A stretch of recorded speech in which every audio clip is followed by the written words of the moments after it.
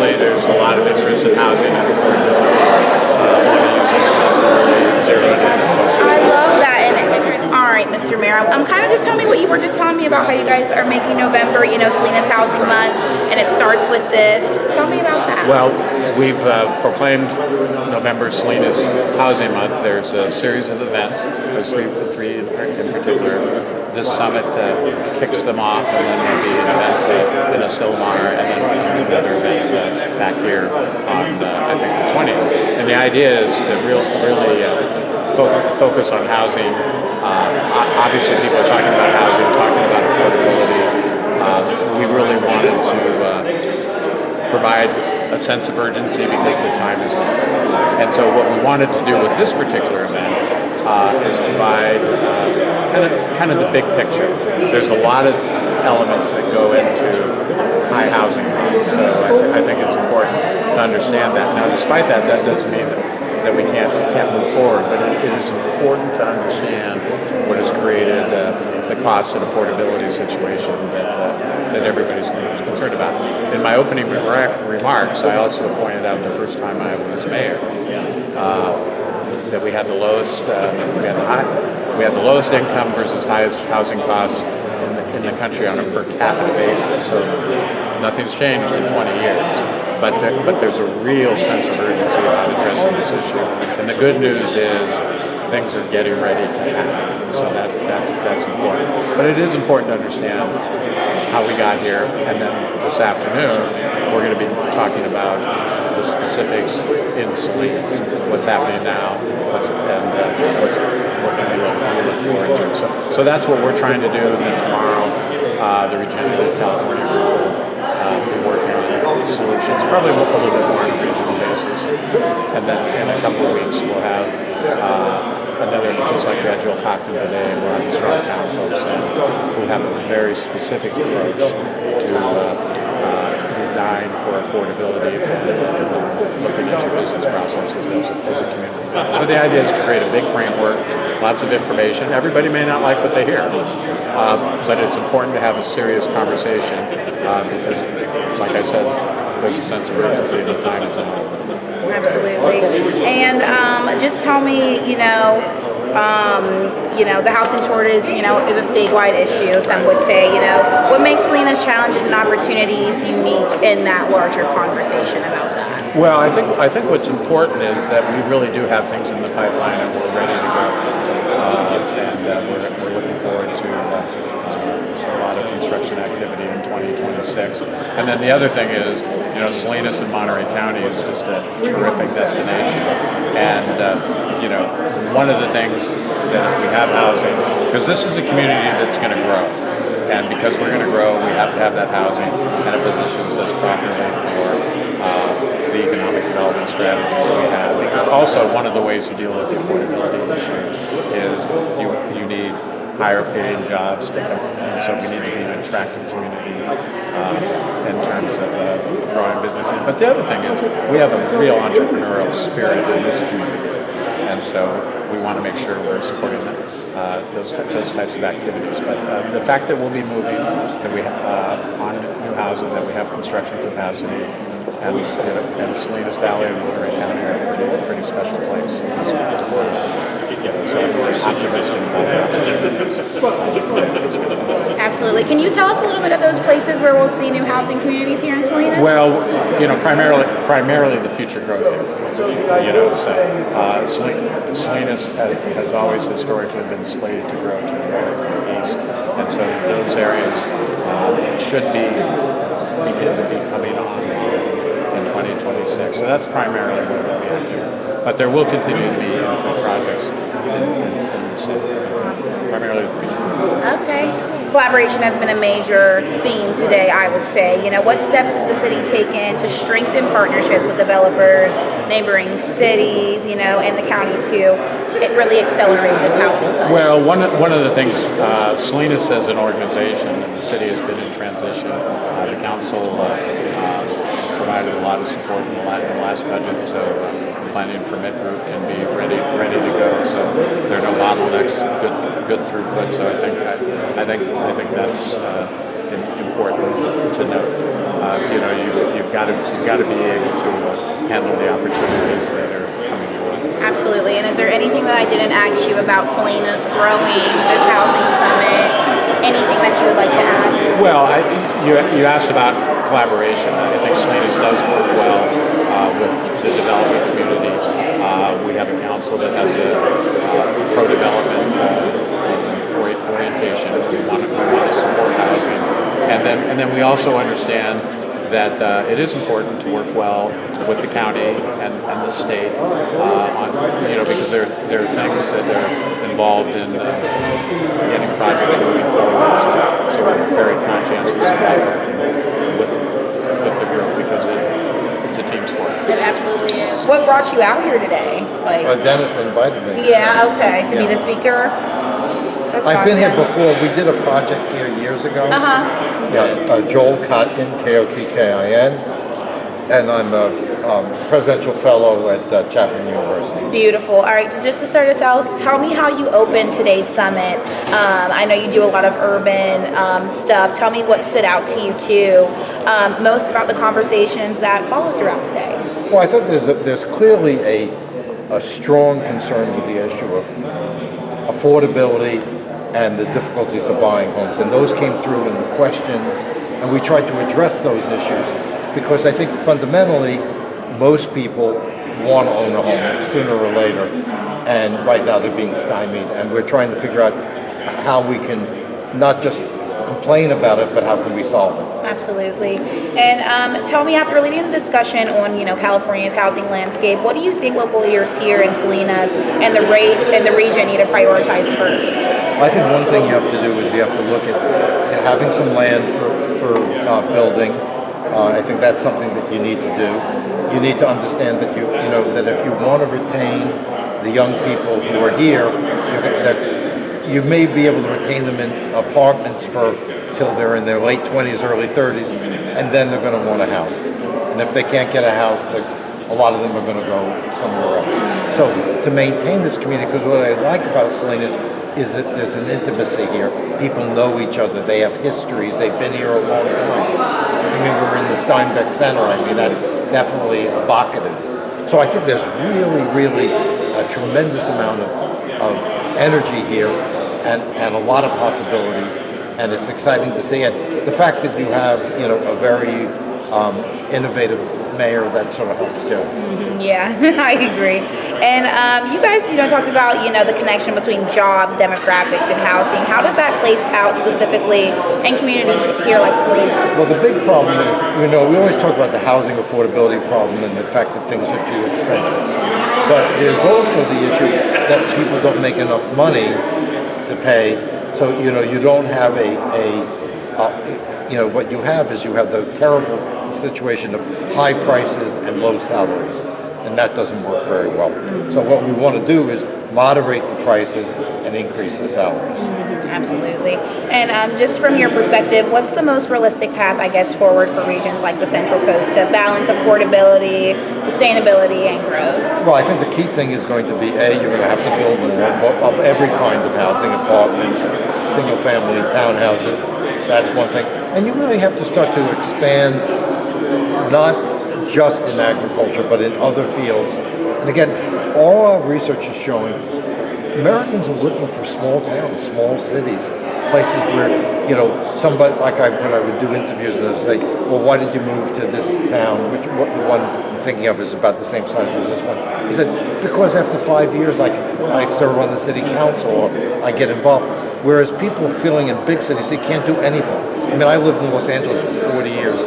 When we had a complaint to the city council about people tearing down trees, we couldn't get a response.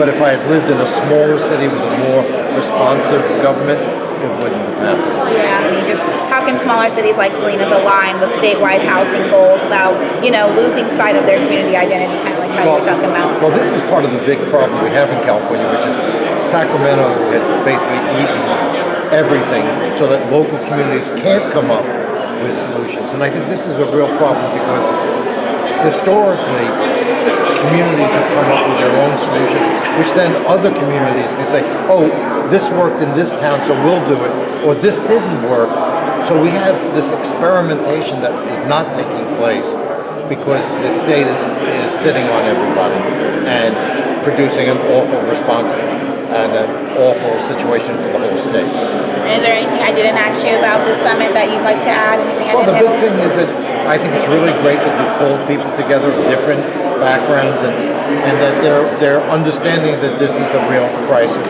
and something that has to be addressed. Beautiful, isn't it? Tara Goraya, Tara. Goraya is spelled Goraye. I'm the president and CEO of the Monterey Bay Economic Partnership. Beautiful. All right, just to start us out, your panel focuses on innovation.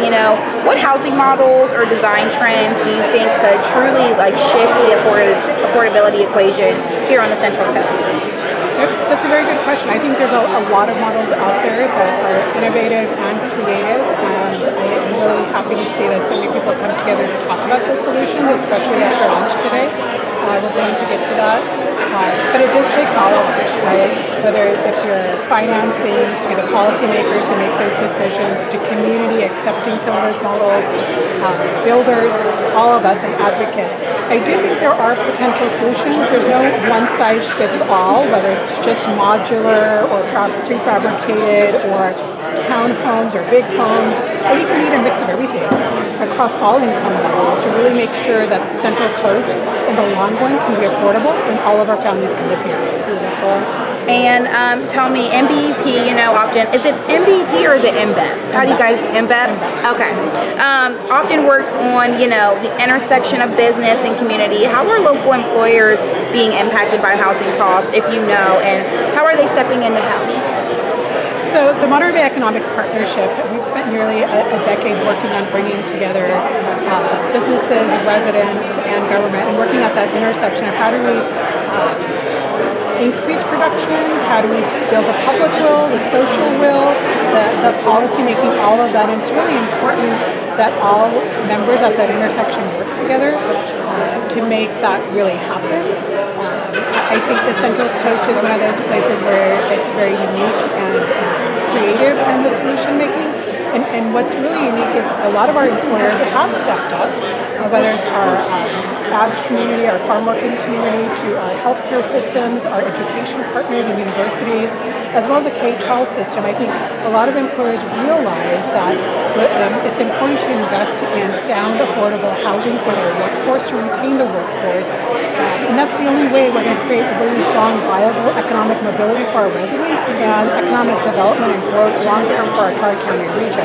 I think the employers over time have gotten that, or are beginning to understand that, and more employers are having more, I would say, skin in the game, from whether it's offering land or providing funding or just even coming to the table for that conversation.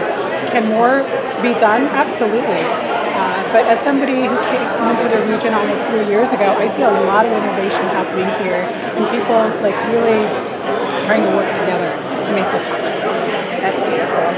And I guess when it comes to solutions like the construction, tiny homes, ADUs, what's needed to make those ideas, I guess, scalable in our region? Yeah. I think the way to make tiny homes, ADUs, and all that scalable is, again, the public and social will. I think it's the public also demanding that as an approach and as a solution. That maybe single-family homes may not always be the solution in all parts of our community, and that's okay. And same goes for our policymakers, that it's not, again, one size fits all. And how can we also create incentives for both builders and our workforce and for our employers to make it happen? So I think we need a mix of different kind of approaches, and we need a mix of type of solutions. It can't just be single-family homes.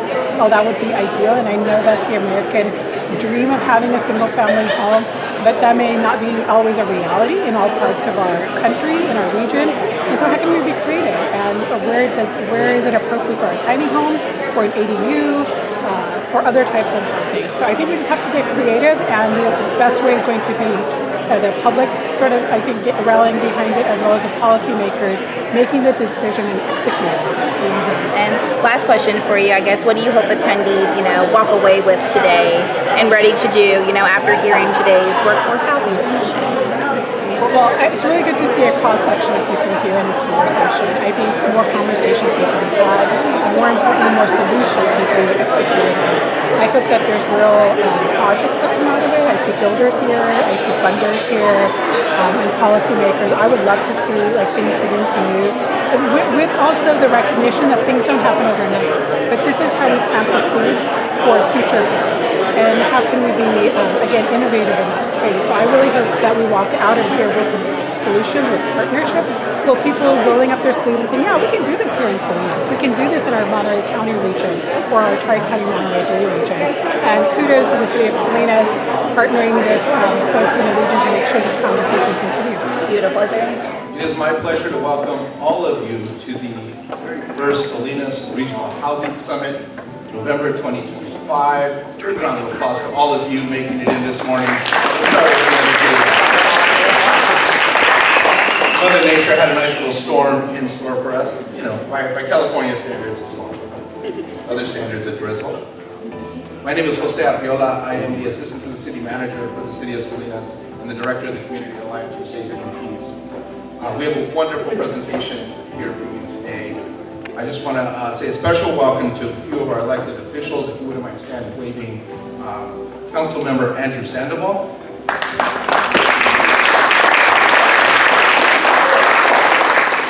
Council Member Gloria de la Rosa.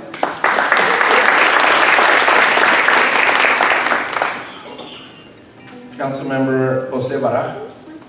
You're not quite here yet. We're not for registration.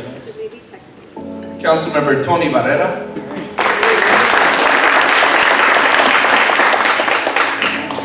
Monterey Council Member Gino Garcia.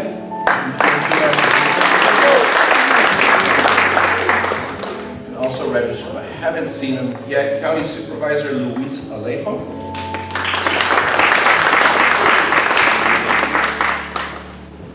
From the Office of Senator Laird, Marissa Hernandez.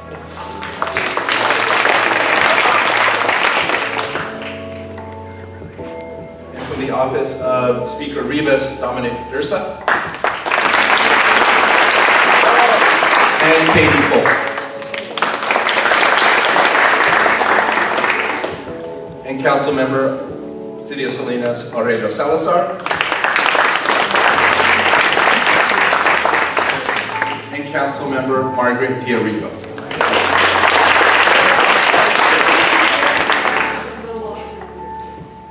Thank you for helping out. Your name, sir? Jordan from Zillopin's office.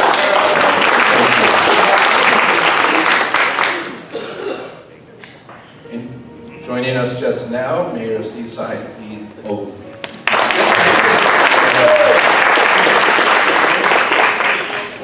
And also registered City Manager Rene Mendez. Here yet, but we had Soledad City Manager as well, making country.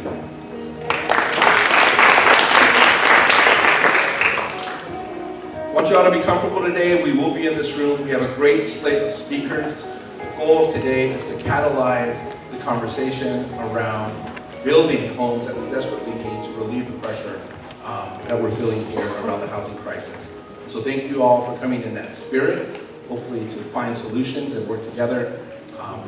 And we're going to get started, but in keeping you comfortable, if you need the Wi-Fi password, that can be found at the registration in the front. If you have any questions during the day, you can find me or my staff out at front. Please let us know. We'll have the coffee and water and breakfast out for a little while, and will be exchanged for lunch later on. So the bathrooms are directly across the lobby if you need to use those throughout the day as well.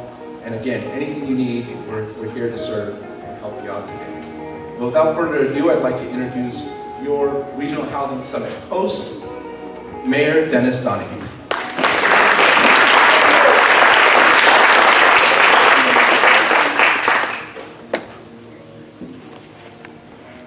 Thank you, Jose. Apparently we do have a quorum, so we can go ahead and get started. But I also want to thank Jose and his team for putting all this together. This doesn't just happen. So Jose, certainly wherever you went off to in those bright lights.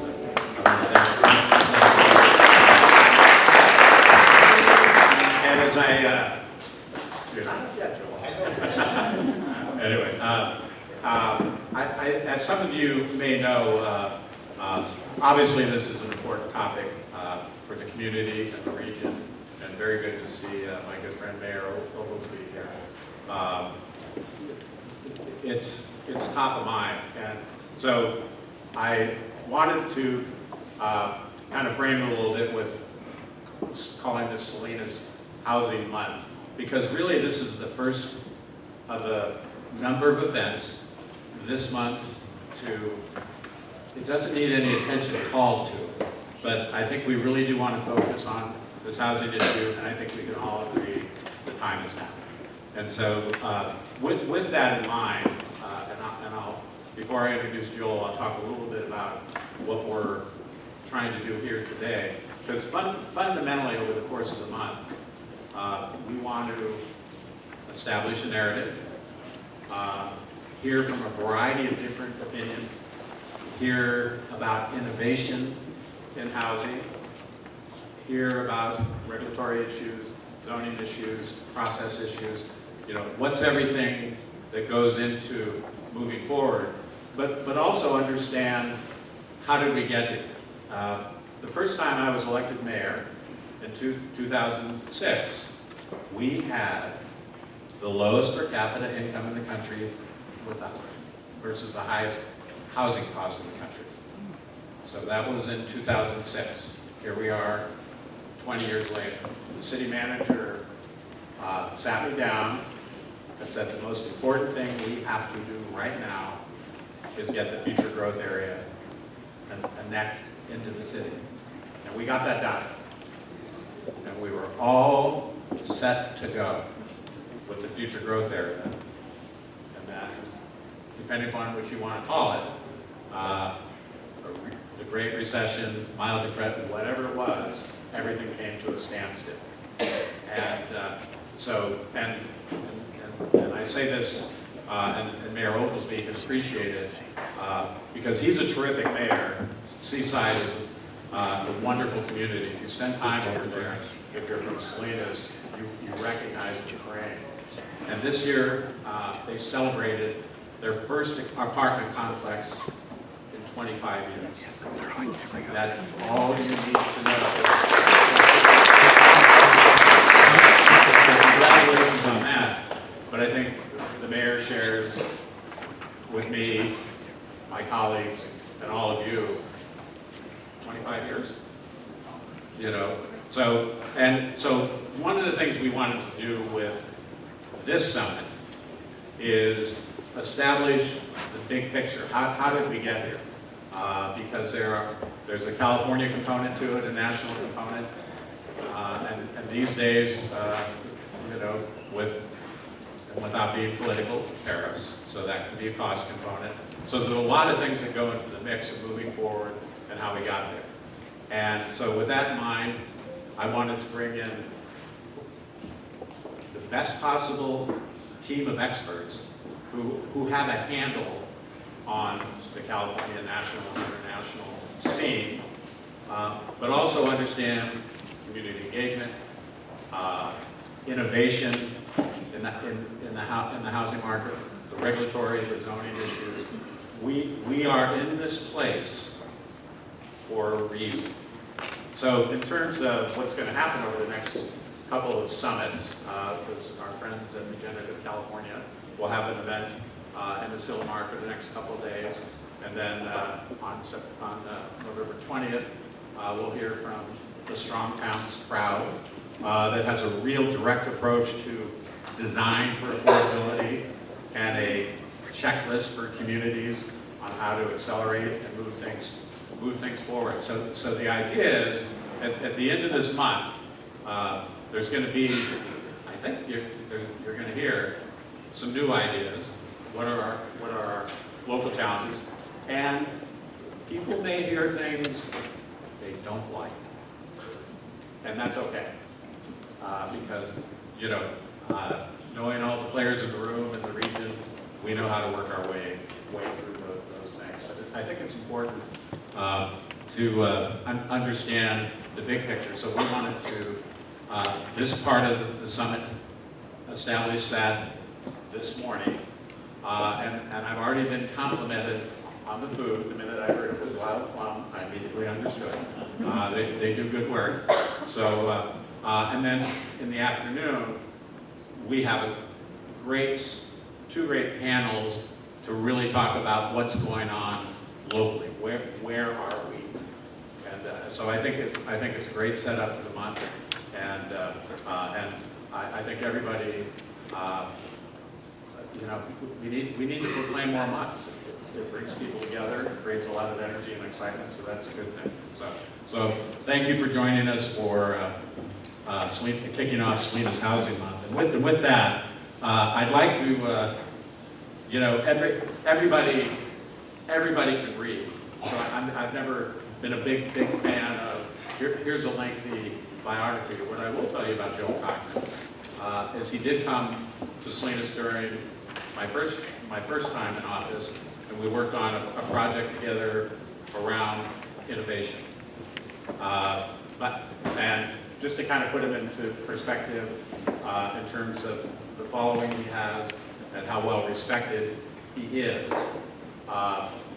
we weren't sure if, I ran into Matt Huerta in the lobby, and I was going to ask him to come up and do some dad jokes. He says he's saving those for his next gig.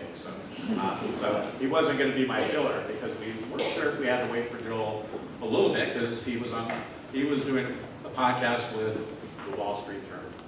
So that's how well regarded and respected he is. He is my walking companion for the podcast Future. He teaches at Chapman University, and like I say, everybody, if you'll take a moment to look, I like the phrase uber geographer, but Joel is a man who understands how cities think and how they work and how they come together. He is arguably the world's premier urbanologist, if that's the word. And we've kept up over the years, and I was thrilled when you accepted our invitation with some really talented individuals that you'll enjoy hearing from. So after Joel speaks, he'll bring them up, and I think we're going to have a pretty good conversation and a great kickoff to Salinas Housing Month. So with that, Joel, I saw you run by. I'm not sure where you ended up. There you are.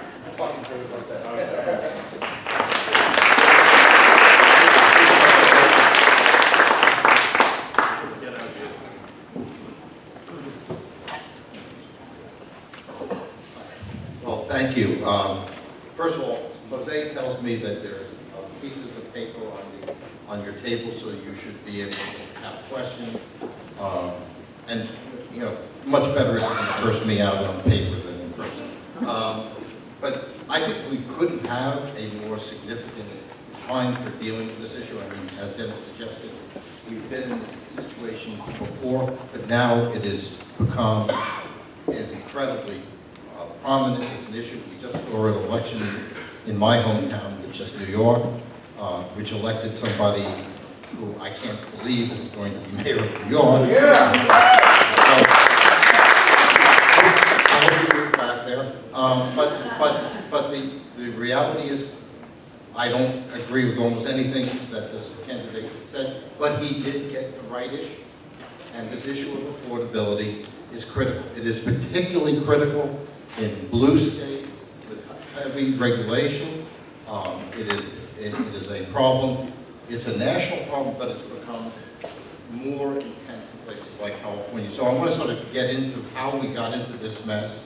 Because when I moved to California in 1971, before most of you were born, California was the land of opportunity. It was where you went and you didn't think, well, it's too expensive, I couldn't afford to buy a house. I could still raise a family, the schools were decent. It's a very different situation today. I think it could be turned around, and I think it's going to not be turned around by the state government because it's hopelessly brain dead.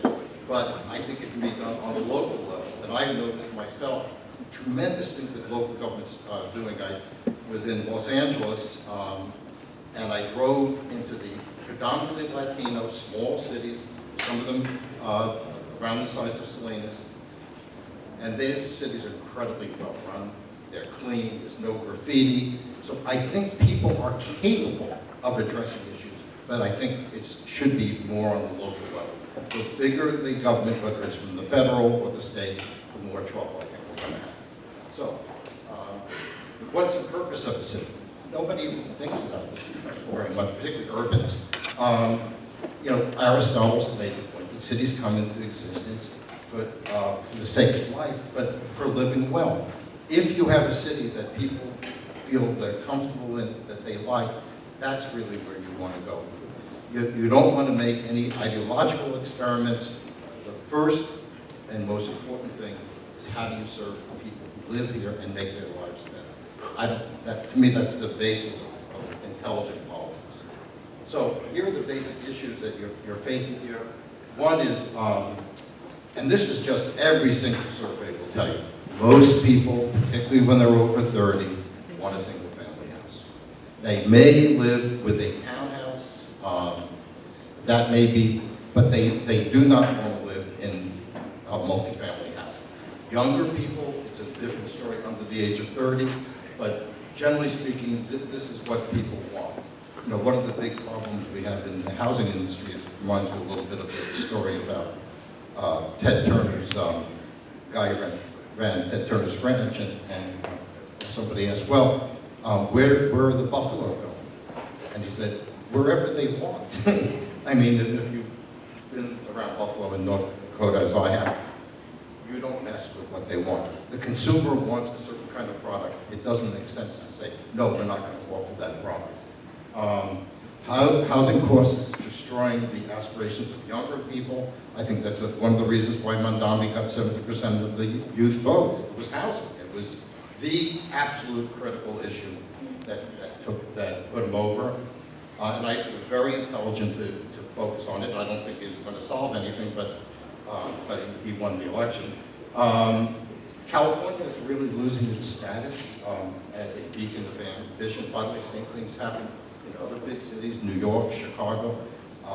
Wendell Cox, who you'll be hearing from later, talks a great deal about what's happened. The biggest shock in our work in demographics is it used to be that people tended to move into big metros, originally in the Northeast and then in parts of the Sun Belt. Now the big movement is the smaller cities and the small towns. So you've got something here.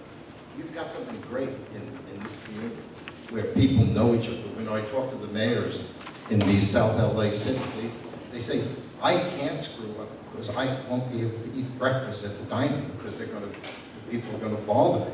So I think fundamentally, we have to begin to figure out how do we recover this idea that California is a place of opportunity. And right now, it's an opportunity if you're a big investor or an oligarch, it's great. And it's not so great for everyone else. The regulations are a huge problem. Jennifer Hernandez, who is probably the leading expert on this kind of thing, she's basically will show you how the state regulations that were just passed make building a house in an area that is not transit-oriented very, very difficult. And your percentage of people who get to work on transit is minuscule. In places, fast-growing places like the Inland Empire, it's 0.9%. So you're building your policies around 0.9% of your population. It doesn't seem that small to me. This is part of the global trend, just very quickly. Almost all cities have become less dense, and actually have sort of moved to Los Angeles density, which is still pretty strong. But as you can see, what's happened is the core cities around the world, even the most illustrious of them, have generally become less dense over time. In the United States, we see the same process. Again, my approach when somebody says, well, this is what's happening because my two friends moved to Pittsburgh and therefore everybody in the world wants to go to Pittsburgh, I always ask my friend Wendell, what do the numbers tell me before I do anything? And the first thing that I see is take a look at what the data shows us from 2015. People leaving the very big cities, leaving some of the mid-sized cities, and the big growth is predominantly in suburbs, exurbs, and increasingly, and to our total shock, rural areas. We did not expect that. Something has happened in this country where people, if they want to live a middle-class lifestyle, feel they have to move to other places, maybe not the places they want to be, but they have a choice. Either you could be a renter for life and end up with no assets, or you can move someplace else. Salinas has the possibility of being an alternative for people from the Bay Area who want a small town life if you can keep the costs down. This is a net domestic migration since 2021, and as you can see, basically people are moving out of urban core counties. The suburbs have gained, and again, the big surprise has been the growth outside of the big metro areas. We did not expect that at all. And just to get a reality check, because when I talk to my friends at the Journal, I said, well, you guys, sometimes I read it, it's like the New York City Journal. And in reality, the most of the country doesn't live in dense urban places. I mean, if you take a look at where people live, they live mostly in lower or modestly dense suburban areas. That's where the population is. Same pattern in employment. Probably the biggest change since the pandemic has been the movement of jobs out of core cities. The City Journal has an excellent piece which details that. We found that the work we did for Real Clear Politics, the same process. Jobs are moving where people are moving, and now many people can move and work remotely, if not every day, 3 days a week. Changes the whole geography question. So here we are here's some California's numbers. So that was the world. I'll do the world in a few minutes now. Do California global warming. California's number one in teen unemployment. I can't think of a worse statistic than that. That you have large numbers of young people who are unemployed and not in school. We have the number one gap in the dangers between rich and poor. We have the number one in adjusted poverty. That's, in other words, poverty rate given the cost of living. The lowest appeal to people from outside. This is astounding to someone like me who moved to California in 1971. It's just insane that we have about the lowest attraction rate relative to our population of any state. That's just hard to believe, because I think California is, there is no better place in America than California. And why people feel they can't go here has a lot to do with the cost of living. It has to do with some other issues as well. And we have the second lowest rate of home ownership. We're beaten only by New York. By the way, one of the things that happened in New York is they got the lowest rate of home ownership of any municipality in the country. What we've done in California. Okay. No. Sure. Does that mean I can? Just put it close to your face. All right. How's that? Okay. All right. So here I like. No, and point it at a 45-degree angle, not up and down. Okay. All right. I've been doing this longer than you've been alive, and I'm not quite sure why logistics work the way they do. But anyway, okay. So here's the basic point, but I like this much better, by the way. The housing affordability, you can see what's happened to California relative to other areas, both the national average, and even we're more expensive than even the more expensive parts of the country. So I mean, I just think that this is something that is a competitive disadvantage. Housing costs have increased. Here in coastal California, since 1969, our prices have gone up 360%. The interior has gone up about 206%. But in the rest of the country, actually housing prices haven't gone up all that terribly much. And in many parts of the country, housing prices have remained very much in the sort of historic pattern. Now, this affects population. We have very high housing prices. People don't come places. So you can see that the population in California that is growing is in the interior parts of the state, where housing prices are low. We ask why people want to leave California. Housing costs are by far the biggest reason. I mean, I guess there are some people who don't like good weather, but you know, I don't think they're a big group. Lack of opportunities is a factor, overcrowding, family issues, high taxes, and political culture, but by far the biggest thing is high housing costs. That's the biggest thing, keeping people from wanting to come, and also why people leave. Here's the domestic migration numbers for California. We really haven't had positive net domestic migration for a very long time, but it really took off, and before the pandemic. So, you know, a lot of people like to blame everything on the pandemic, but really it's much more profound than that. Here's a really key one. We'll discuss this in the panel. This whole question of home ownership. This is really critical. At age 75, 65, our home ownership rates are about the same as the rest of the country. It's among the young people where you have this enormous gap. 40% home ownership in the rest of the country under the age of 35. It's under 30% in California. So what you see is as we get to the younger cohorts, the percentage of people who can buy a house is reduced. That's just what the reality is. So who is leaving and who's not? The three groups that we see leaving: young families. That's the biggest group that's leaving. It's 25 to 54. Not poor people. They're basically they're making six-figure incomes. They just six-figure incomes in California don't translate to six-figure incomes in Dallas. Okay, it's just two different things.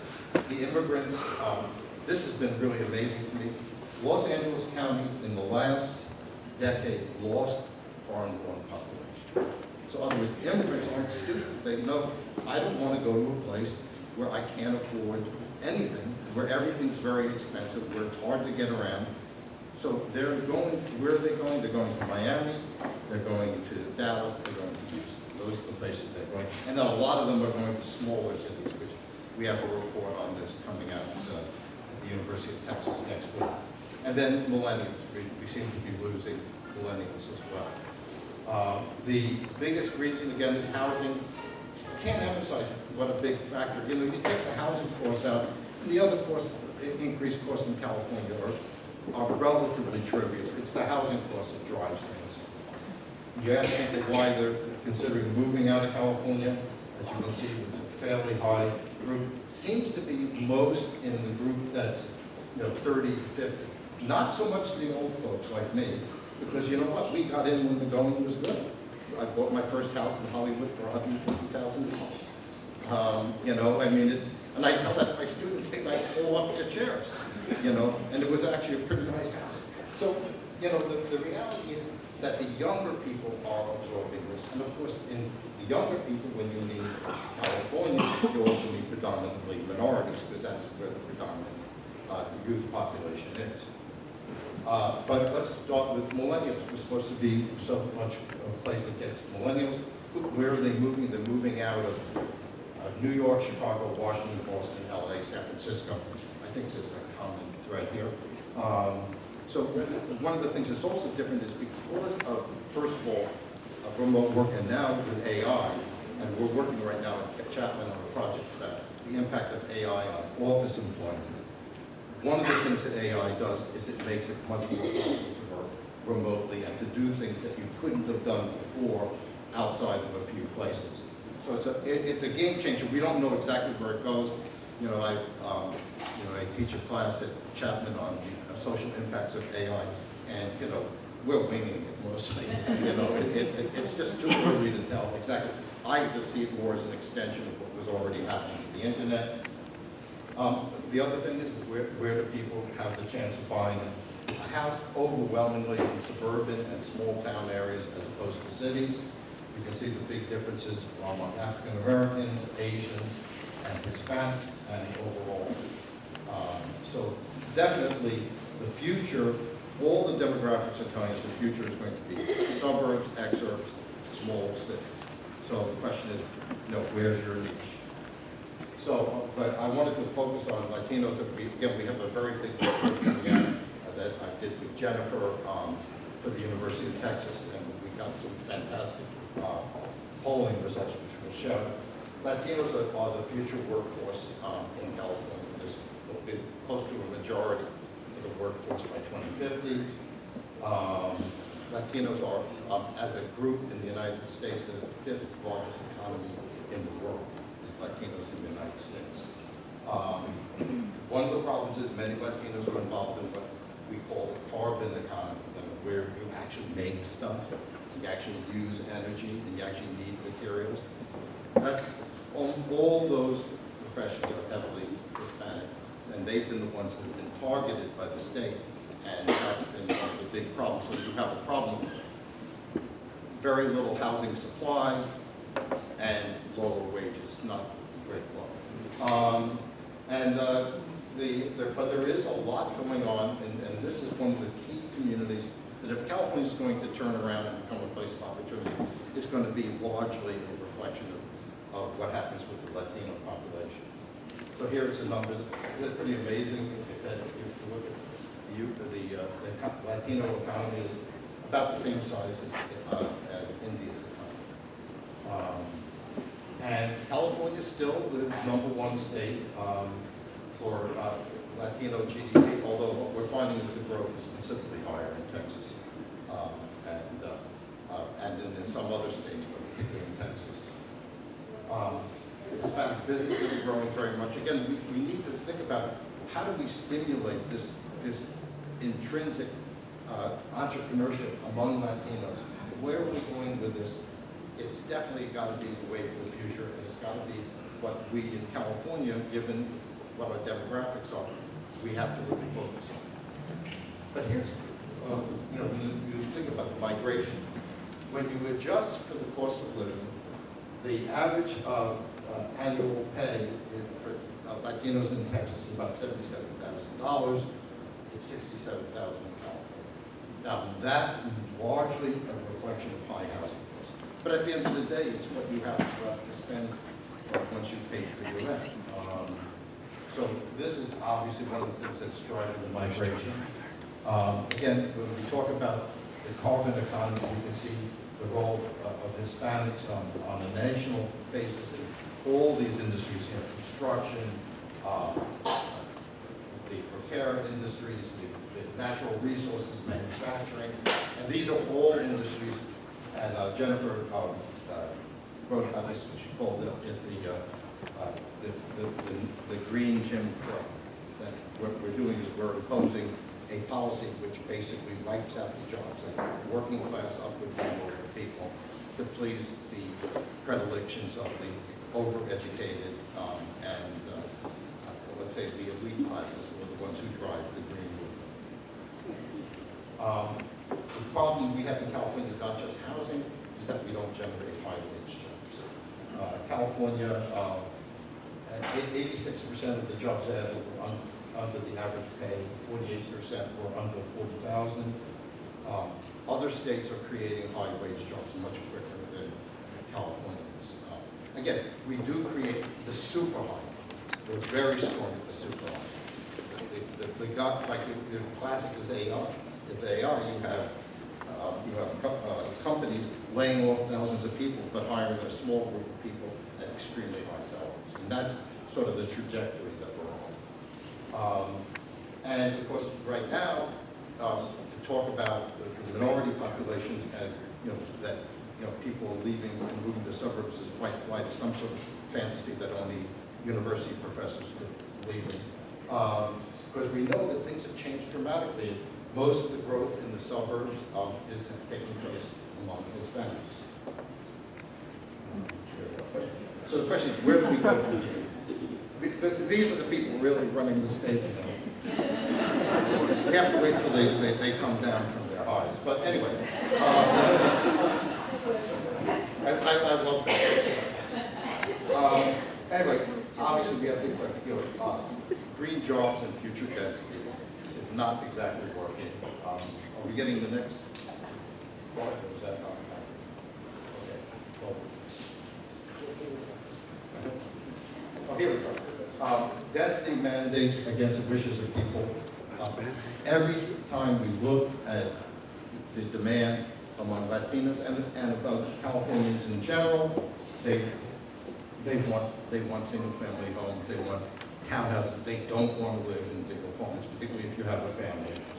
And it's a social engineering which really leaves only the very elite to live in the suburbs or in large apartments in urban areas, or the middle class, which is increasingly forced further and further out in the metropolitan areas or even out of the state. Now, look, if I read one more story, oh, California's done a great thing, they've gotten rid of this, and now the housing's going to boom. I'm sorry, 20 years, I have to start being a little skeptical. So if you take a look at this, 2000 to 2022, look at the number of residential building permits per household. And as Jennifer will be able to explain later, even things that are permitted are not being built because they don't pencil out economically. And if we take a look at the into the post-recession period, you can see what's happened. Like, for instance, the state of Texas and the state of Florida building more than twice as many homes. So what happens? Yes, you get a high inflation in Texas during the boom periods. What do the Texans do? They overbuild. They always do it. And then the prices go down, which is how it all is supposed to work. We don't do that in California. So we can have a crappy economy, high unemployment, all sorts of social issues. And despite that, we act like it's a privilege to live here. And so we make it very, very difficult for people. And very, very difficult for developers. Joel Farkas, who actually has built a career building very affordable single-family homes, predominantly to Latinos, talking about the problems he has trying to do that here in California. So if we take a look a little closer in, you can see that Monterey County is not quite as expensive as San Jose, but it's up there. And you're talking about median multiple is the relationship between the median house price and the median salary.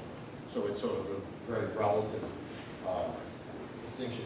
When you get up into a median multiple of 8, 9, 10, 11, you're just basically destroying your middle class for sure.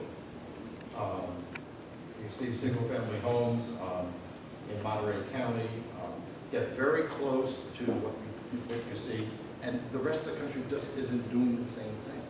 Yes, there has been an increase in housing affordability issues, but it's nothing remotely like what we have in California and some places in the Northeast as well. So one of the things I wanted to share with you is in the University of Texas poll, we did about 1,000 interviews for that.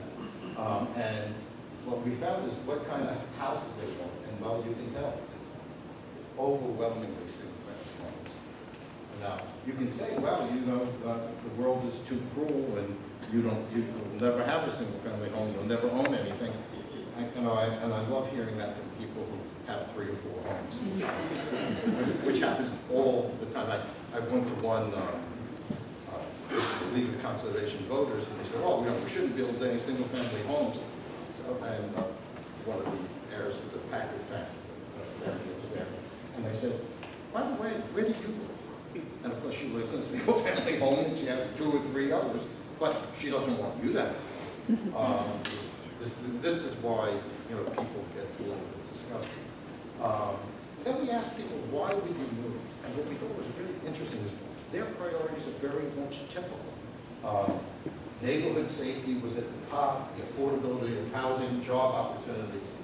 At the bottom were people like me, living here, people like me. That's not a particularly strong desire. The desire is for the very same things that every American, or most Americans want. They want safety, they want affordability, they want good schools, they want jobs. And again, right now, California, we're failing our Hispanic population. We have a home ownership rate of about 46% for Hispanics. It's almost 60% in Texas, about 56% in Florida. So clearly, there's enormous differences between the different states. And if we look deeper into those 45%, we'll find that it's mostly older Hispanics who bought the housing 20, 30 years ago. That young Hispanics have a very hard time. We spent a lot of time in our focus group with realtors, particularly in the Inland Empire, and it was pretty revealing, which is that it is very, very difficult for a family. You'll be hearing from Carla, we'll be talking later, and she's works in Riverside County, can tell you exactly what the housing crisis looks like there. And then, of course, the fact of the matter is the future of the country and the future of California is going to be very dependent on what happens to the Hispanic community, and I think that can't be ignored. But I think there's a lot of positives. I think one of the things is I think Hispanics are becoming they're not an outside group, they're just the latest group of immigrants, and by the way, they're intermarrying at a very rapid rate. So over time, in the next 20, 30, 40 years, I think a lot of these sort of traditional racial boundaries will become very difficult. It's very difficult to look at things in the perspective of something from the 1950s. This is a very different world, and the populations of Black, Latino, and Asian are all intermarrying family heavy. So here are the key issues, and then I'd be happy to answer questions.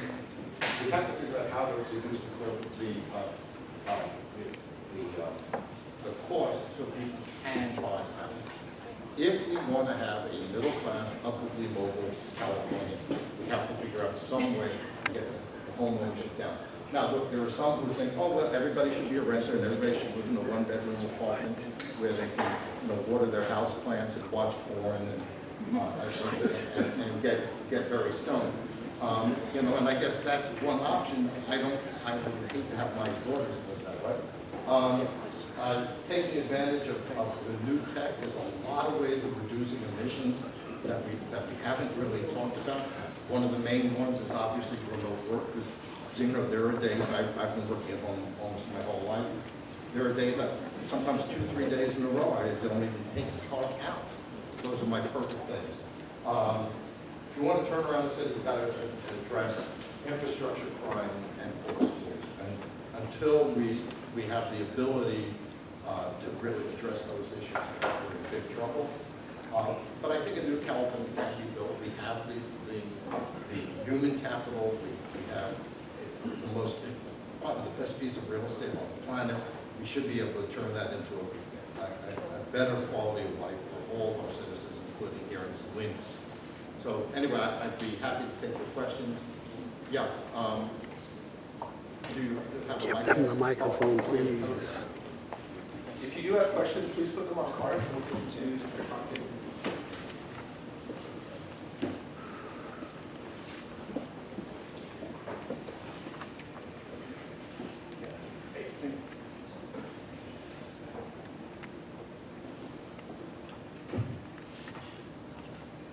Your opening comment states, starts with a statement from Aristotle.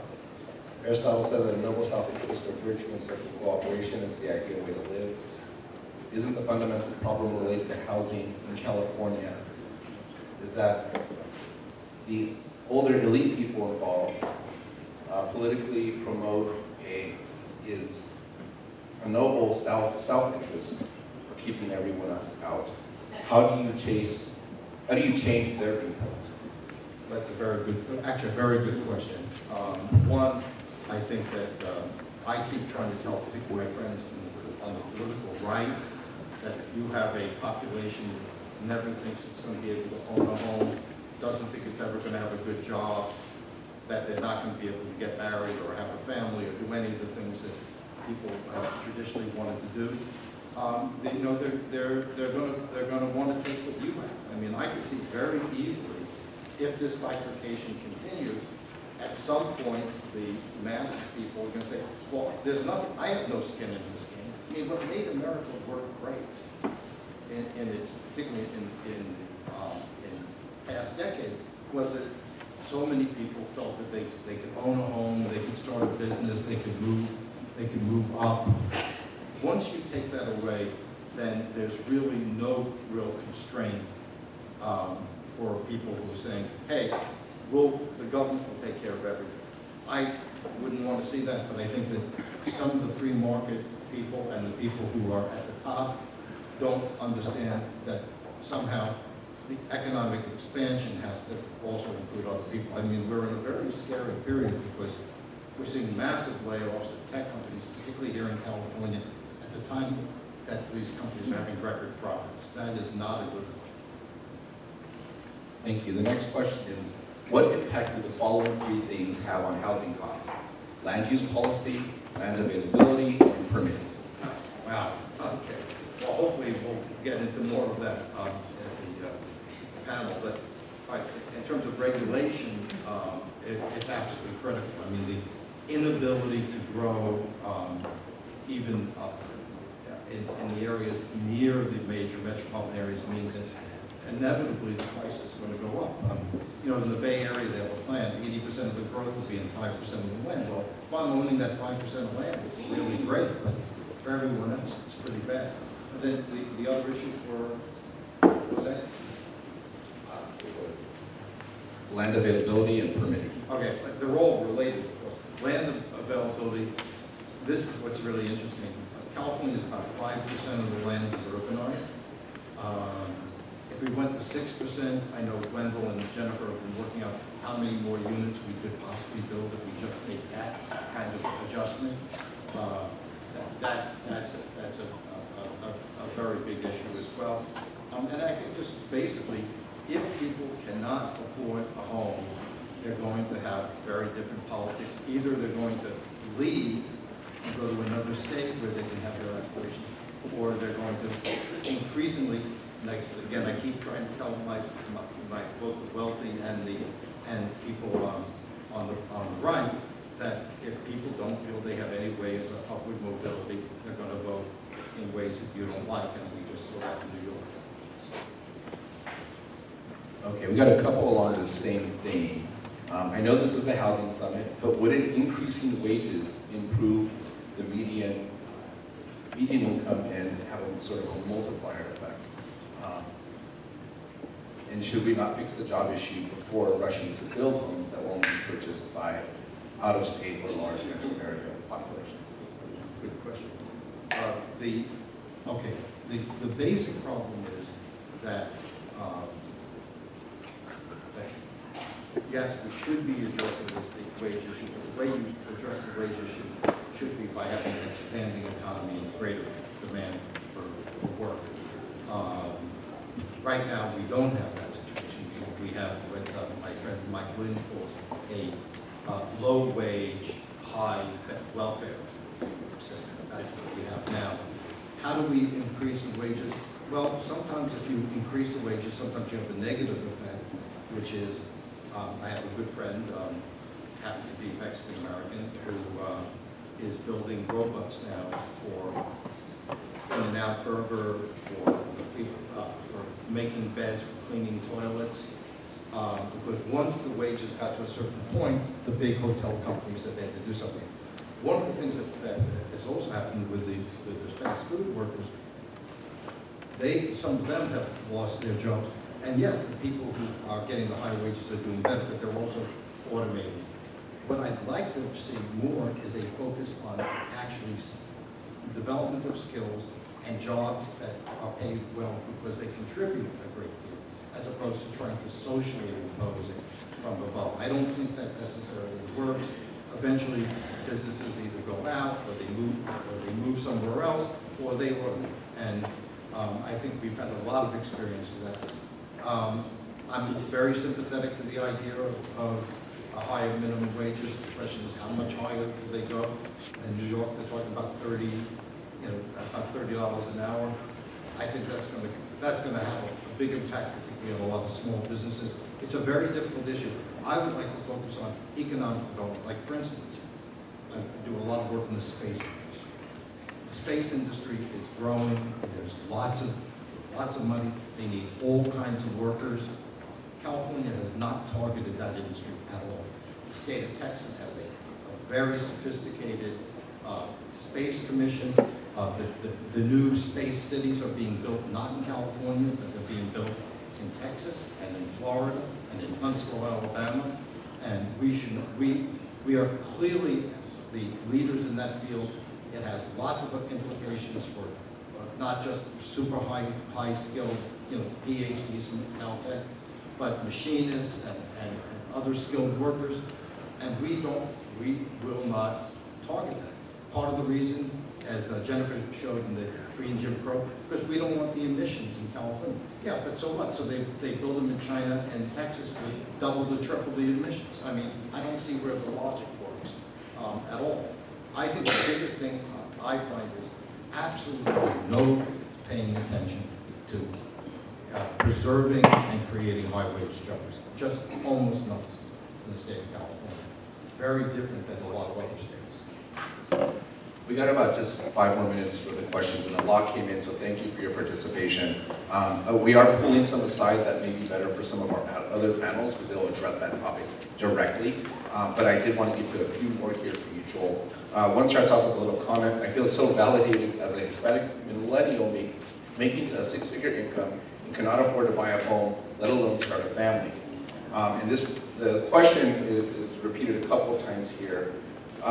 What policies have you seen that successfully create homeownership opportunities, and how do city and counties support those policies in developing the middle class? Well, the biggest factor, and I think Wendell will tell you this, is you have to permit new units. I mean, if you have a limited number of units, you're always going to have a price pressure. So that's probably the first thing. The second thing is we have to look at such things as manufactured homes, and then Joel Farkas can tell us about that, where you could really reduce the cost by a great deal. So there are things that you can do, but the other side of the equation, which is often ignored in housing summits, is the lack of higher wage jobs where people can actually afford to buy anything to start. So that's also a factor. And you mentioned that the future of California is dependent on what happens to Hispanics and Latinos. What does that mean? Well, I mean, I think it means, one, the demographics are what they are. You could shut down the border for, and you could stop all immigration, and these numbers are still there. 80% of Hispanics already are American citizens.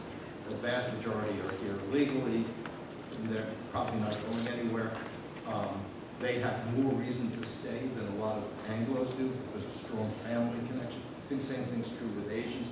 By the way, same thing's true with the Jewish community. There's a much greater sense of I'm gonna tough it out in a place that has lots of challenges because my community is here. So I think that's a very important thing. Whereas, if you're the Anglo-Saxon, maybe you've only been here one generation, moving to Idaho or moving to Texas is not a big stretch. So I think that's a lot of it, and I think a lot of the characteristics of what we found in the poll data and the sociology is, hard people who work hard, very high propensity to join the military or the police. I think they're going to be the group that if they do well, California does well, they're going to be 50% of the workforce, they're going to be a large percentage of the businesses, and I don't see how California advances as a state where a small group of people do well and the vast majority do poorly. I don't think that works out one way or another. And so I really think that I'm glad that he feels empowered. I'd like to see him empowered enough to buy a house and start producing some future Californians as well. Despite all the issues you're pointing to, how is California still the 4th largest / greatest economy in the world? Well, that's one of Gavin Newsom's shtick. First of all, how do they calculate that? It's basically because the stock value of 5 of the 7 largest companies in the world. You could put a raft out there of these companies' headquarters, and it would be the richest. It would be the 4th richest country. Also had to do with the state of the yen, which is actually improving now. So they may not be, but we've been somewhere between 8 and 4 for a long time. The other big thing is, and this is actually a weird part of it, GDP growth and a lot of it from the inflation of real estate. So they calculate, oh, well, the house I bought was worth X, now it's worth 3X, so we have a great economy. And the reality is, you know, and look, I've done very well with what I've done with real estate, you know, personally, but, you know, as a friend of mine used to say, a chimpanzee could make money in California real estate, and many did. And I don't think it's such a great environment for chimpanzees right now. So we have to come up with something that's more promising at the end. And our final question here, return to 19th century population centers and new economies. What does this mean for Monterey County, which has not had out-migration or major change to agricultural economy? Well, I think, you know, and from what I know from working with Dennis, that, you know, you're trying to move into a more, with biotech and other things that relate to agriculture. And I just want to leave one thing. You have a great product. You know, your downtown's improved. If you could make it affordable, you've got lots of families that are multi-generational and are very, the term they use is sticky. They're not likely to leave. I think you've got a lot of assets, and that great asset is that you all know each other, and that even though many of you have very different views, you're here together to discuss this issue. So I have a great deal of hope for Salinas. It's just you really have to focus on what are the real problems and try to focus on what things you have to offer somebody else. And I think you have a lot to offer. Ladies and gentlemen, Mr. Joel Kotkin, thank you. One of the questions are, Project Salinas renters gathered 10,000 signatures to put rent stabilization and tenant protection on the 2026 election as a referendum. How do we include renters in these kinds of housing forums, and because they are stakeholders? And this is one of, I think, many events we plan on hosting, continuing to hold into the future. One thing I'm very proud of in working for the City of Salinas is our commitment to community engagement. And we do it just about as good as anybody in the country. In fact, most of my colleagues, when I go to major conferences, don't bother too much with engaging their community. Your staff here at the City of Salinas does a great job, and besides major forums like this, we do a lot of community meetings out in our cities, and that's true of a lot of our cities here in Monterey County. So I did want to address that. We have a short break, but a few thank yous really quickly. If you look at the back of your beautiful program, you can see some of our partners here. This is brought to you by the City of Salinas, but a lot of people come together giving their time here today to speak to all of you. Avila Construction Company, Stonebridge Homes, Fruition Communities. The Salinas Valley Chamber of Commerce will be hosting a lovely 1 hour hosted networking session for all of you at the end at 3:30. The Salinas Union High School District, KB Homes, the County of Monterey, and of course the Monterey Bay Economic Partnership. So thank you to our partners who worked and gave their time to prepare. I also wanted to shout out some fantastic staff. As Dennis mentioned, these things don't just come together very quickly, but Brisa making her way out, she knows all about the college. Brisa Salcedo did a lot of the heavy lifting in organizing activities like this. So thank you so much. Sophia Rome, our communications manager, Giselle, our program manager there, communications. And then we got some incredible help from the entire housing division and community development. Housing, if you wouldn't mind getting up, there's a lot of you, I'm not going to read all your names, but housing, thank you for all your help. This is housing. You have about a 15-minute break. Go ahead and come back here before we get to our next panel. Take care of yourself. Thank you.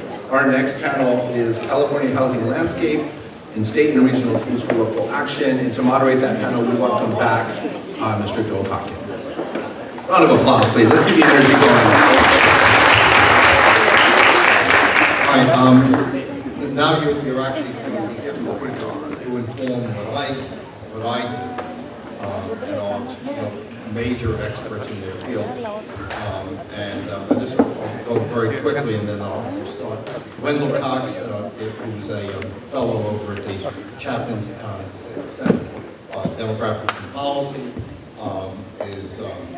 he publishes the housing affordability study, which we published at Chapman. And just to give you an amazing number, we got about 1 billion views. It was all housing prices, what the affordability was everywhere. And I'm sure you'll be very proud of what the California did. Was quite well represented in the most unaffordable places. Jennifer Hernandez, we just have a report coming out from the University of Texas on the future of the Latino community.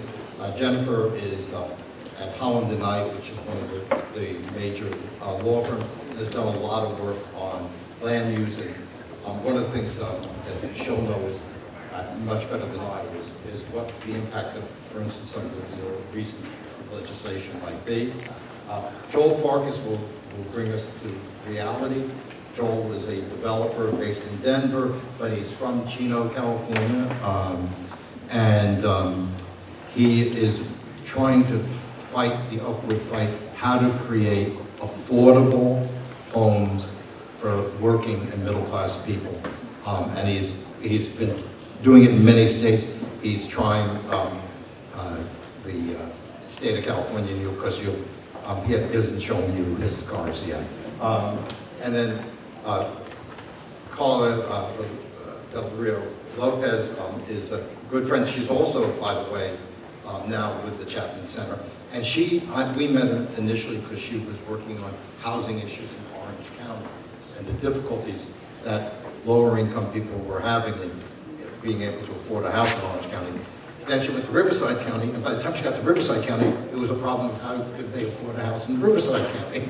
So the problem obviously got worse. So these are people with very, very different views. We're going to ask them each to talk for about 5 minutes or so, and then we want to open it up for questions. So, Wendell? Can you hear me? A little closer. No. How about Okay, thank you. Well, what I thought I'd do with my 5 minutes is talk a little bit about land, because there's not a real good understanding about the role that land has played in the reduction in housing affordability. Housing affordability in California. Generally, if you go back to 1970, which is where we go in a lot of cases, because back in 1970, 1969, there was little difference between house prices relative to incomes in California versus the rest of the country. It has all expanded since that time. And what's happened since that time?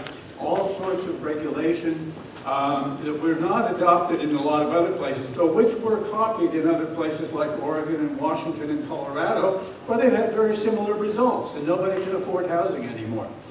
Back in 1970, you could normally, if you were building houses, you could normally anticipate that the cost of the land would be about 15% of the total land and house product. At this point, San Francisco, LA, Orange, and Santa Clara County are at about 70%, not 15%. The cost of building a house in Dallas is not an awful lot less than that building a house in San Francisco. The cost difference is in the land, and that's what's got to be dealt with. And by the way, what are the big villains in this? CEQA, which now you have set aside. And no one should think that what the governor and the legislature have done is set it aside. They've set it aside for infill development of 20 acres or less. But the fact is, that's not where most people want to live. And infill is expensive. And it's not likely, in my view anyway, to create much of an improvement, though we all can hope that it will. Right now, Californians are in the process of solving the housing affordability problem on their own. They're moving out of the state. And since 2000, 4 million Californians net have moved out of the state to some other state. By the way, New York has done even a little worse. And with fewer people, that's a pretty impressive feat. So the problem is being solved, though not to the benefit of California. And we should all hope that the many reforms that have been adopted by the state in the last 5 years will make a difference. The evidence of any such progress is really limited. I like to think of the California problem in homes, in land, as being like, how much could we sell a tent on a piece of land for in California? And you know what? It would be unaffordable. Beyond that, we have every 3 months, the National Association of Realtors puts out a report on qualifying income. What should it take in terms of a qualified income, in terms of an income to qualify for a mortgage on a house that's the median price house in the area? Well, by the way, this is based upon the median price, but the fact is, anymore in the counties that I've mentioned and all of the other counties surrounding LA, San Francisco, and of course San Diego is only one county, but still, all of them have a situation where you really need to be in the top 20% of income. Being median income doesn't help. If we go back again to before all of these regulations, the fact is median income households were buying median priced homes. And I can give the testimony, being a little older than Joel, about buying my first house in 1969 in the San Fernando Valley. We paid $18,000. I thought it was really pretty bad, you know. Last I looked, I think Zillow had it at $700,000. So I think I'll leave it at that and appreciate very much the opportunity to have been here to your beautiful community. It's the first time that I have stopped when I drove through on 101, and I'm very glad I did. The next speaker is Jennifer, and she probably has the best handle on the new reforms and what they are and are not doing. So Jennifer. Thanks very much. And it is. Is this working?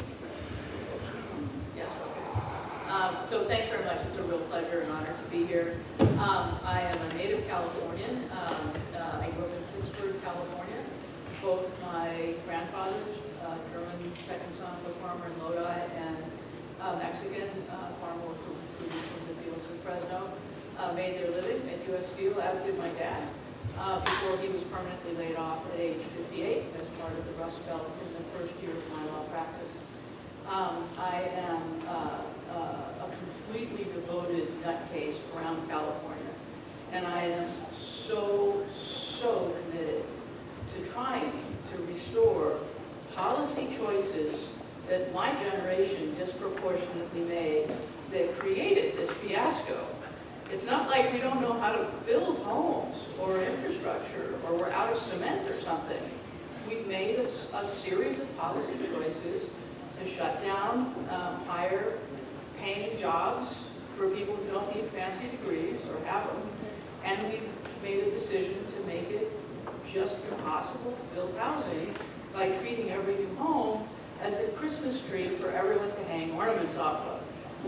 For a living, I've spent now 40 years as a land use and environmental attorney getting projects approved. Sometimes for public agencies that need to actually, God forbid, build something or make sure a plant can expand so their job space is held in place. Sometimes for private and sometimes for nonprofit developers who are trying to build. I am into trying to build. Building makes people, let's see, it creates jobs, creates opportunities, and it creates my license plate is Sequa Nerd. Of course it's not a Tesla because I live in Berkeley, right? But it is the case that the top target of Sequa lawsuits now for as long as Sequa's been around is housing. And for a few reasons. There's a general sense by most people that they don't want more density anywhere near them. They really don't. Life is already difficult. You know, traffic is worse than it was when they grew up. It was harder to find a parking place. I mean, we just don't have the infrastructure. What about climate change? Panic, stop, halt newcomers. Very natural reaction. And in California, alone among all states, not only do you get to sort of say to your elected representatives, don't you dare approve that, or I'm going to come after you, which is scary enough. But even when the electeds say, but I gotta, and it's the right thing, or even it's the state law, the same people who didn't want it in the first place get to go to court, and we get to spend 4 or 5 years Everyone has a great time paying lawyers. Everyone enjoy that? Well, nothing gets built. The people who took the hard vote have turned out or otherwise left office. Still nothing's built, and Californians are disgusted with how inefficient, ineffective all levels of government are, and how much everything costs. And they're appalled that we made it like this. And when they cross the border to Arizona or Nevada, it's like a 50% off sale. So we did it. My generation, the kids call it a procedural fetishism. We think if everybody gets together and just kind of works it out and does outreach, we're all going to be fine. We're going to agree. That's nonsense. There's a reason we're a democracy, not a consensusocracy. And there's a reason in the rest of the country you can't sue to block what's already zoned for. But in California, you can. The housing reforms that, the first time we had a housing crisis was 1982. It was a bad one. And then fortunately people forgot for a while. The next time we had a housing crisis was in the last year of Jerry Brown's administration, about 9 years ago. Since then, the legislature has adopted about 200 laws that are supposed to fix the housing crisis every year. Done now. Everyone, all done, high five, all done. In fact, housing production has dropped steadily declined. The number of single-family homes and multifamily apartments has dropped. It looks like total housing production is roughly the same, holding steady, about 100, 110,000 a year. But that's because we now count accessory dwelling units as full housing products. And God help us, we all could use some ADUs, but as UCLA and others now have shown, ADUs aren't the same as market rate rentals. They tend to be lower cost rentals because we're not dealing with the professional landlord class. But as soon as the family that hosts the ADU needs it for a nephew or an in-law, or can afford not to have a stranger living in their backyard, or gets really freaked out by a bad tenant because they couldn't check criminal records or they had non-payment and couldn't evict them, the ADU comes off the market. It is not the same as an apartment or single-family home. So it's great, except it's not. Why not? One simple reason. The mayor of San Jose was at an event less than a week ago, and my law firm, we've got 30 kids, we call them housing warriors, lawyers, who run around beating up people like you for saying no to housing. We love that. We love taking you to court and making you approve stuff and wave around laws and decisions in your face and say you have to approve. And the kids do love that. It's fun. I'm sympathetic to kids wanting to have fun. You, on the other hand, are trying to balance budgets, are trying to balance unfunded liabilities for infrastructure, unfunded affordable housing. And all of that balancing tends to end up in the exactions and fees column for new housing mitigation, for new housing. And so the mayor of San Jose, where we've, as a firm, permitted many thousands of housing units, reported that in 2023, before the Trump tariffs, how many building permits were pulled for market rate housing units? Why, that would be 0. Not a single one of those projects penciled. They had to pull down Park fees. San Francisco had a similar experience, pull down its inclusionary requirements and its fees, and it's still not working. The apartment paradigm really produces $4,000 a month for small one-bedrooms with no parking. And the number of people who can afford to pay $4,000 a month for small one-bedroom without parking is pretty darn limited. I call them grad student dorms. It's fun when you want it. It's not housing for Californians after about age 27, 28. So we're really thinking about housing in Sacramento as like achieving everything. Climate, and reduced vehicle miles traveled, and support for transit systems, all kinds of cool stuff at a policy level that isn't what people want or can afford. And until we switch gears, we're going to stay on the wrong path. And we are currently on the wrong path. Joel.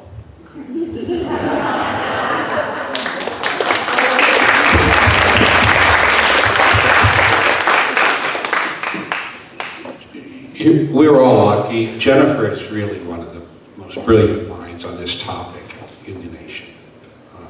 Joel's great too, but Jennifer is absolutely, I have nothing to say other than yes.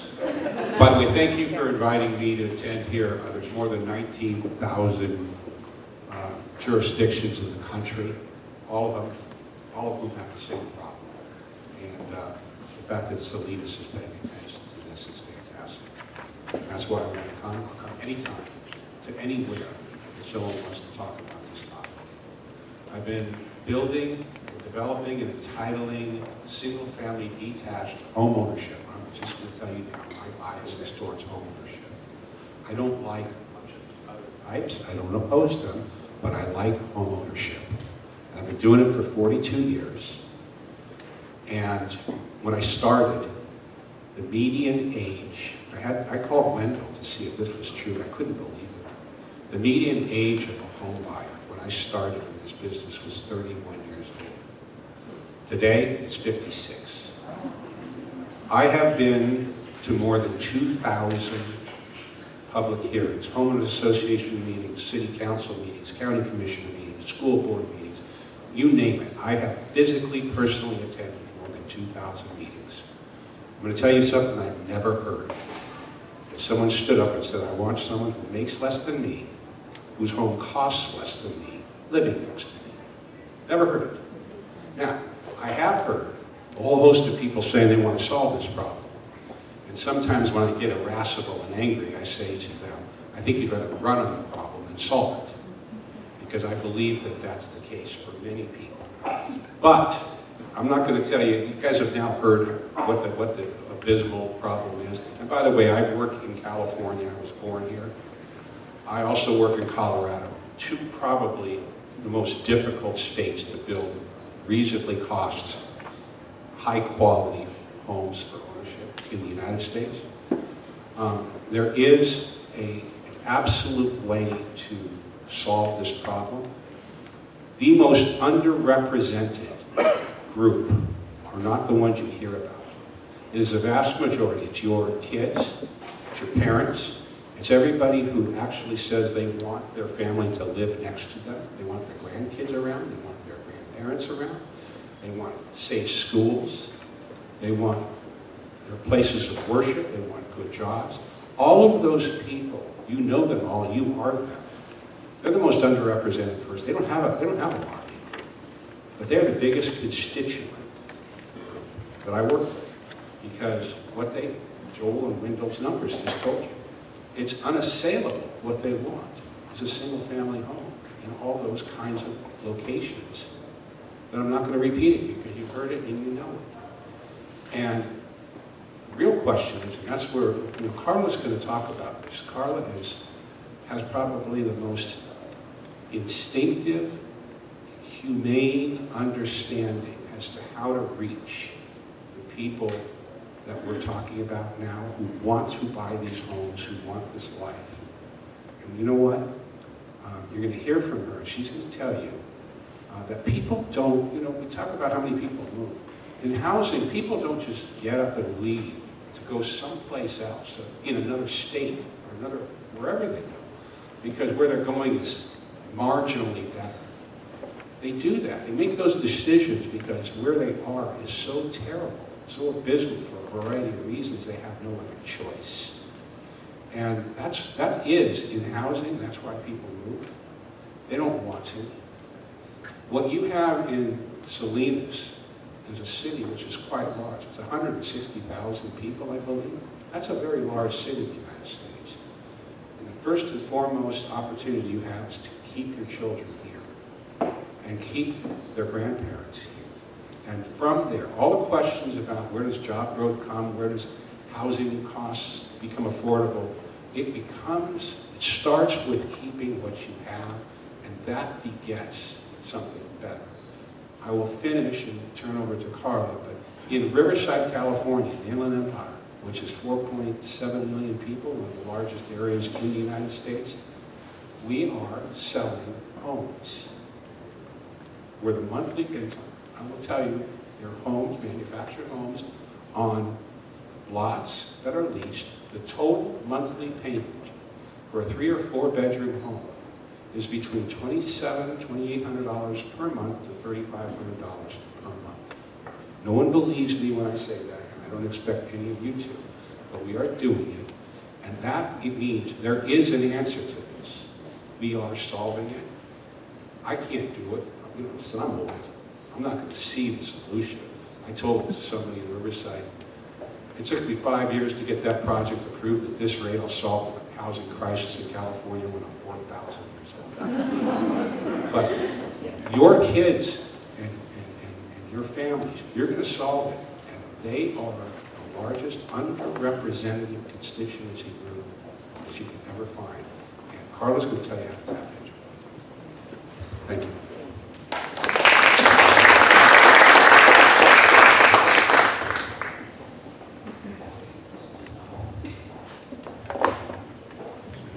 Hello. Okay. Thank you. What a pleasure to be in Salinas. My name is Carla, as you've heard many times.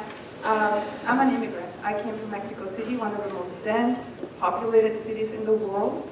Beautiful city to visit, full of culture, history, music.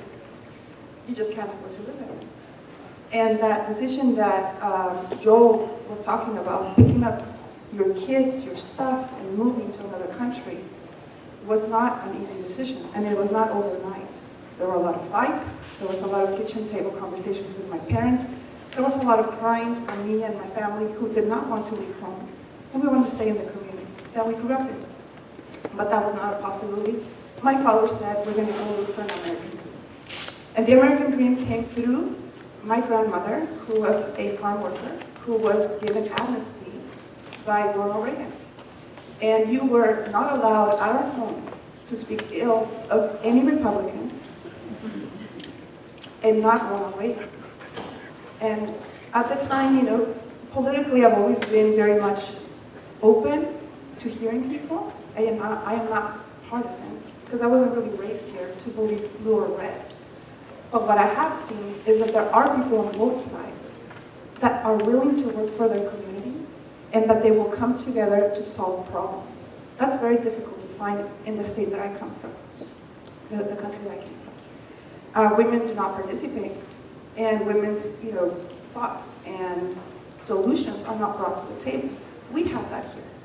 We have so much more than when I came from where I came from, but we are losing certain things that I think are key, that I have seen being lost before, and I feel I'm losing them again. And that is affordability and being able to buy a house.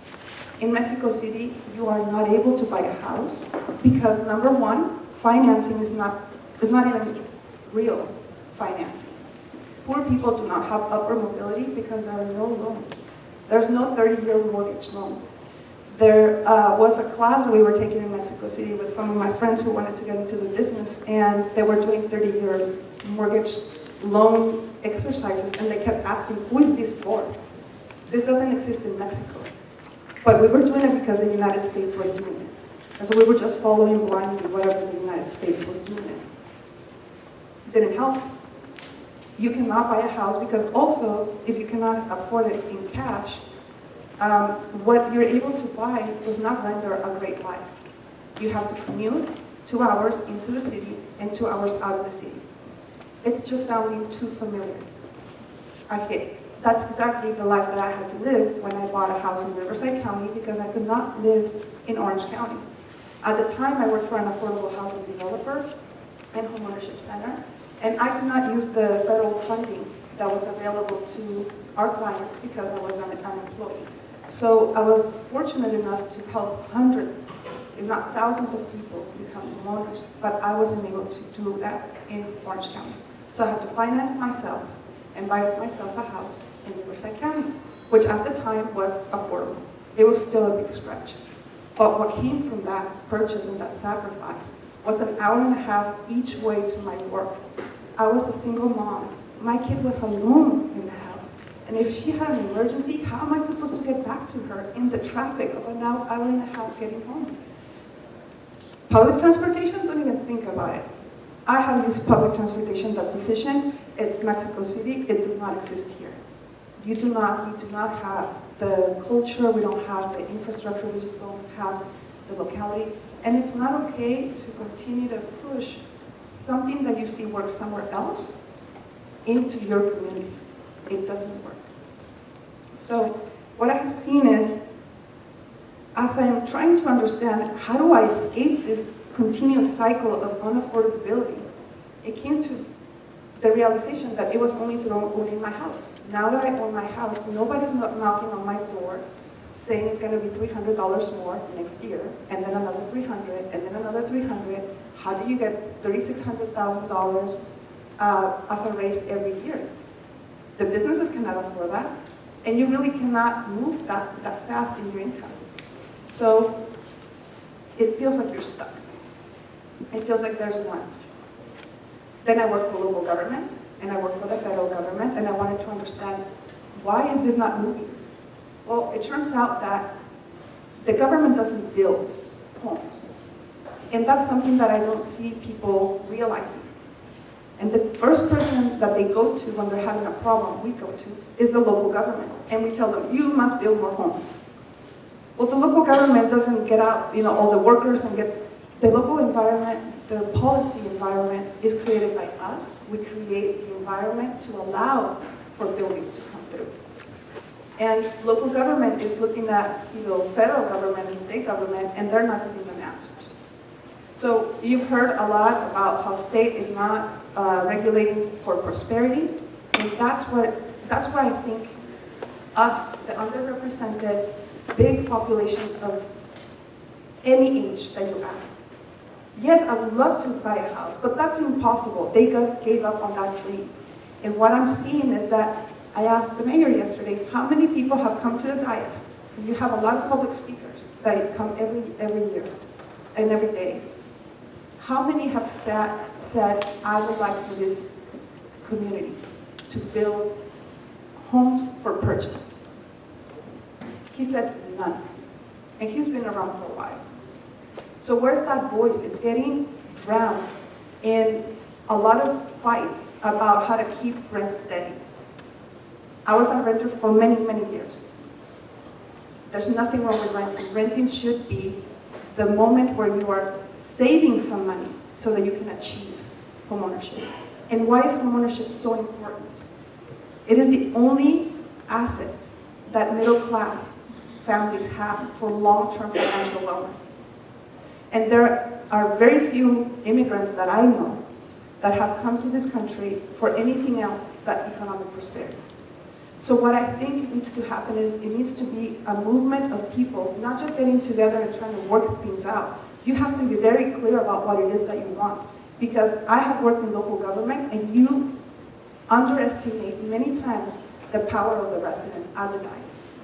And when you say that this is because all of you want the government to figure this out for homeownership, not just renters. Renters are important. It's a spectrum, it's a continuum of prosperity that you're building with these homes. It's important to build those, but how do you create the demand?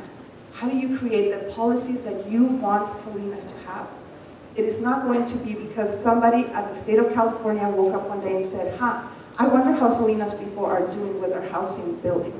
They're not thinking about you. They actually think, many of us that create policy, we think that you all live the same way that we do. So we're going to give you what we want because that's what we can. We're not here in this country. We have an American dream. A dream is really hard to get. And I think that Salinas has it in them to be able to set policies that render you financial prosperity. Don't settle, Salinas. Don't settle for what big people in big offices outside of your community are thinking that's best for you. That is not how you will end up with prosperity. Prosperity is earned, but it's also a community that believes in it. It's an environment that you create, and it's a movement that your children will benefit from, and their children's children will benefit from. So get people involved in financial wellness early on. Allow people to start thinking and dreaming about homeownership again. Don't give up on policies that drive that prosperity into your homes and into your future. And I don't want to speak anymore about what should be done. I would love to hear from you what it is that you are doing, because I've heard of great things like the Financial Empowerment Center that you are building. I heard also that you have a mayor that's putting together a summit, that you're all coming here together to hear this. But I would like to hear, what policies do you have that you want Sacramento to hear about? Sacramento should not be coming to tell you what you can do. You should be telling Sacramento to figure it out with you on how to support you, how to line behind you, how to line the federal government behind you, and how to develop things that in the future Salinas will be the prosperity of others. Thank you. Jose has some questions, and anybody in the panel can answer them unless they have a specific person. Very good. I have a number of questions. Thank you all for your engagement here. I believe I left you with one. Do you still have that? Oh, I gave them to Ted. Let's go ahead and start with that one, because that is from the previous panel. I got a couple more from there that we'll continue with. Well, this is a common question, actually, across the country. It says, Salinas is getting folks from the metro area, from the Silicon Valley. Where are locals supposed to live, given how much more money people from outside this region can spend on housing? I'll tell you, you talk to Texas, you talk to Reno, you talk to Chico, it's all the same question. There's money outflowing from the Bay Area in the north, and to a certain extent from Southern California and Orange County. The answer is we broke the markets there, but not all is in despair. There's this great term I want you all to remember called Marchetti's constant. Marchetti is a Italian physicist who looked at spatial maps of civilizations through the ages, over literally, millennia, and figured out, depending on the transportation mode, most everybody wanted to live no more than half an hour from work. Whether it was on the farm or in a village with a horse, or maybe some nice trains or whatever. So what happens is job centers spring up in regional locations. Salinas is a job center. It can become a major job center. It kind of already is. And you lean into what the strength of your community already is. Obviously, ag has been a cornerstone forever, but you've got other strengths. You've got space, you support aerospace, you've got biotech. Lean into being a job center, because Silicon Valley wealth, which is unimaginable, is now managed by guys, or almost all guys, who may have spent age 9 to 32 in front of a screen with a keyboard, but at some point they figured out how to get married and have a kid, and now they have teenagers. And they've noticed the world isn't working so well around them. And so they don't want to have to fly to Nashville to get something they want built. They want to be able to drive an hour and a half.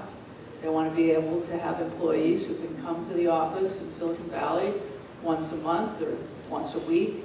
They want regional connectivity. I'm representing the folks who are trying to build a brand new city by annexing a bunch of land in Solano County to Suisun City.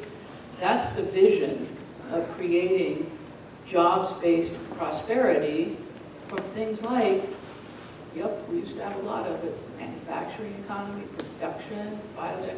There's so much that California has and does that we've now said, it requires energy. Let's not do that anymore. And that was just a doofus policy choice made by a bunch of bureaucrats who say that, to have a cement kiln in California is to have a massive source of greenhouse gas. To import cement from China that's made from coal and then trucked over the ocean with bunker fuel and then transported by truck a couple hundred miles. That cement has 0 greenhouse gas emissions. The cement we make here, massive. That's just an accounting fakery that's kept the whole industry of climate, I'll delete the expletive, busy shutting down jobs. They're good jobs, open to solid, hardworking people. and turning us into a keyboard economy and service. And nobody voted for that. It's time for you all to stand up and say, no, of course we need energy. What are you talking about? We can transition to, much more renewable, but we can't transition away from cars. We can get rid of more cars that burn a lot of oil. We can't not have. So you've got to kind of be willing to stand up to my former party, the Democratic Party dogma, which says renewable, transit, apartment, and that's our climate future. Really? Is that what any of you were voted to exclusively support to the cost of everyone alive today? No. Even Bill Gates recognized it. I think he's now got grandkids that are teenagers, which is even scarier maybe. The question is grow jobs and grow your job base and your salary and prosperity base from the people who are living here who don't want to commute. They don't want to commute either. So grow jobs here. Well, build more. Supply does actually matter. Houston managed to keep itself affordable even with explosive growth. Explosive. But you got to build more. We've got a number of questions here, and I want to make sure we get through all of them. I want to also say that the 4 panelists at 11:20 will come down and spread out throughout the room. And there's a half hour set aside for all of you to engage them in discussion, not in this setting, but more on a face-to-face setting. So there is time for that. I want to get to as many questions. A lot of questions were submitted. The next one is, do you believe that as Californians we should change our expectations of what home ownership looks like? By this I mean looking at countries like Japan or South Korea who have apartment ownership instead of the single-family white picket fence picture. Yeah. My answer to that is very, very simple. What do you want?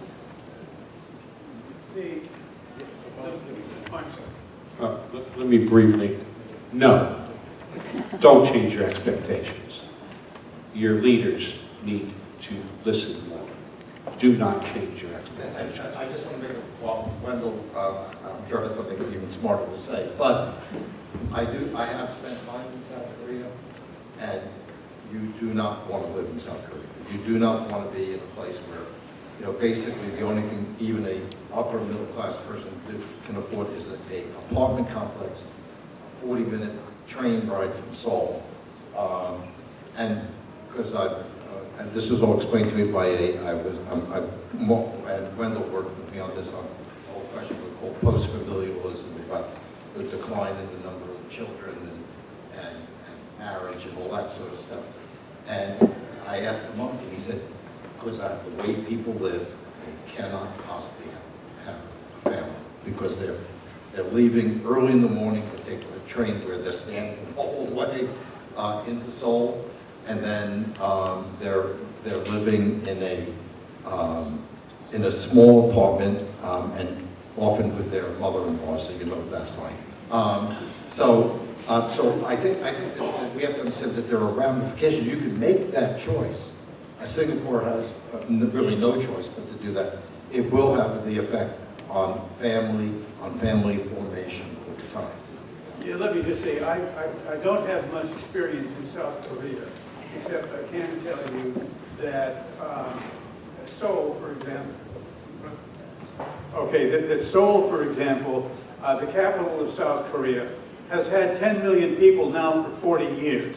And all of the growth in the Seoul area has come in the provinces on the periphery of Seoul, and they are not served, by transit. They have cars. If you look at Japan, Tokyo, Osaka, Nagoya, etc., all of these places are surrounded by single-family dwellings. So when you go to Tokyo, don't just go to the Ginza. Go on out to the edge of the community and see how people really live. And by the way, that's one of the big problems we have with U.S. planners. They go to Europe, and they go and they visit the Louvre, and they think the urban area looks like the Louvre to the end.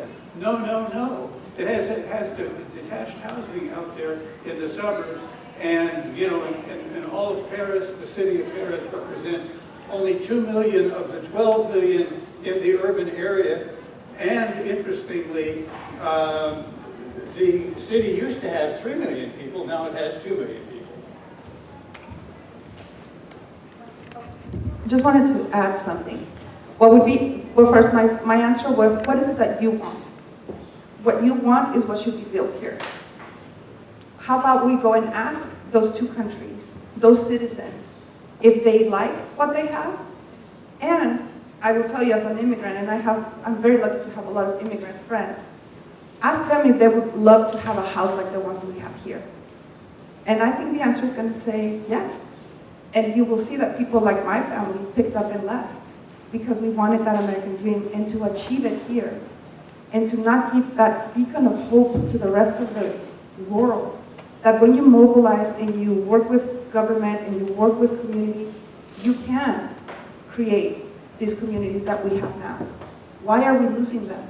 Why are we saying we want to be like other places when so many of us have come to this country because we have seen the quality of life of Americans and the prosperity that has come to them? If you ask my grandma, you want to go back home? Well, she passed away very recently, but when you would ask her, would you like to go back home? She would answer, only if I was able to achieve what I was able to achieve here as a woman. Women here in the room, it is rare to find us in public policy in any of the countries that we come from. If you're an immigrant, women do not own homes in other countries. Let's ask if those countries that you just mentioned have women homeowners. That would be very interesting. That's 50% of the population, pretty sizable. So let's look inward. Let's start valuing who we are. Let's establish very well who we are. And Salinas has its own characteristics.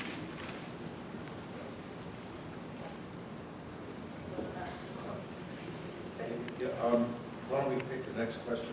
Yes. Has anyone calculated how much state and local regulations like CEQA and bond measures add to the cost of both ownership and rental?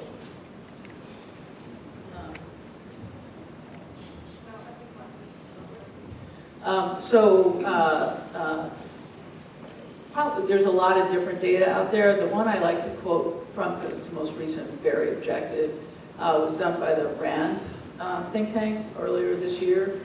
They compared the cost just of building rental apartments, so it doesn't cover all housing types, but it's apples to apples. The cost of building in California, Texas, and Colorado. And they looked separately at the cost of building affordable, income-restricted, what we call affordable is income-restricted housing, and then market rate, which kind of by definition it has to be affordable to someone or it's not going to get built. So income-restricted versus market rate housing costs. It is the case, and these were real projects, real pro forma, real crawled over for a couple of years of data, that you can build in Dallas for market rate apartments for the cost of building one affordable apartment in California. So you can build almost two in Colorado for the cost of building just one in California. And they said, so what's going on? You know, it's still the same refrigerator, right?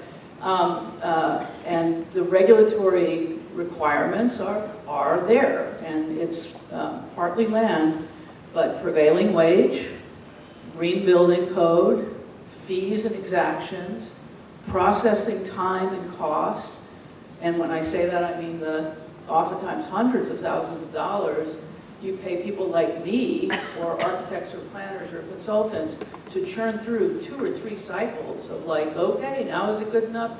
Bring a pebble to a penguin kind of processing, right?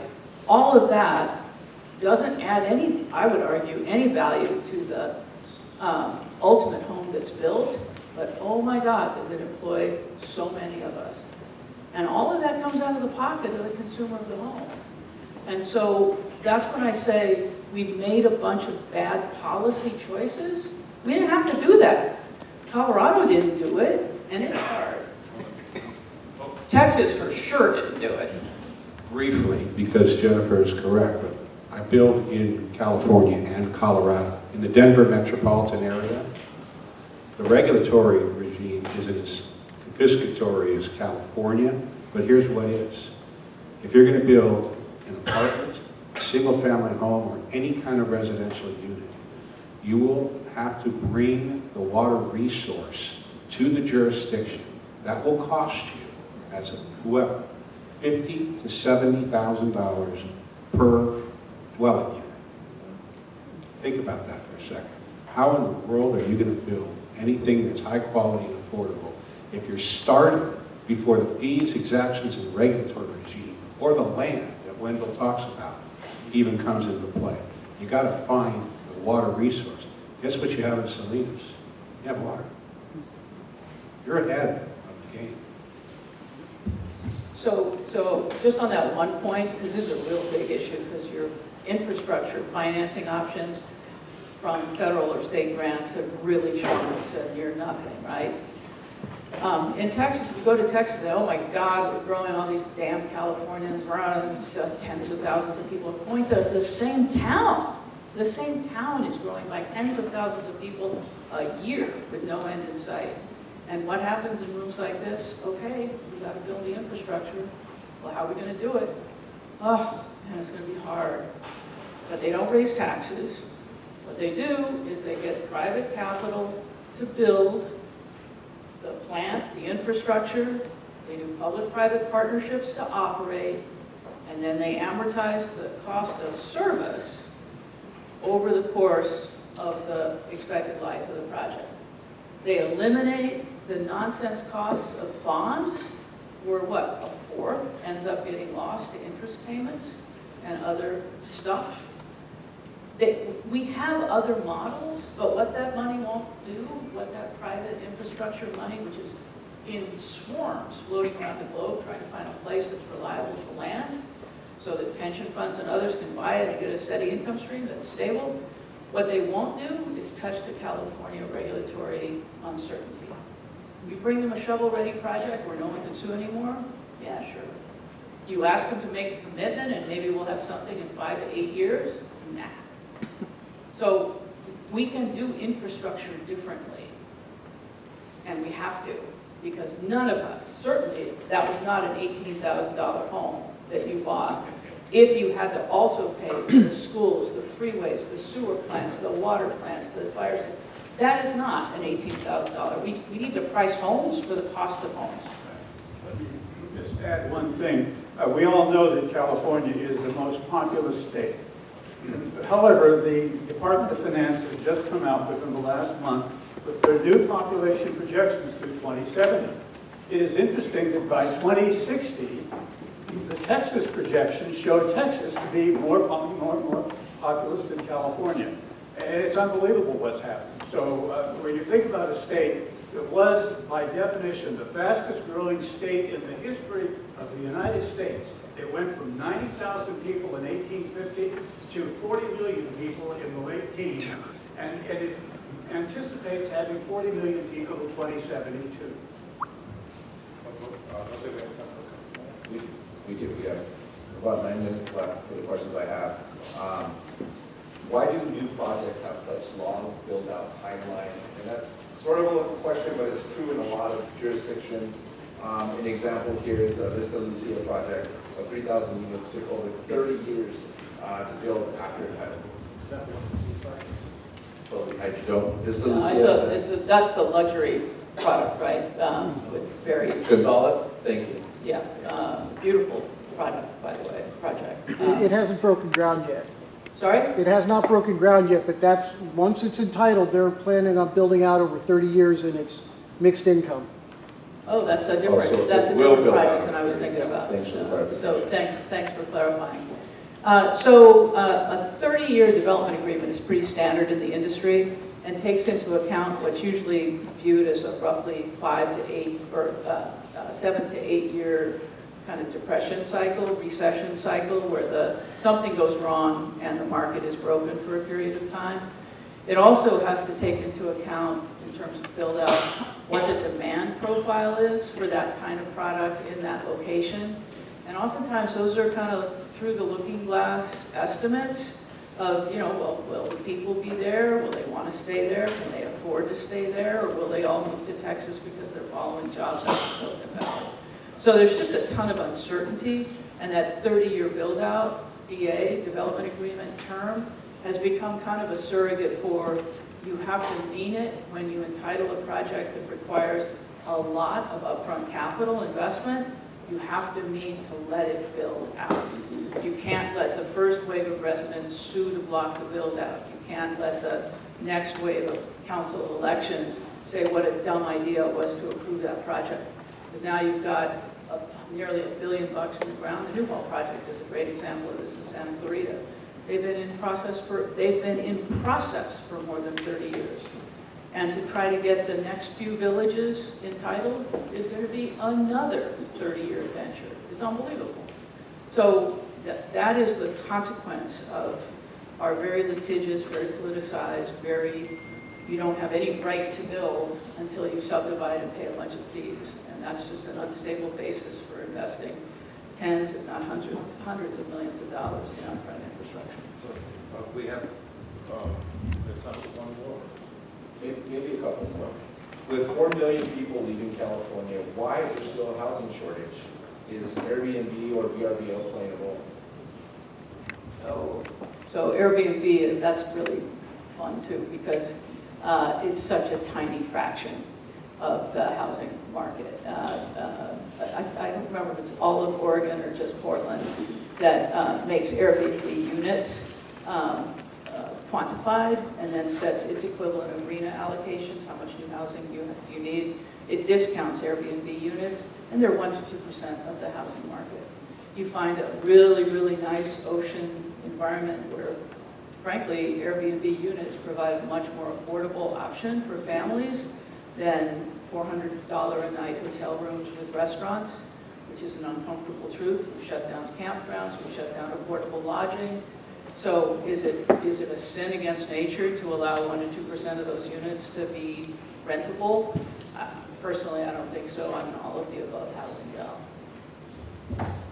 Real briefly, I said that you have grandparents, parents, and children. And we get lost in the numbers and the data. If you want a future, you want your kids to stay here, and you want them to have kids. If you want to have people leaving, those people that are leaving are your kids. They're not staying. So, and the housing units that are here, that are getting built, they're those studios and one bedrooms that no one really can afford to live in. I personally approve credit applications for people who want to buy a home and live in our project at Riverside. I know what their income is. I know where they've lived. And those people that I approve probably would not get approved by an apartment project that's built by some of the big apartment developers today. So for anybody who thinks that the solution is rent control on apartments, they're not considering the fact that who's going to qualify for any rent whatsoever.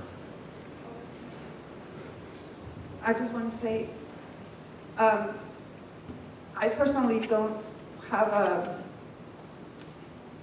a way to say rent control is good or bad, because I think each locality, each time in history has a reason why things are happening.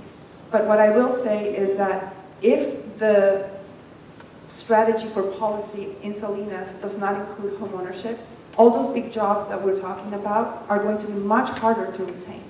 Because if you're setting yourselves for long-term economic development and you want to bring great talent and retain great talent, home ownership is going to do a great deal of service to you and the community, because they will invest their livelihoods in the future. People who come and rent and just work here and they look for the next gig and the next gig, many times it's because they're highly intelligent, they understand their finances, and they see that California is not leading them towards a better financial future. And we have a very short window of time when those people make that decision, and I think we're talking between 30 and 40. At 40, you are not thinking about moving big time, not really. Now you have children, now you have a mortgage, now you have set some roots. And if we are able to do that, make availability of home ownership to people who want to invest in long-term, their lives in this community, I really don't think it will come just by promising them cheap rent. I think it's going to come from promising them a community that cares about prosperity, fights for prosperity, and delivers prosperity, and that they can be part of that.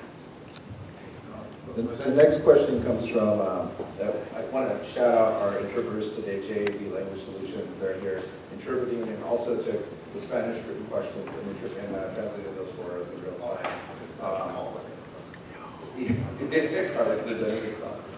The next question starts with a few stats. 181,390 Californians are without homes, 8.5 million with excessive rents far beyond what they're making, 5 million tenants at risk of losing their homes, 1 million people late in their rent payments in the state of California.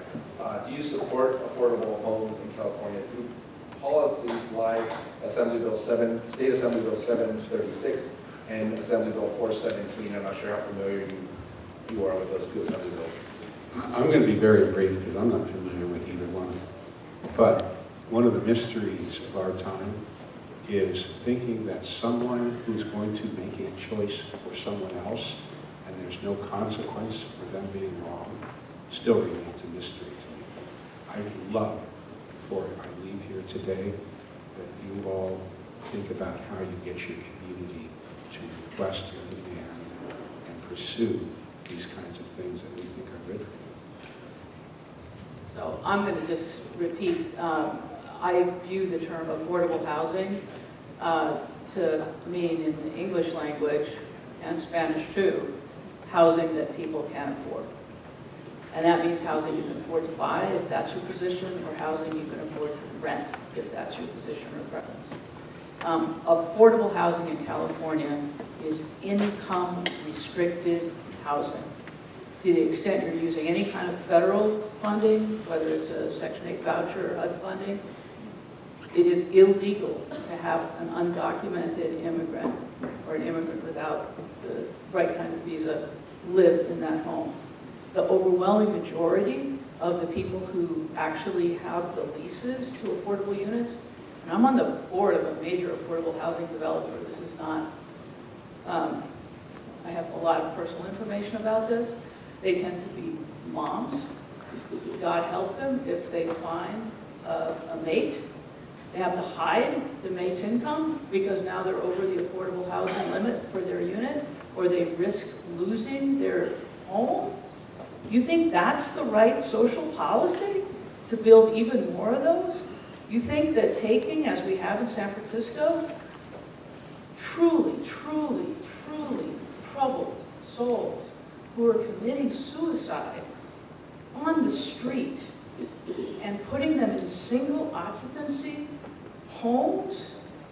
We have one building in San Francisco that had 79 overdose deaths because people are untreated for what it is they really need, which is managed care, including a place to live.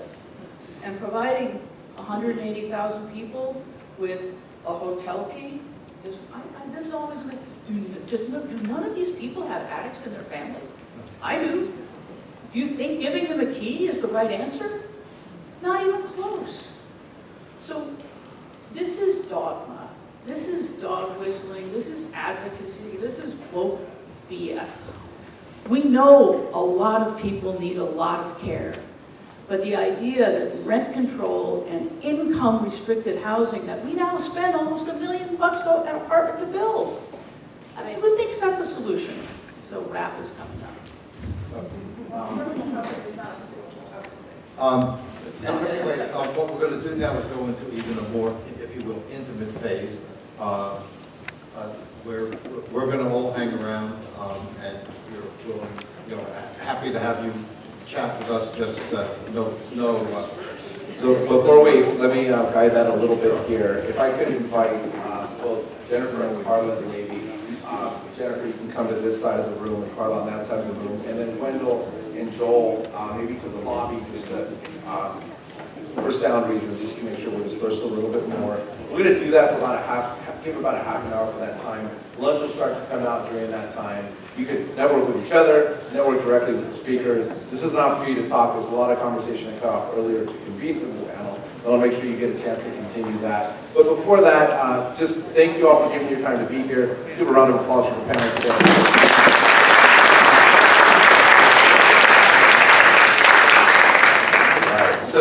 are going from sort of state, national context now to a more local context, as Mayor Donohue alluded to. And this is our developer roundtable. We've been talking about building for a really, really long time here, and we just haven't done a lot of it. And part of bringing all of you together is really getting an opportunity for you to hear about what is coming and what's happening. And hopefully all of you are talking and working together to synergize how we do it more quickly. And we're learning together to do that. Because we've been talking about building for a long time. Now we need to do the building. And to moderate this next panel, if you would please join me in giving a big round of applause to the CEO and President of the Salinas Valley Chamber of Commerce, Ms. Colleen Bailey.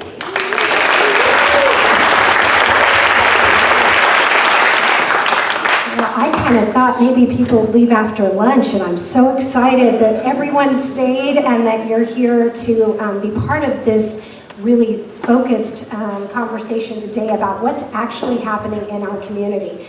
So thank you so much for being here, and thank you for staying. We have a great panel. I know when you look at it, Salinas and the area, our region, you think maybe nothing's happening in housing, right? It kind of looks that way, and those of us who've lived in this community for decades, we kind of look out and go, gosh, nothing's happening. But what I can tell you and what you'll hear about today is there's been a lot of work that has been taking place over the last few decades. We just haven't seen it come to full fruition yet. And so we're going to talk a little bit about what those projects are, get a better understanding of the timeline, and most importantly, I think we want to understand what we as a community can do in terms of policy, in terms of working with our elected officials and so on, to get things working more efficiently so that we can solve some of these problems and make sure that our community has the housing that it needs and deserves. So our panel today is made up of, I'm going to start from the right here. This is Charles Hazelbaker, Director of Forward Planning, KB Homes. And next to him is Hugh Walker, the CEO of Stonebridge Homes. And then Danny Bakewell from Bakewell Developer Group. And finally, Lisa Brinton, Director of Salinas Community Development Department. So please give them a warm round of applause.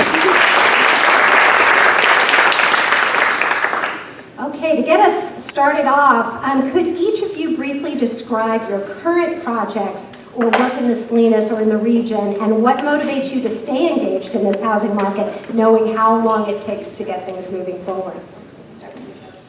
KB builds all over the Bay Area. We're here in Salinas. We're in Hollister.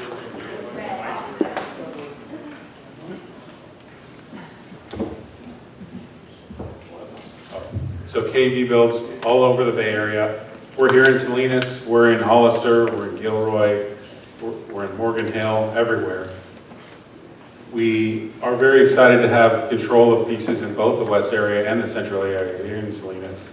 We have a large project down in Seaside that we're developing with Mr. Bakewell, and we're in the home building industry. There is no reason why we wouldn't be excited for the current times. So I'm Hugh Walker, and this is Stonebridge. A lot of people may not recognize the name Stonebridge. We are formerly Creek Ridge Homes, and we developed the whole northern Creek Ridge area where the Creek Ridge Retail Center is, and 371 apartments and the office buildings.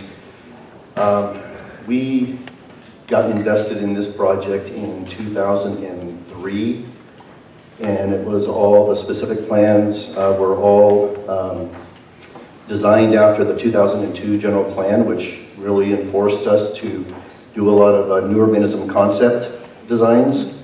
So you'll see when the maps come up, I can point out some specific items that pertain to new urbanism. But I think we've been invested for 18 years in this project, and I've been here the entire time. I started here in 1987, built the original model complex in Creek Ridge. So I've got some time here. And so we're a part of the community. We're not a big developer like KB. They can do a lot of things that we can't do. But we have and own and manage the retail center and the apartments and such. So we're a community developer builder. And we're here to stay and see this project through. Thank you. Hi, my name is Danny Bakewell. I am the president of the Bakewell Company. We are partnered with KB Home on a project on the former Fort Ord in the city of Seaside called Seaside Campus Town Development. Prior to that, we were the developers of Seaside Highlands project, which was the first project that was built on the former Fort Ord in Seaside. Our first project was 380 single-family homes. This new project, which we've been pursuing now for about 10 years, so we still haven't beat in terms of time, but it required a specific plan, required EIR and all of the CEQA requirements, and the challenges that you have when you have a lot of different jurisdictions overseeing a site, like the U.S. Army, which can be a challenge in and of itself, and then you bring all of the other surrounding areas or surrounding departments like Marina Coast Water District, different groups like that, and then of course you always have the unforeseeable, find a little contaminated soil, and you got to bring in DTSC and a few other alphabet soup, and next thing you know, here you are 10 years later. But we're proud, we're excited, we've broken ground. We've started on phase 1A of our project, and we're looking forward to the development. Hi. Well, I'm the one of these is not like the other, so. Cities do not build housing, but we do set the table for housing to be built, and we play a very critical role in facilitating the production of housing. We do that through our land use policies, ordinance or plans, policies and ordinances. We do that through processing entitlements and permits. In many cases, there are sites that are constrained, that have contamination, that are not desirable or pose too much risk for a developer to come in and invest in. So the city plays a role in land assembly, pre-development costs, doing some site cleanup so that it is then ready for future development. We also, in many cases, to support the production of affordable housing, we provide gap financing. And so I don't know if there's going to be an opportunity where I dive deeper. So Colleen, guide me here, but I do have some slides and some more detail to share, but just wanted to set the table that the city plays a really important role in providing infrastructure and setting the stage to policy. Great, thank you for that. So what is unique about building in this region compared to others? Well, I mean, first off, obviously you have the weather. And the weather plays a major part in not only your development, your building, but also in your design. Your metal, everything from your door locks that have to go on the door. If you leave them, if you just put normal door locks, they're going to ultimately rust and begin to weather, and you're going to change them. So a lot of times you're using metals that are powder coated to protect from the moisture that's in the air. It's also nice to work in areas like Salinas, like the city of Seaside, where it's a smaller environment. You do get the opportunity to work one-on-one. Ironically, Lisa used to work in the city of Seaside. So my campus town development started with Lisa as our city rep. And she moved on to bigger and better things here in the city of Salinas. And now we've got another great team at the city of Seaside. So that's just the way it works. But it's nice to have somebody that you work with who knows the history of a project. It's really challenging when all of a sudden you look up and everybody you started this journey with is now different. And they don't know, always use historical memory of how we got to this point. Be it how many units we built, how many units we designed, or we chose to route the traffic this way or whatever else. It's because you had somebody who you worked through the challenge. And that's the nice part of working in this region. Well, I touched on it a little bit before. We're a community builder. We spent 25 plus years developing Creek Ridge homes and feel like we're a big part of this city. And we have spent so much blood, sweat, tears, money getting through this specific plan for the future growth area. I mean, it's just natural for us to want to stick in and develop and see this project through. I will say, going all over the Bay Area, every jurisdiction interprets codes differently. So there's a trick to finding out what the specific jurisdiction is going to require versus the neighboring jurisdiction. That does play a big part in how you can grow your team within city staff, make sure everybody's on the same page, and we want to build the same thing at the end of the day. Great, thank you. So how have recent housing trends affected your approach? This is for the developers. Homes aren't selling as fast as they were a few years ago, but we keep building. We don't build as fast.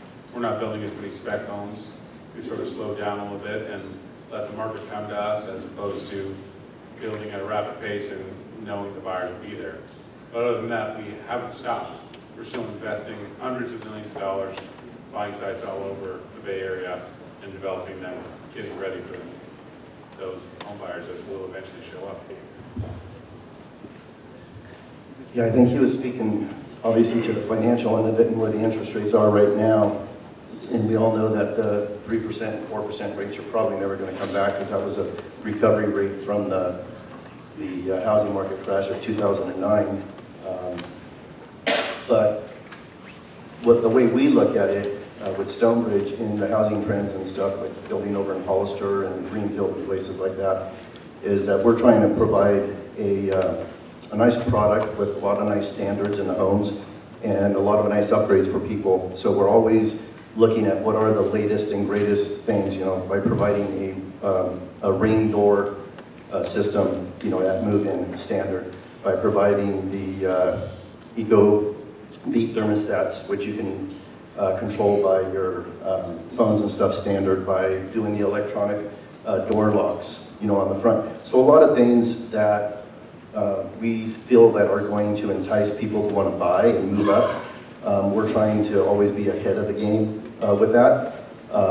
And so we always feel that our standards are pretty high, but we also offer a lot of upgrades for people to choose from if they can afford to go that route.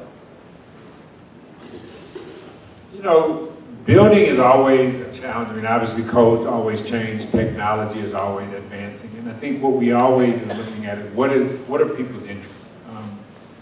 You know, I mean, I think if you look at today's housing market, you know, gigantic backyards are no longer a reality based upon the fact that land is at a premium, there's not as much of it, things like that. So you still have to be able to build a product that's conducive to a family, you know, because families want housing, they want a home. And so that's a challenge. And then there's challenges because there's so much conversation about affordable housing and the need for affordable housing. Yet I find that the legislation that is put forward to advance affordable housing make it very challenging to build it affordably. And so that is a huge challenge that developers have to deal with on a daily basis. And all of those things, you're constantly adapting, you're constantly changing, moving the needle. But all of those are just parts of, you know, as I always tell people, you knew what you signed up for when you signed up for it. So I don't complain about it or cry about it. You just got to deal with it. If I could just jump in and share some of the activity that's going on in the City of Salinas now in terms of housing, that would be great. And Jose, if you could bring up slide 7, that would be appreciative. So we've been really on a long journey that started, as Hugh indicated, back in 2002, when the general plan identified the future growth area north of Veranda Road.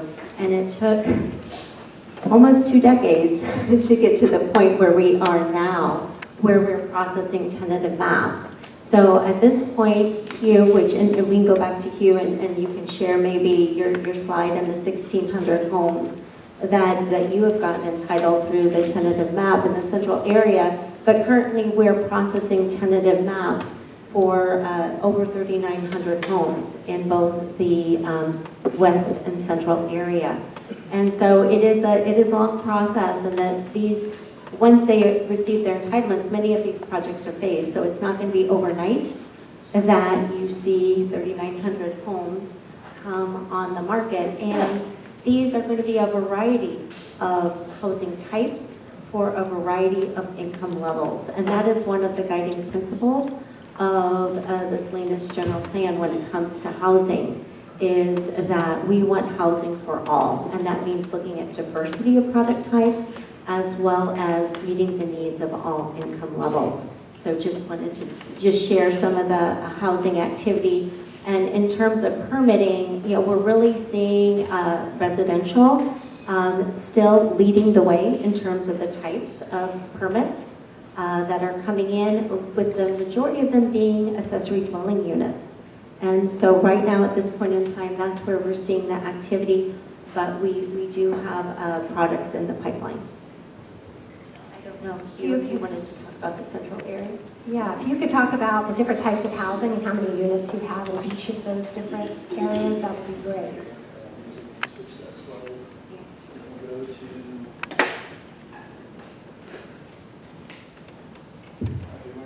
Goes back to the central area, that's the west area.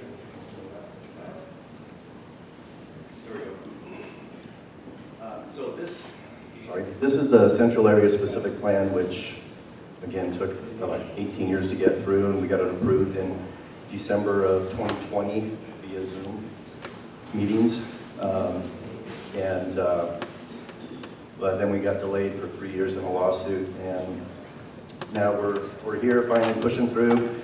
Like Lisa said, we have a tentative map that we've had for a year. We're processing improvement plans and the road widening for our area, which is in this area right here. But our land, can you go one more slide, please? One more. Okay, this would be Stonebridge Homes tentative map. That got approved back in August.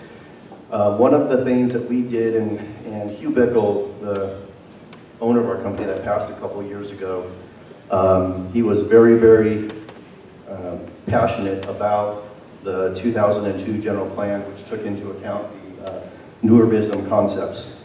So we have in our area, and he kept all of this area on purpose, we have a variety of different housing types. We're going to have apartments, which are going to be predominantly on a 5-story level, apartments, which will be here, these deep red areas. There's going to be some retail below in some of the areas, and then we go 5-story tall, really neat architecture, which we already have designs for on the floor plans and the architecture. And we have a lot of areas that are going to be condos. This is going to be our first condo site here. We already have a site plan review approved, and we are, at least I think it's approved. We've got our construction drawings underway, so I know we're moving on that, and we have all of these salmon-colored areas here are either more apartments, more condos, and in that area, they can be 3-story or below in that area. This one right here, we have a couple of the units that would be 3-story tall, but predominantly 2-story. And then our first phase, the rest of it, as you can see, this is the high density in here. This whole village center is the high density. And then as you transect out with new urbanism concepts, you go to medium density and then low density. So your low density ends up being in the biggest lots. And the low density in this case would be anything that is in yellow, because they're all around the periphery of the project, these areas here. And then these areas in here, as you're transecting out, are going to be more in the medium density. We have a lot of, and the way the project's also set up too, and again, our owner took it to an extreme where you can have all of these lots in this area here are going to have, you can have a 35-foot wide lot next to a 55-foot wide lot, next to a 45-foot wide lot, and all of those different sizes, all the same depth, but all those different width size lots determine the size of the house that can go on it. So as he put it, you can have the bank teller living next to the vice president of the bank, so to speak. So that's what makes this a pretty unique. All these deep green areas here, or lime green areas, they're supposed to be deep green, those are all parks. This is an 11-acre park. This will be one of the first parks that we build. Our first phase happens to be this whole section here, which is 64 single-family homes in 6 townhomes, and these condos here. And then we have a roundabout we'll be building right there. And then we'll see how fast that sell, depending on what the market's doing, and then we will probably start heading out over this way with housing. But again, a lot of different variety for a lot of different income levels of people to be able to afford.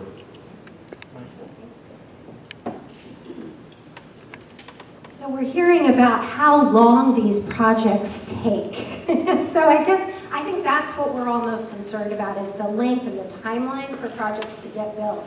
So Lisa, I'm going to turn this question to you. Can you explain to us why it takes upwards of 10 years to get a project online? I can help you on this one. So I think actually, Hugh, it'd be helpful to have the developer perspective, and then I can put it in the city context. Yeah. Or no. So I think there are variety. There's no one size. We alluded to the fact that first the city's role is to set the plan and the policy with land use. So that for the future growth area started in 2002, and then we had to go through the annexation process. So we went through the annexation process. That required additional CEQA work for the general plan and the analysis of the impact of bringing on those 11,000 plus homes and what land zoning would be, etc. So we got through the LAVCO process, and lo and behold, during that time there was, I was not with the city, but it's my understanding that there was momentum in preparing the specific plans, but then you have your cyclical downturns. So we hit 2007, 2008, 2009, and we started gaining momentum. They came back and started to work on the specific plans. West area was adopted in 2019, central area 2020, and we hit a roadblock, the CEQA. We went into litigation. And so implementation of the plans was halted until that was resolved in January of 2024. There were different provisions for each of the areas. Central area was, I believe, allowed to move forward with its applications but could not receive approvals. West area could not even submit applications for their initial stages of the tentative map. So there's a lot of, I think, market cyclical issues, as well as, we've heard in previous panels how CEQA can be a barrier to development. Okay, well, mine won't be too far off from that, but so starting in 2003, she's right, everything was really gaining momentum. There was a lot of meetings going on, and I attended every one of these meetings with the owner and our planning department. And all the land out there was optioned in one way or the other by all types of different companies out of the Bay Area and everywhere. And we were really pushing hard and feeling that we would be at Planning Commission and City Council by late 2009, 2010.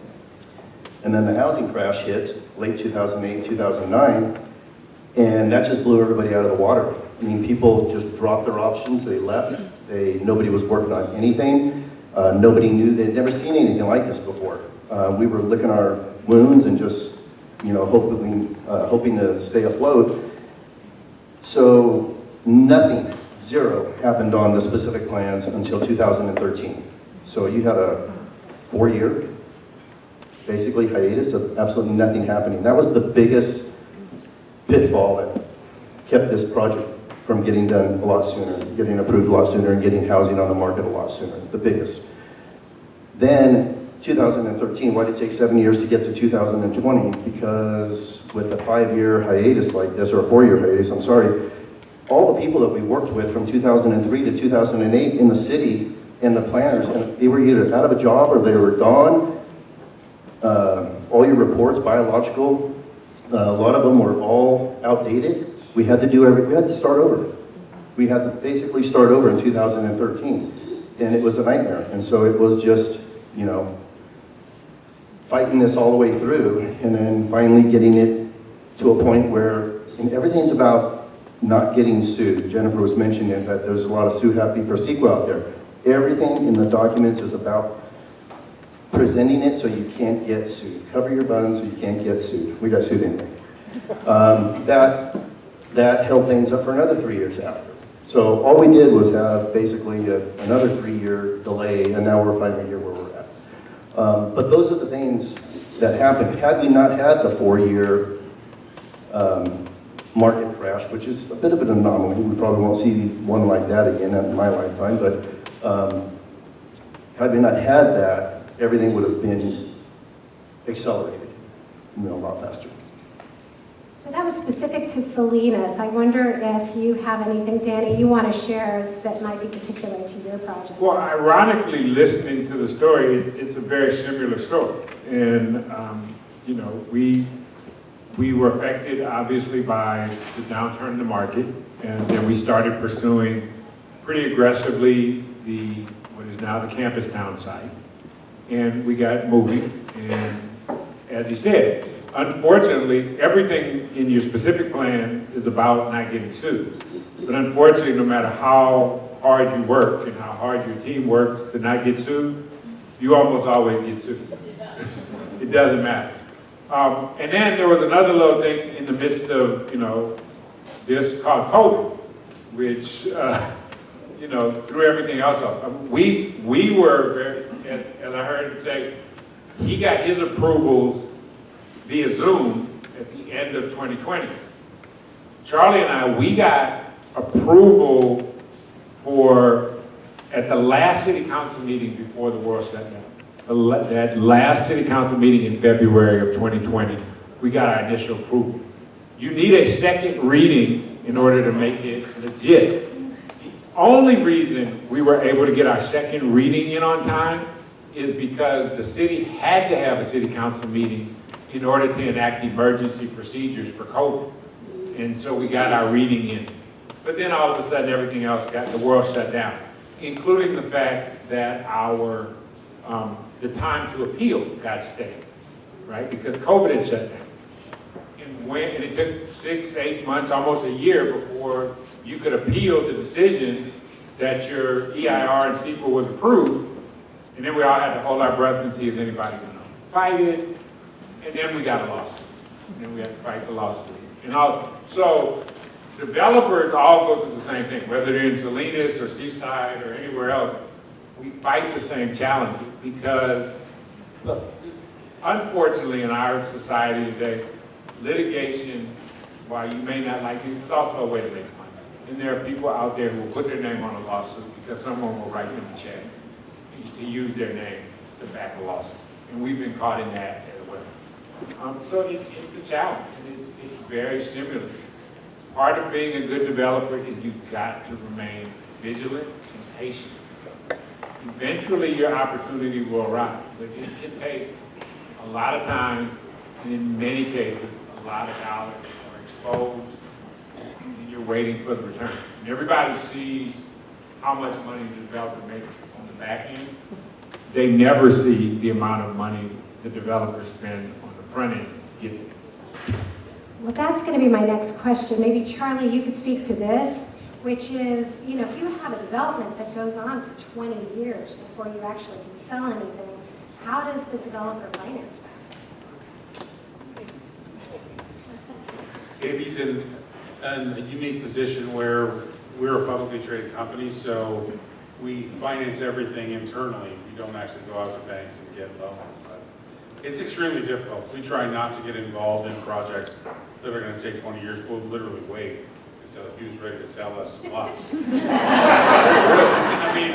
mean, we'll get into tentative maps in some locations, but that's not our entire business plan, right? We'll jump in at any stage within a development project, just so that we have a pipeline that's continuously moving. But it's extremely difficult. Those 20-year projects we have projects that have been on the books for 9-10 years. They destroy your vision for years on that.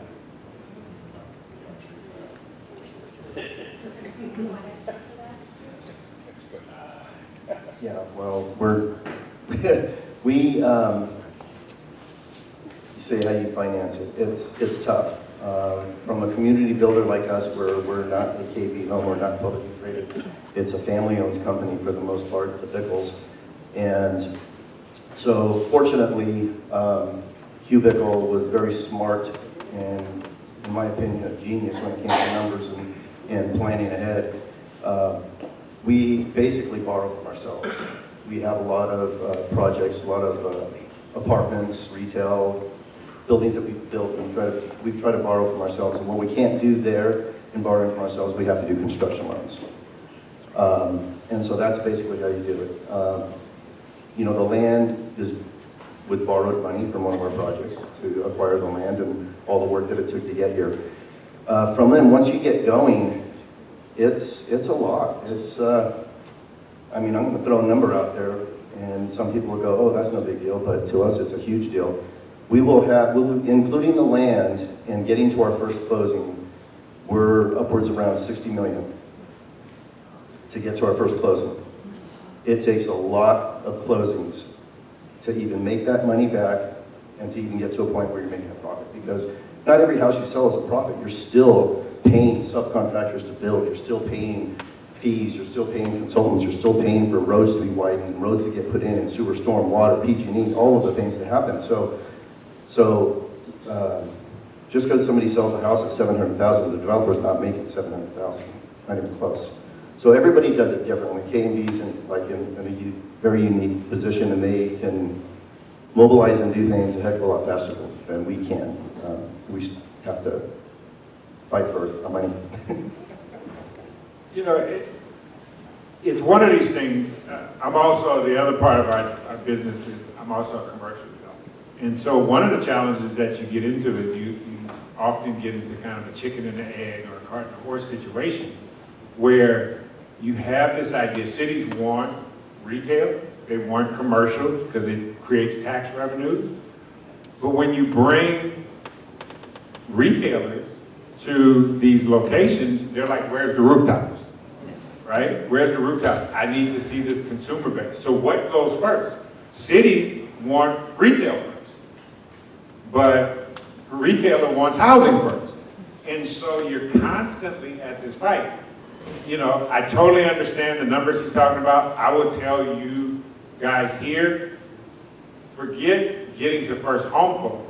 By the time we broke ground, by the time we closed on Seaside Campus Towns project, we were 10 million in. We were 10 million in before we even, it cost us $10 million to have the right to spend another $10 million to buy the land. So that's the challenge that developers often experience that no one ever takes. And as far as you need rooftops first before everybody knows the Creek Bridge Salinas that we built, our Safeway store that we built, the retail center we built out there. I sat in on every meeting with Safeway. It took us 4 years to ink a deal with Safeway and the gas station. 4 years, and they wanted every house built within a 5-mile radius of us before they would ink a deal with us. So, Lisa, time is money, obviously, for these developers. So what is the city doing in terms of reforms or process improvements that can help shorten that period of time to going on sale? Thank you. So it's a multi-pronged approach. I think with COVID, there was an opportunity that we were kind of forced to embrace, which was technology.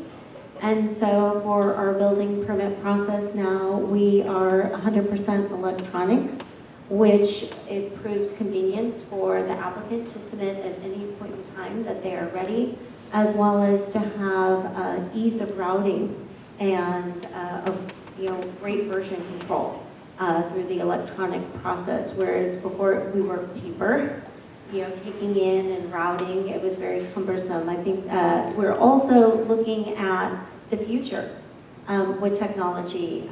So we want to stay up to speed with AI and those opportunities for intake and initial review for completeness to, again, shorten timelines and improve efficiency. When in 2023, in the permit center, we had 3 permit technicians that were responsible for bringing in all the building permits, which was about 2,000 permits a year. And we were behind. That was our backlog at that point in time, was getting them accepted, applications as complete, and routing them to the departments. Since then, through the budgetary process, we now have 4 permit technicians and 3 permit clerks to help with the more over-the-counter simple permits. So just increasing that volume really has helped facilitate. And Jose, I think it's slide, if you could bring up 11, 12, and 13, start with 11, please. Next one. No, go on. There we go. So I do want to emphasize that really our bread and butter, we're really seeing this is just quarter 3 of 2025, 693 residential permits. That really is our volume. You're seeing all by permit type. And if you go to the next slide, what we're seeing here is the trend in terms of average days to first review of residential permits. So it took 15 days in 23-24 to complete the first review of residential permits. And within our first quarter of this year, so July to September, we're now down to 5 days. And I attribute that to the use of technology and increase of staffing on the intake process, as well as increased staffing in our plan review. So that is one thing that we're doing, as well as everything. So I know you're going through a general plan update right now, and you're looking at zoning and all of that. Can you speak to what you're doing to make some changes that will help with efficiency in this way? Yes, so our general plan, we've been working on an update for the last 4 years. Got a little slowed down with COVID, but a public review draft is going to be coming out here in November, so keep your eyes open for that. And we also are going to be updating, we've kicked off our zoning code update. And that last update was 2006, I believe. And we have a real opportunity, and because it's such a huge lift, we're breaking it into 3 phases.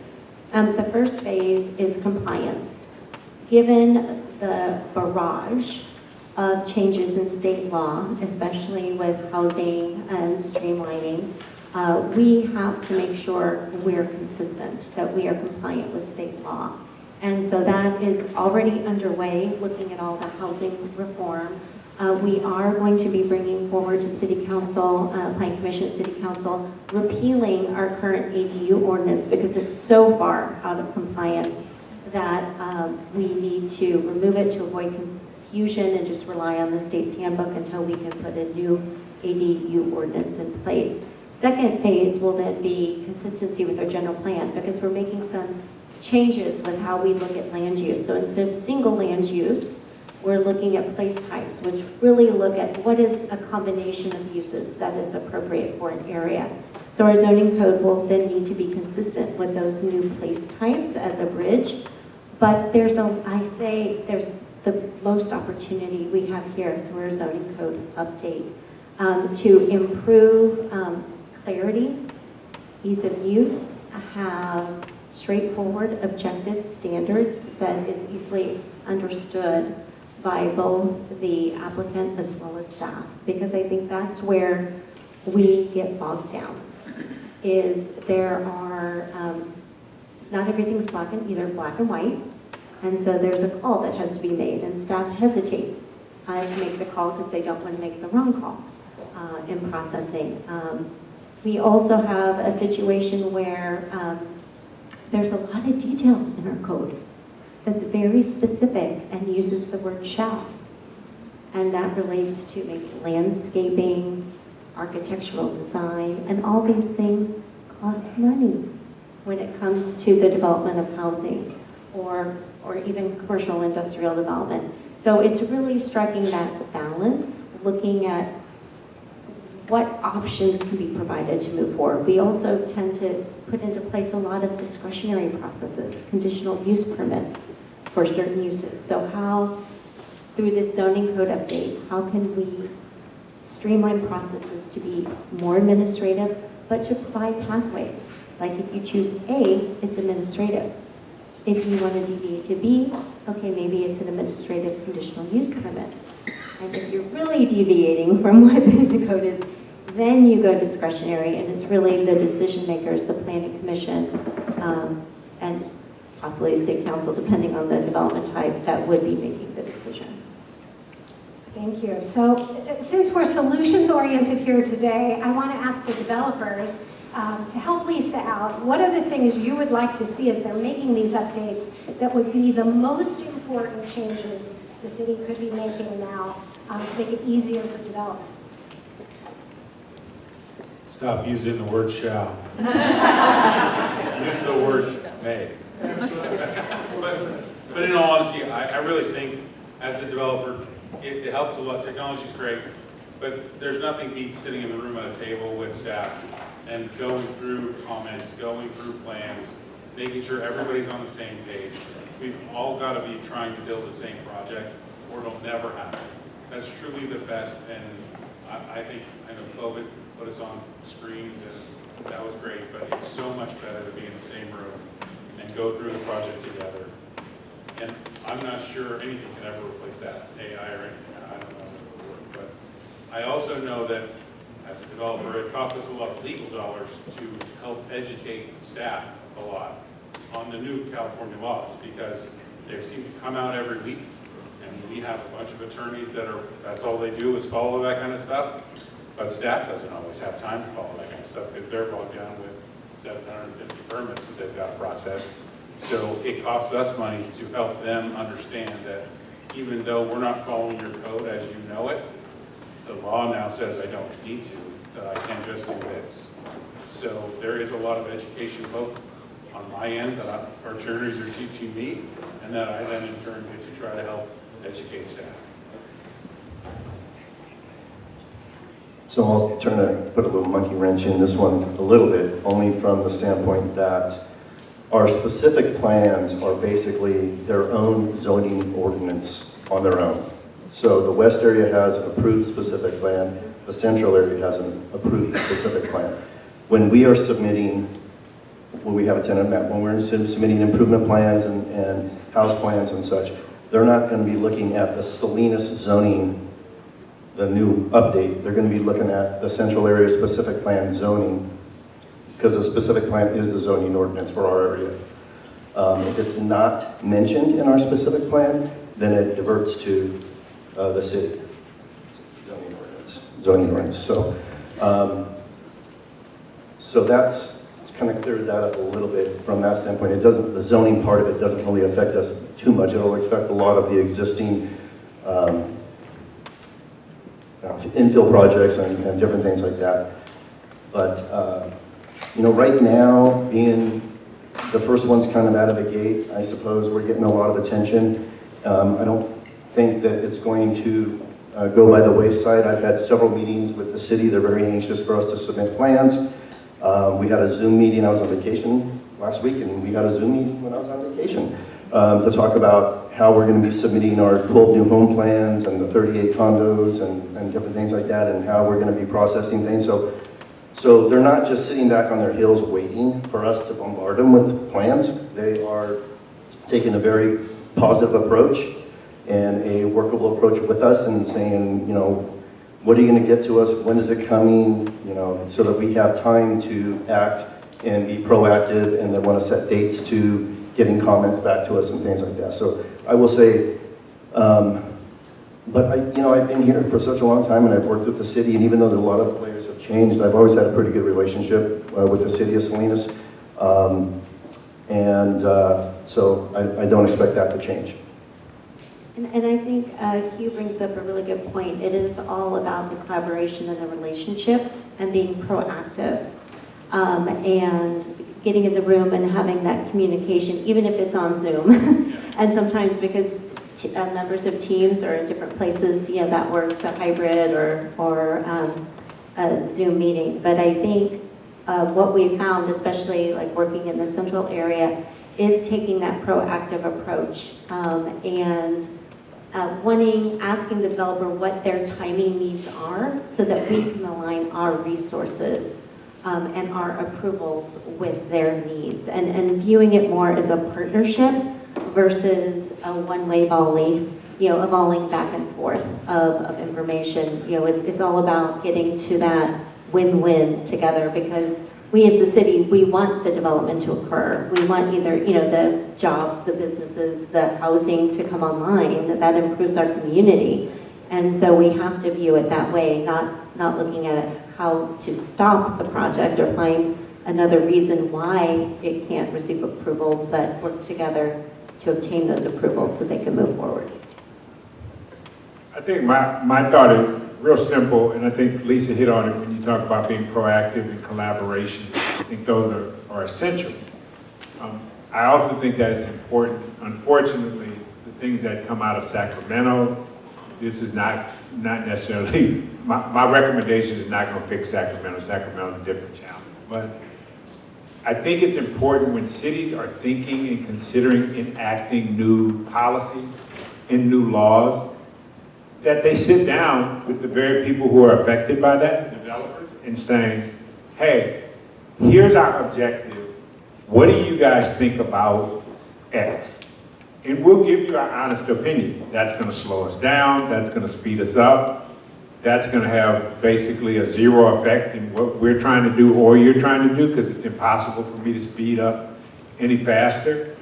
But how many times have developers walked into a meeting with the city and the city said, the council passed this rule, and we're like, that's sending us 10 steps back, and then we're jumping on the phone, calling Mayor Donohue or Mayor Oglesby and saying, this is a problem. And so if we were able to sit down and be proactive and collaborative about certain things before they're enacted and come up with a policy that's in the best interest of getting to the objective, that's the win-win for everyone. Great. I know we've talked about this Sacramento, and there's a lot of conversation going on about the change to the CEQA law and how that's impacting positively, negatively the development that's going on. Can you speak to that and clarify and educate us about how those changes are being felt here in the region? I think for me, it's confusion. You know, and I think it's really, as Charlie was saying, it's happening so fast we can't keep up with it. We just know that it's changing and that there are certain processes that we are no longer able to follow in terms of CEQA. You know, I think the use of CEQA, its intent, its original intent has not been followed. And it's been used as a tool to slow or stop development. And I think that the reform is an effort to address that. But I also feel that it's a little piecemeal in some cases. And it's not really a comprehensive reform that needs to take place. I don't know how the developers feel, but that's my I'm going to say my spiel real quick, no offense to the mayor or any other elected officials that are here, and I'm mainly directed towards Sacramento, which is that the things that are said on the campaign trail and that they talk to the people about, and the policies and laws that they enact in the halls of the legislature are in complete conflict. Very often. And I say that because every elected official I know, their spiel is affordable housing is our priority. We want affordable housing. Yet, we look at policy and we dismantle redevelopment. We generally pass any legislation that says any government dollars now have to pay prevailing wage. And, oh, by the way, any city that wants to sell land or dispose of land, you now have to sell it at market rate with a 6-month appraisal. So if the land is at the highest point, if labor is at the highest point, sticks and bricks are the same wherever you put them. How do you create affordable housing? That's the challenge, and that's the burden that they put on developers. So that's the challenge that we on this side face every day. That makes actual construction.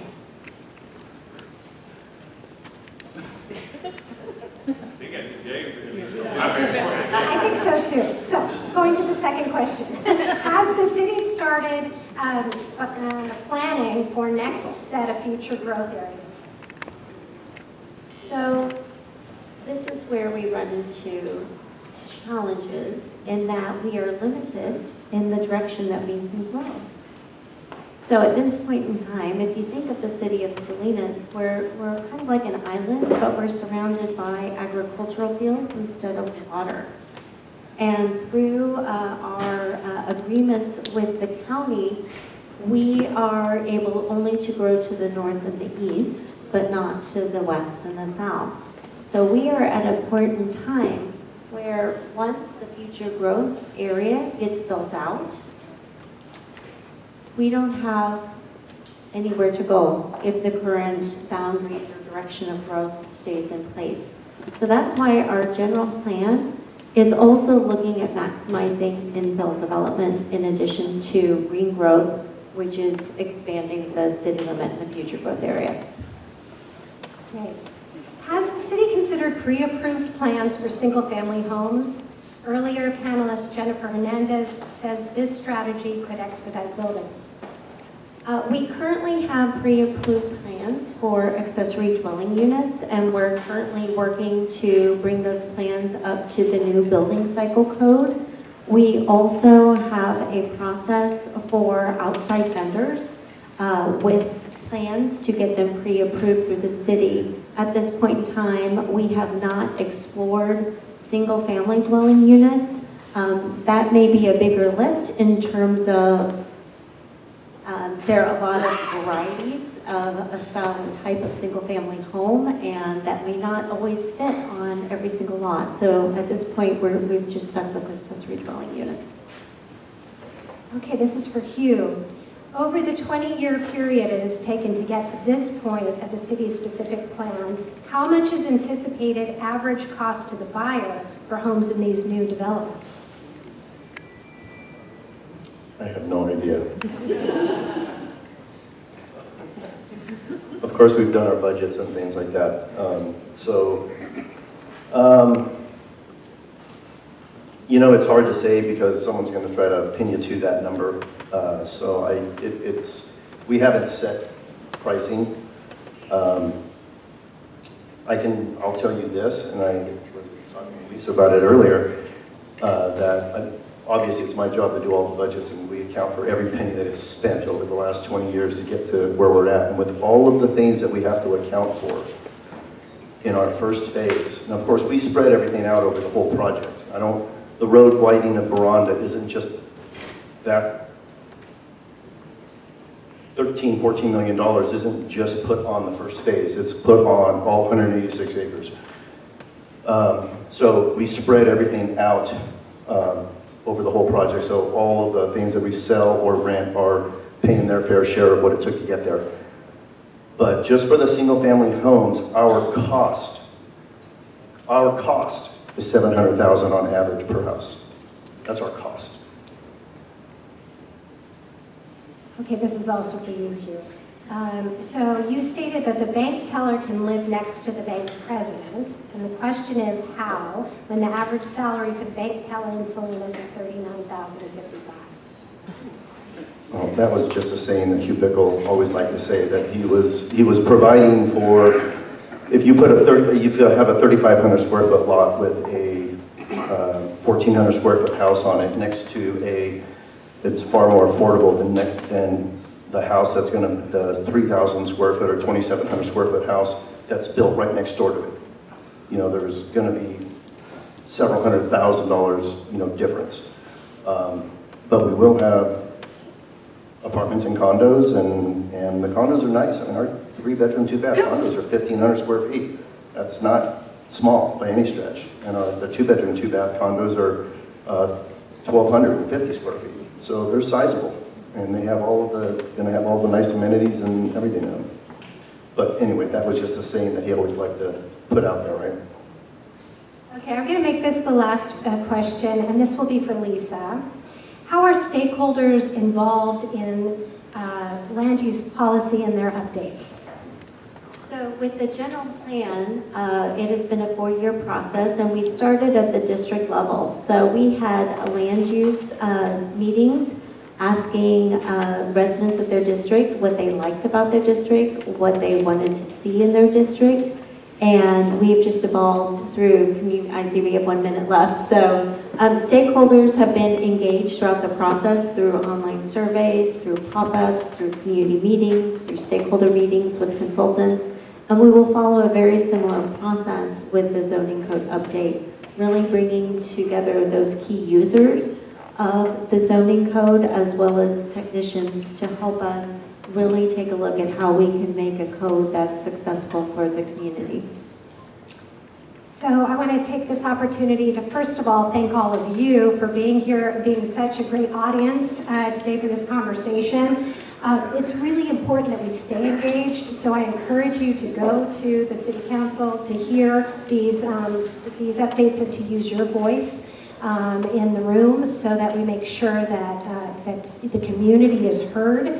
These are important updates, the general plan update and so on. This has a 30-year impact on our community, so you want to make sure that you're heard in that. So please stay aware of that, show up to those meetings to learn more and stay educated in that. And to that point, on your tables, you should have something that looks kind of like this, which is a program that we're doing on the 20th, which is really a community-wide action plan. And we'd like to invite you to participate in that as well. So please show up to that. Again, this is another chance for all of us to be working together as a community to solve some of these challenges. Would you please help me give a very warm thank you to the panelists for their time.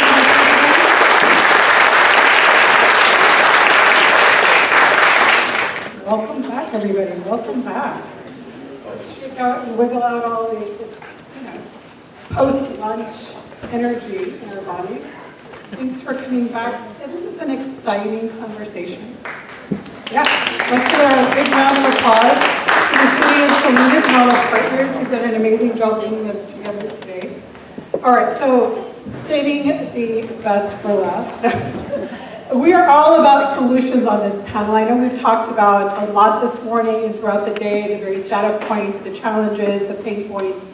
Not that it won't come up probably in our panel as well, but how can we be more oriented around solutions, innovation, and creativity? That, I think, is also a hallmark of our region and the coast of California, and California in general. We have so many examples of being creative and innovative. So let's spend some time during our panel talking about that, discussing that.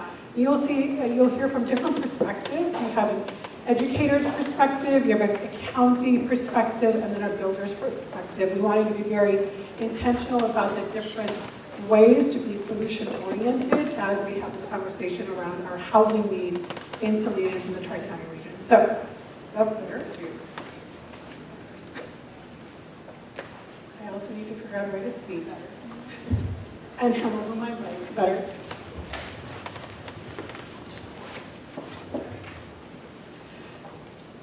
So we're going to start, I'm going to ask this particular question to all of our panelists, and that is really, I think, setting the stage for attention around the innovation.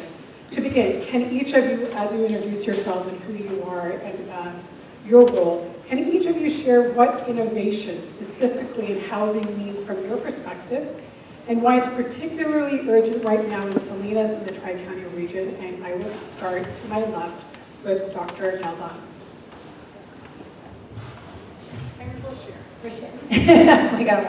Well, good evening, or good morning, good afternoon, everyone. It's been a wonderful day of lots of learning. My name is Dr. Xander Phil-Galvan. I'm the proud superintendent of the Salinas Union High School District.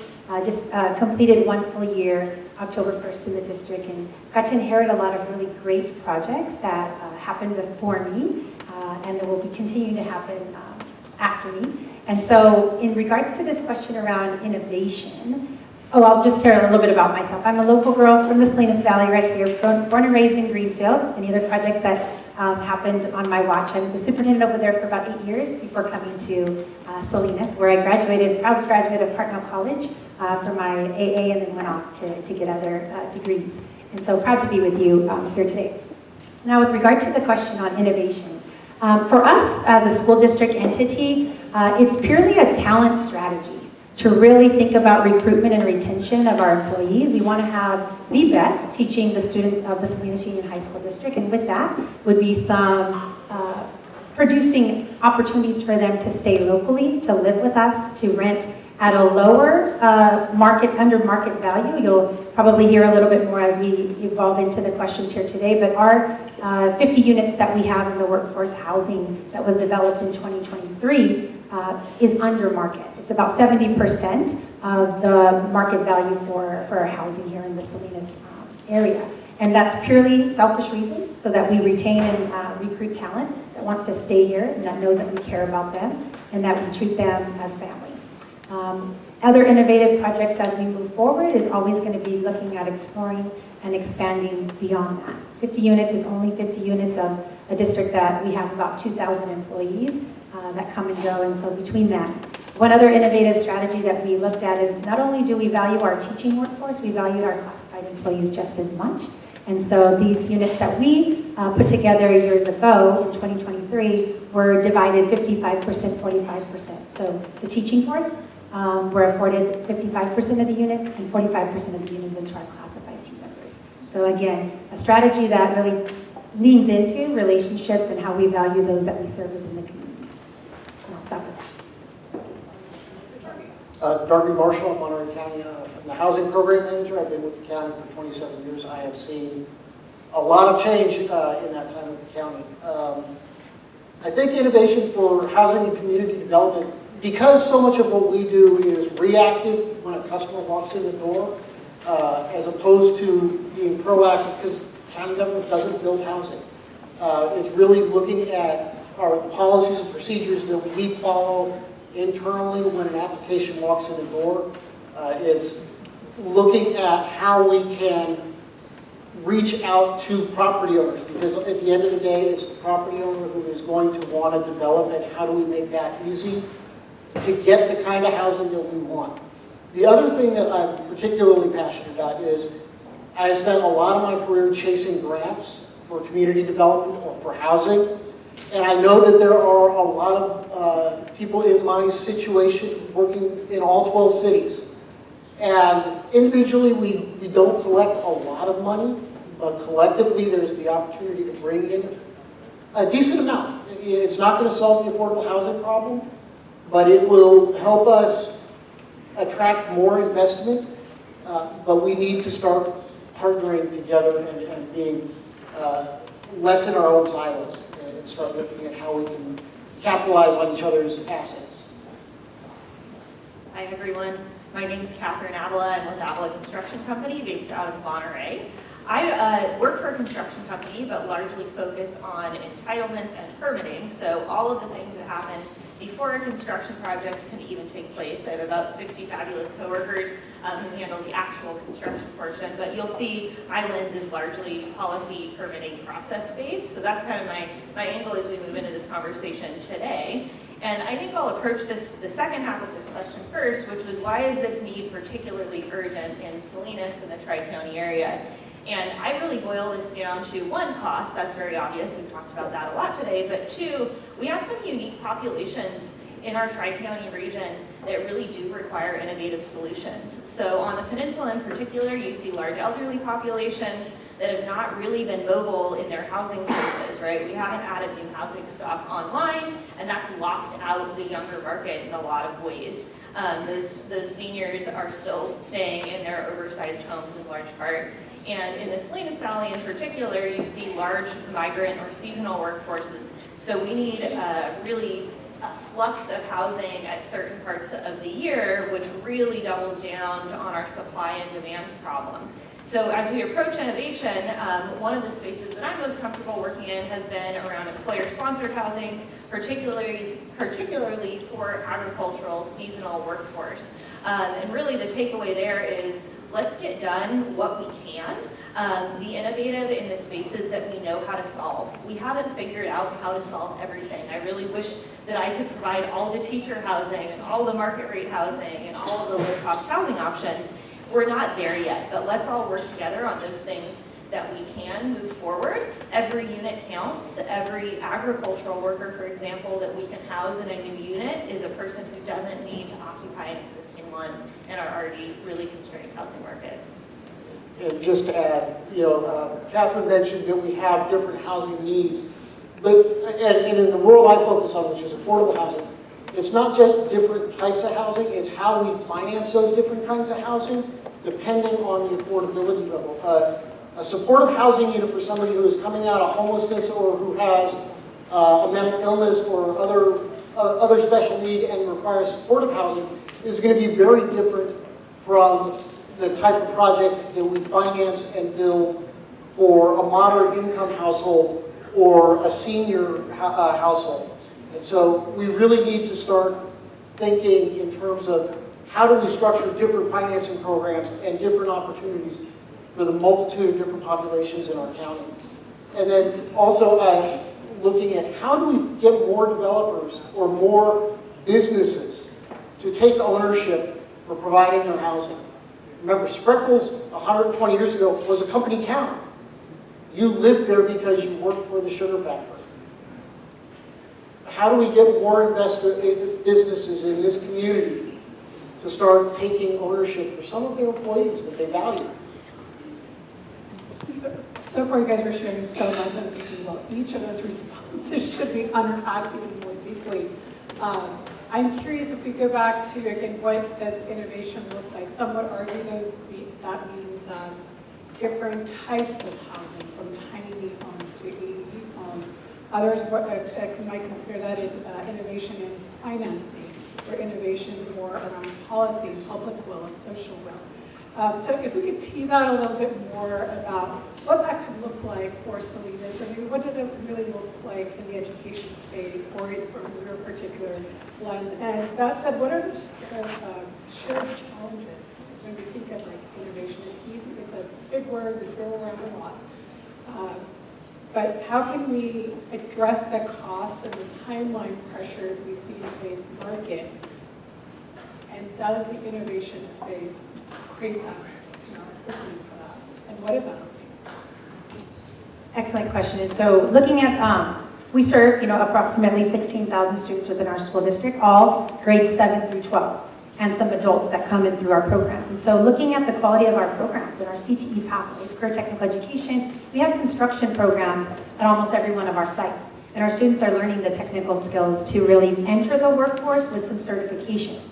They are already constructing and designing tiny homes. They're already constructing and designing all of the elements of construction. And so how might we look at our existing talent, build that out, and look at it as an innovative solution to what's coming forward? Now the district also, we have property throughout the city, and then we also have within our schools. Some of our schools are tight, like Salinas High School has no available space for anything additionally. However, Rancho San Juan, over in the north area of Salinas, has a lot of available space. Might we innovatively look at some of the possibilities of entering into partnerships with architects, construction companies, using our own existing talent to build out some of their workforce skills? And so that's something that we can explore to look at the potential of expanding from our only 50 units that we have. We definitely have the need, absolutely, throughout our district. When we have teachers that are being hired onto our teams, they get a nice salary, but then they look at the medical costs of their health care. And then they look at the pricing of either rentals or looking at a down payment to a home, and it causes them to pause. And so through a talent strategy, recruitment and retention, it's really up to us to really design some thinking around the potentials. And I will tell you, every single day of the week, if you have an opportunity to meet any of our students throughout our district, they're brilliant, they're geniuses, just waiting to have conversations with any of you or anyone around the city about how smart they are and what they think about this world. So I believe that the future talent, that workforce that's coming, are brilliant, they're bold, they're brave. They are not like us, the Gen, Xers or the baby boomers or all of that. This new generation of kids are absolutely solution-oriented. If we invited students, and I encourage maybe next time I can bring some of our brilliant genius voices to this table, they will have lots to say about this topic and how we need to think differently about being solution-oriented for this situation that's right here in front of us. Thank you for that. All right, I'll go next then. So in terms of innovation and reducing costs and improving timeline, I'll talk a little bit about discretionary approvals, CEQA to some extent, though I recognize that most people in this room, there are some of you at one table over here that have some state level influence, but most of the people in this room are working at the local level, and the innovations that we've seen in that help improve those spaces. So when we got into agricultural employee housing, Rick Antle was really responsible for envisioning that first project. He told us, build 2-bedroom, 2-bathroom homes, make them nice. Those were the marching orders, and I won them in a year, okay? And we did, and then when we did it again, we built a project that was very, very similar, just a number of miles away. And that was largely for cost and timeline in terms of construction, right? Building the same project over, you learn things, your time to scale improves, all of those things. What we didn't expect, and the innovation that kind of came out of it, was that it also helps us get approvals when there's a repetitive project. So it's not that the timelines change or the governmental rules change in any way. It's just that people can believe. You can show them. You can take them to that first project and say, look, this is why this works. You don't need to be scared of it. And when it comes to CEQA, now we have something real to study. We're not conceptualizing studies anymore, right? When it comes to traffic load, the naysayers can be taken to the project with a traffic engineer, and we can say, this is how many buses and this is how many passenger cars really come in and out of this type of facility. So I would say, how can we translate this repetition innovation that we accidentally stumbled into for agricultural housing into other spaces? Can we do that for single-family homes? Can we do that for apartments, condominiums, tiny homes, any of those sorts of things? Let's learn from our successes here. Yeah, that's one of the things that the county did a couple of years ago is we adopted a couple, I think it was 3 sets of ADU plans that anybody in the county could pick up. They were pre-approved. You walk in, pull your building permits. Last time I checked, I think only 2 projects have used it. And I think that speaks to some of what we heard from Catherine this morning of people wanting individual products. And I think that that's going to be an ongoing challenge is how do we innovate in a county that is 3,000 square miles, that has so many diverse communities? I don't think there's a huge amount of opportunity.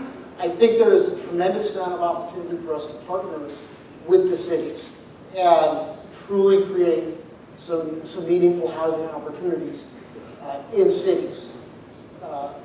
And follow Catherine's model. And I think, if we find the right faith partners that have spare land, I think we could probably pick up Catherine's farm over housing, because they are basically 2-bedroom apartments, and build them fairly quickly.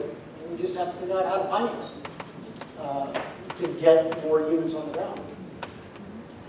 Well, then I'm going to take some of these questions out of order. Since you just ended on financing and how can we do these partnerships that are county and with municipalities, but how can we be more creative around our partnerships? Let's tease that out a little bit more. What type of financing would support this, and what are you, when you say partnerships with cities, what do you envision from your perspective? So from my perspective, we have a few challenges. One, I'm constantly asked, what's the housing pipeline? Well, we don't really have a pipeline. We've heard that the city 20 years ago started its future growth areas. It's just now starting to process tentative maps. Great, that was a 20-year process to get to that. How do we shorten that timeline going forward? How does the county cooperate with the City of Salinas so that what remains of developable within the current city-county agreements is accelerated? We need the units. How do we get there quicker? How do we shorten that up? In terms of financing, again, the permanent local housing allocation, which replaced the financing for housing that went away with redevelopment, distributed about $17 million into the cities and county within Monterey over the last 5 years. So that sounds like a lot of money, but when you realize that it was spread across 9 different jurisdictions individually, there's not a lot of opportunity to maximize the impact. And we're largely funding similar projects. But if we could get together, maybe pool money, and then develop a meaningful pipeline so that if Soledad's next up with a project, we fund it, and then give Salinas time to get a project in the pipeline so that it's ready for funding. So that we're not sitting on idle money, or we're not losing out on grant opportunities. So you're thinking more of a regional leveraging versus individual municipal or county leveraging. Like how do we pool our resources? And that may extend to, one of my really crazy dreams is looking at like public works yards that are located within cities.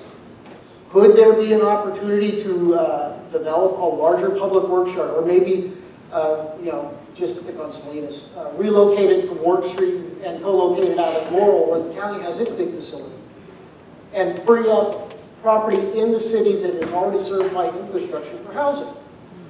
Or, down the valley, could we partner with one of the cities to pick up a parcel on the edge of the city to develop as a corporate yard that we share and free up that internal real estate for housing opportunities?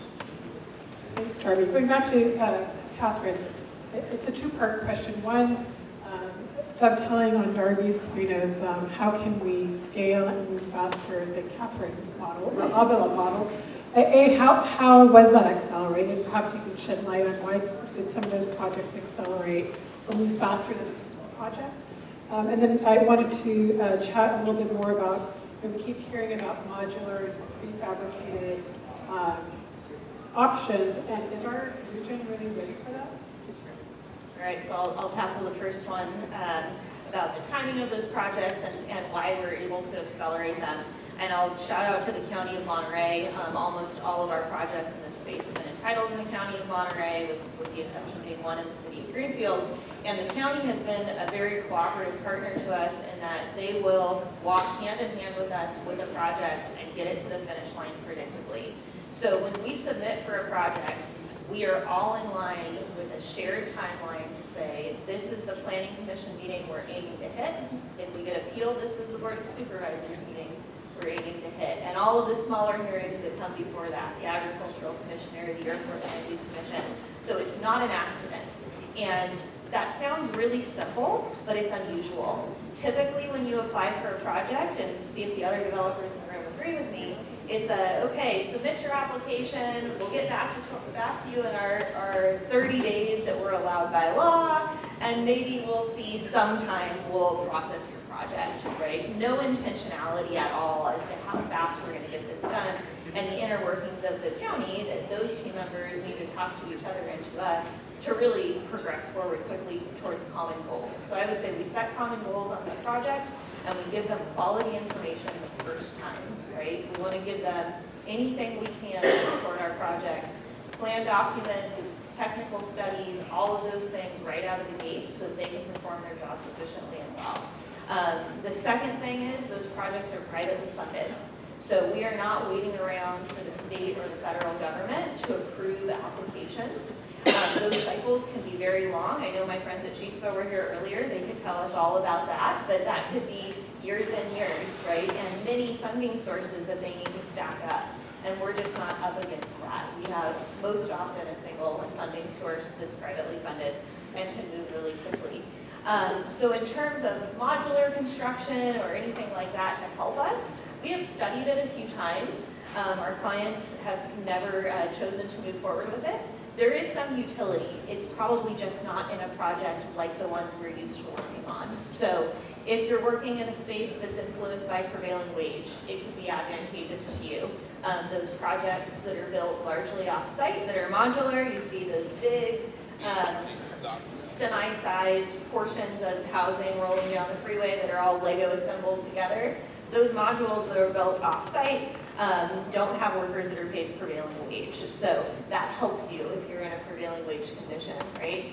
They also help you in environments where it's really, really hot or really, really cold and you don't have a lot of on-site time, but we're just not in that environment here, right? Somewhere that it snows or is excessively hot. So we'll see as those spaces continue to innovate, but I see Darby Breachin, he's ready.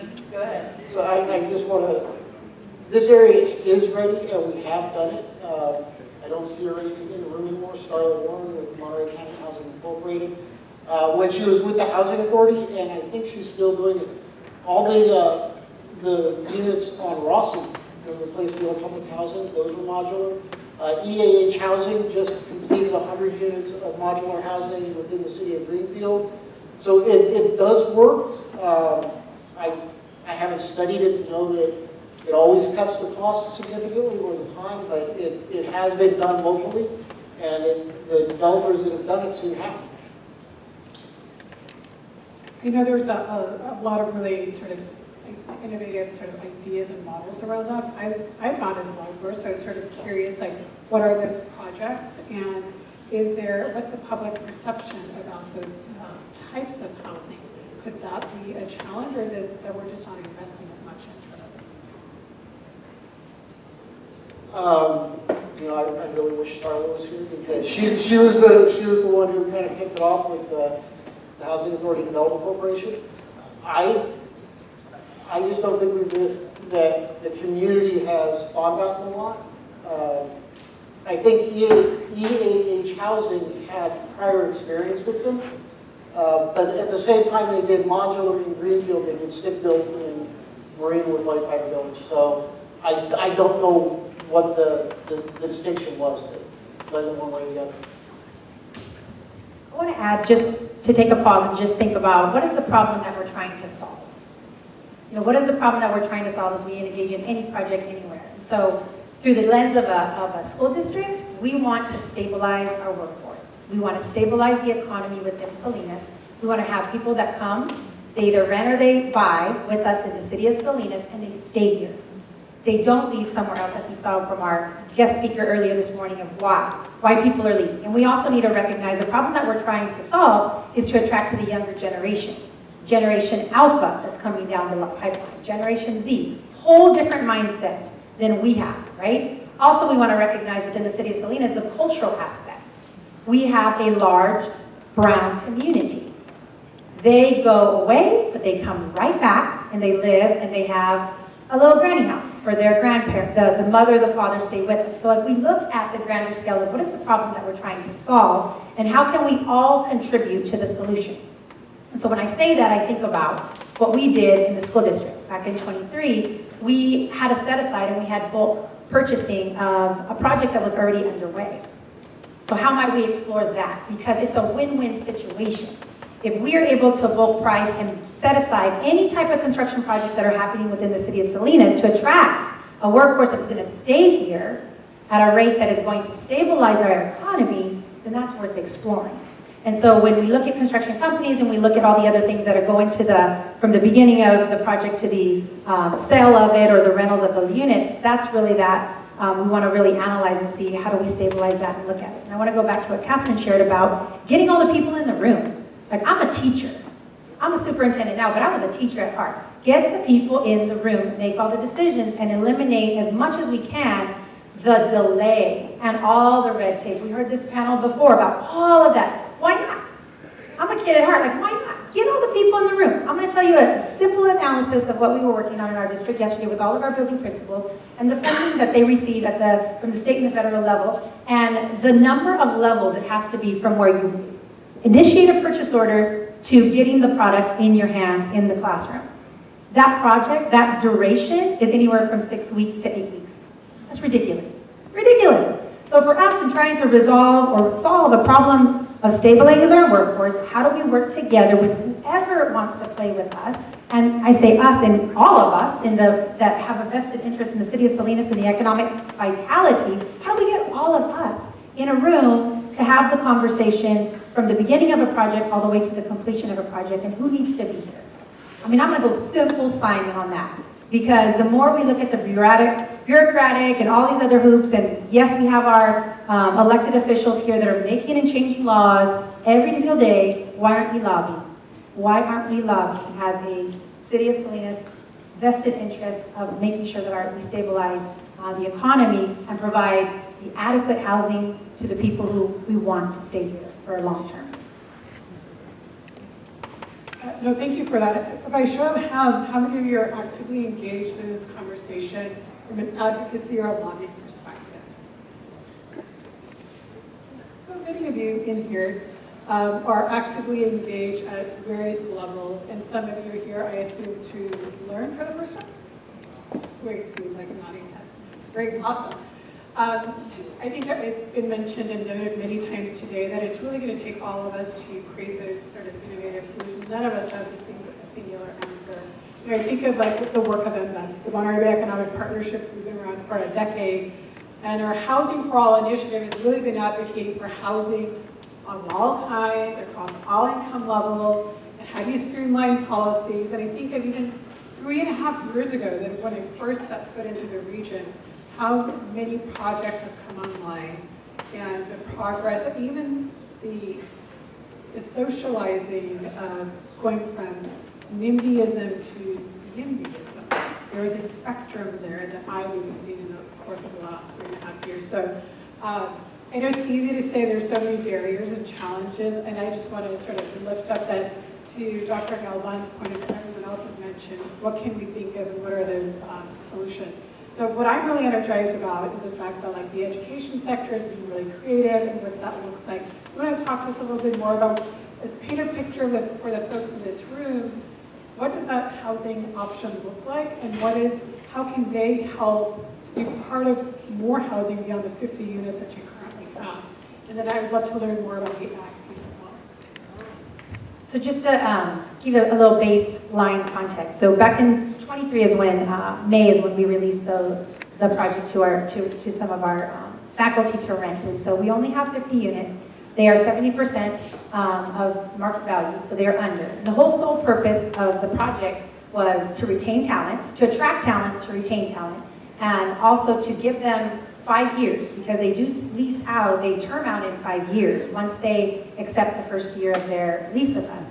The reason being is we want them to be able to save money, to be able to afford and purchase a home within the city of Salinas. And so it's a transitional model. And so with that kind of mindset of how do we roll them through. And we also realize that our certificated staff members make more money than our classified team members, right? So if you're a teacher, if you're a social worker, if you're an administrator, you make a little bit more money.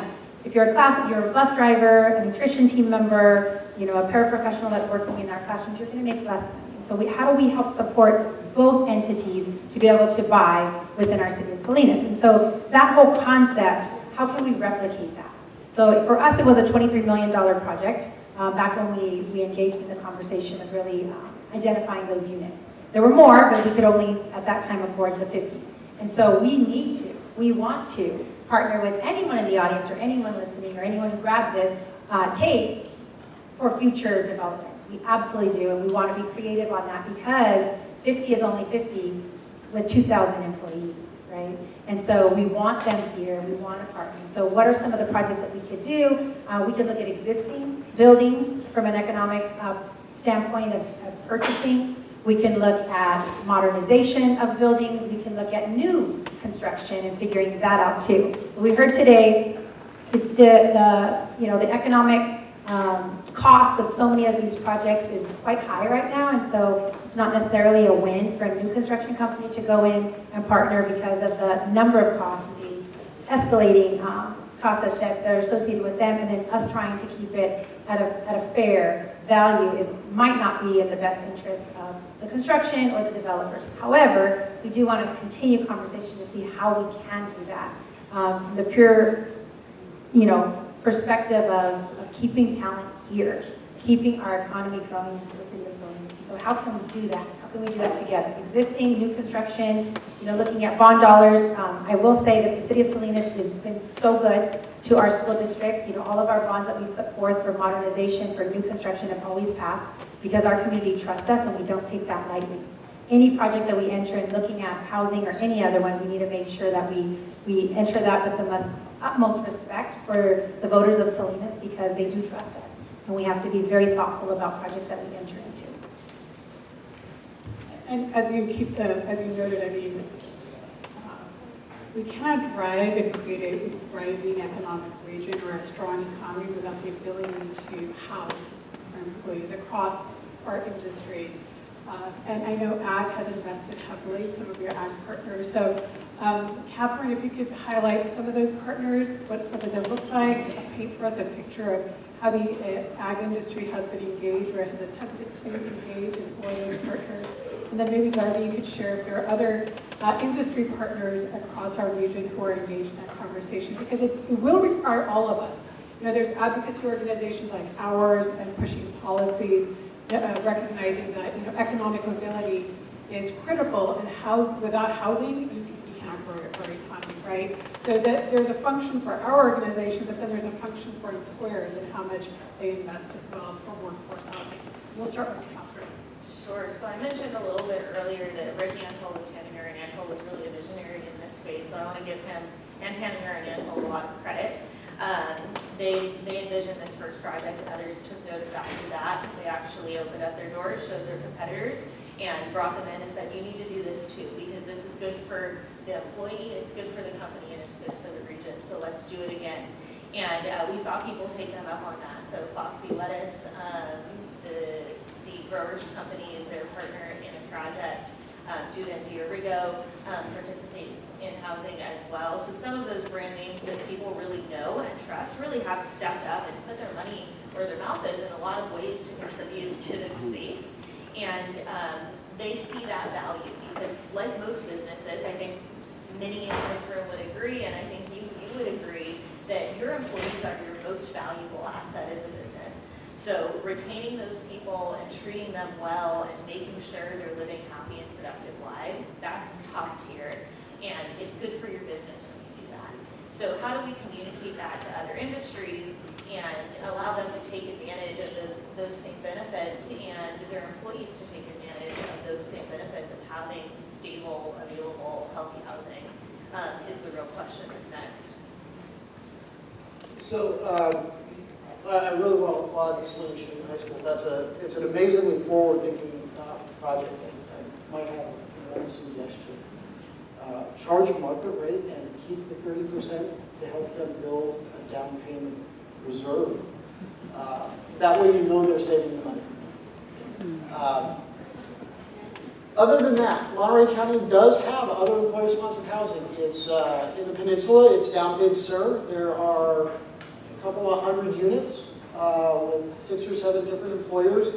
Most recent was the 24 units built by the Pebble Beach Company. They did those to comply with their inclusionary housing obligations. And I personally think that that is a good approach.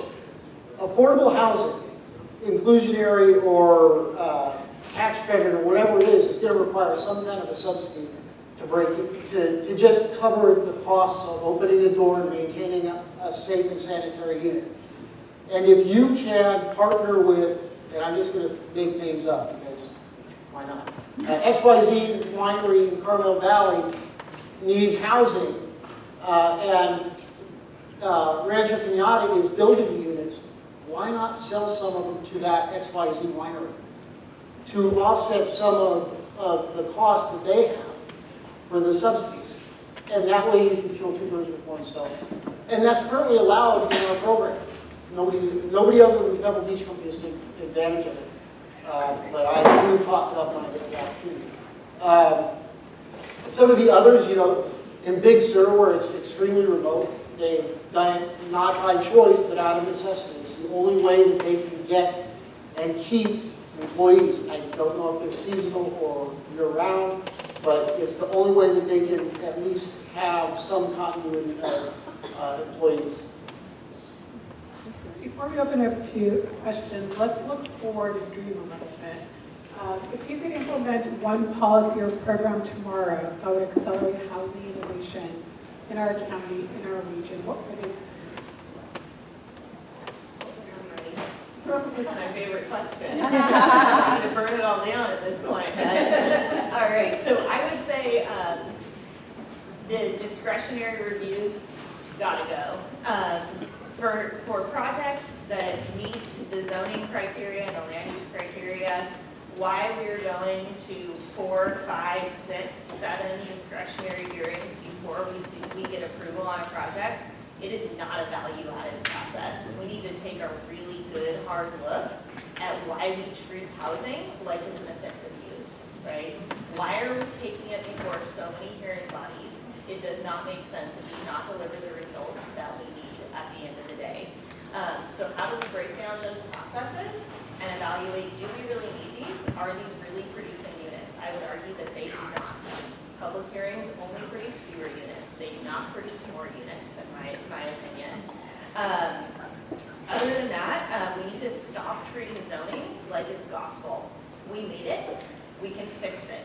So if there's an impediment, right, we talk to people all the time and say, oh, you know, we want to do X, Y, and Z. Oh, well, you can't do that, the zoning code says. Guys, we made it up. We can fix it, right? We can undo it if it's not serving our needs, right? If there's good reason to keep it, okay, cool. If there's not, let's move that along and get it out of our way. And then we really need to take a look at our processes and how staff communications work with the applicants. Oftentimes there are some statutory requirements that say, oh, we get 30 days to respond. Okay, got it. That's the baseline.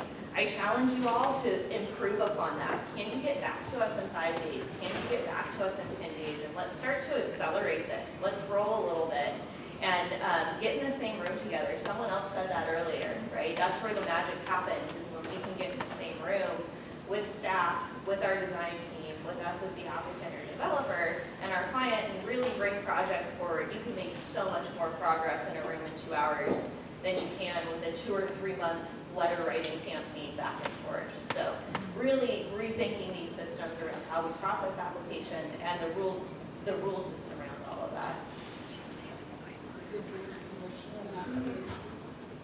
That's right there, mic drop. Yes, yes, and yes. We're fast. You can tell we want it done like now. We hate waiting. We're impatient. And so my dream would be to cut out a lot of the red tape, do all the minimum requirements of everything we have to do, but we have a delivery model right now that is not meeting the needs of our clients. And it's not meeting the needs of my team members that get hired, and then they see all of the costs associated with living in the city of Salinas. So how do we fast track these projects? How do we replicate the model in situations and study? Like, let's just study it across the nation, which have been, from start to finish, the fastest projects, and what do they follow? And then replicate it here. So for me, it would be fast tracking as much as possible the end model delivery, and ready to work with those who are ready to have that same mindset. Because with everything that we have to go through, with everything that our architects and construction go through, it just delays projects and you lose that momentum. So how can we maintain our vision, our mission, and our delivery model without losing momentum and getting tired? Because some of these processes just make people get really tired, and then they raise their hands up and say, forget it. I don't want to do it. And even if you're not tired, there's only so much time in the day, and if it takes up that much effort on one project, how will we ever reduce volume? And I would echo that, but I would also, from the affordable housing perspective, I think we need to do a much better job with the affordable housing developers, or those that want to be involved in that space, to get a decent pipeline, and so that we're constantly churning product and not having gaps of 3 or 4 or 5 or 10 years between when projects come online. We really need to work with them and accelerate their projects a lot, because that's really where the need seems to be.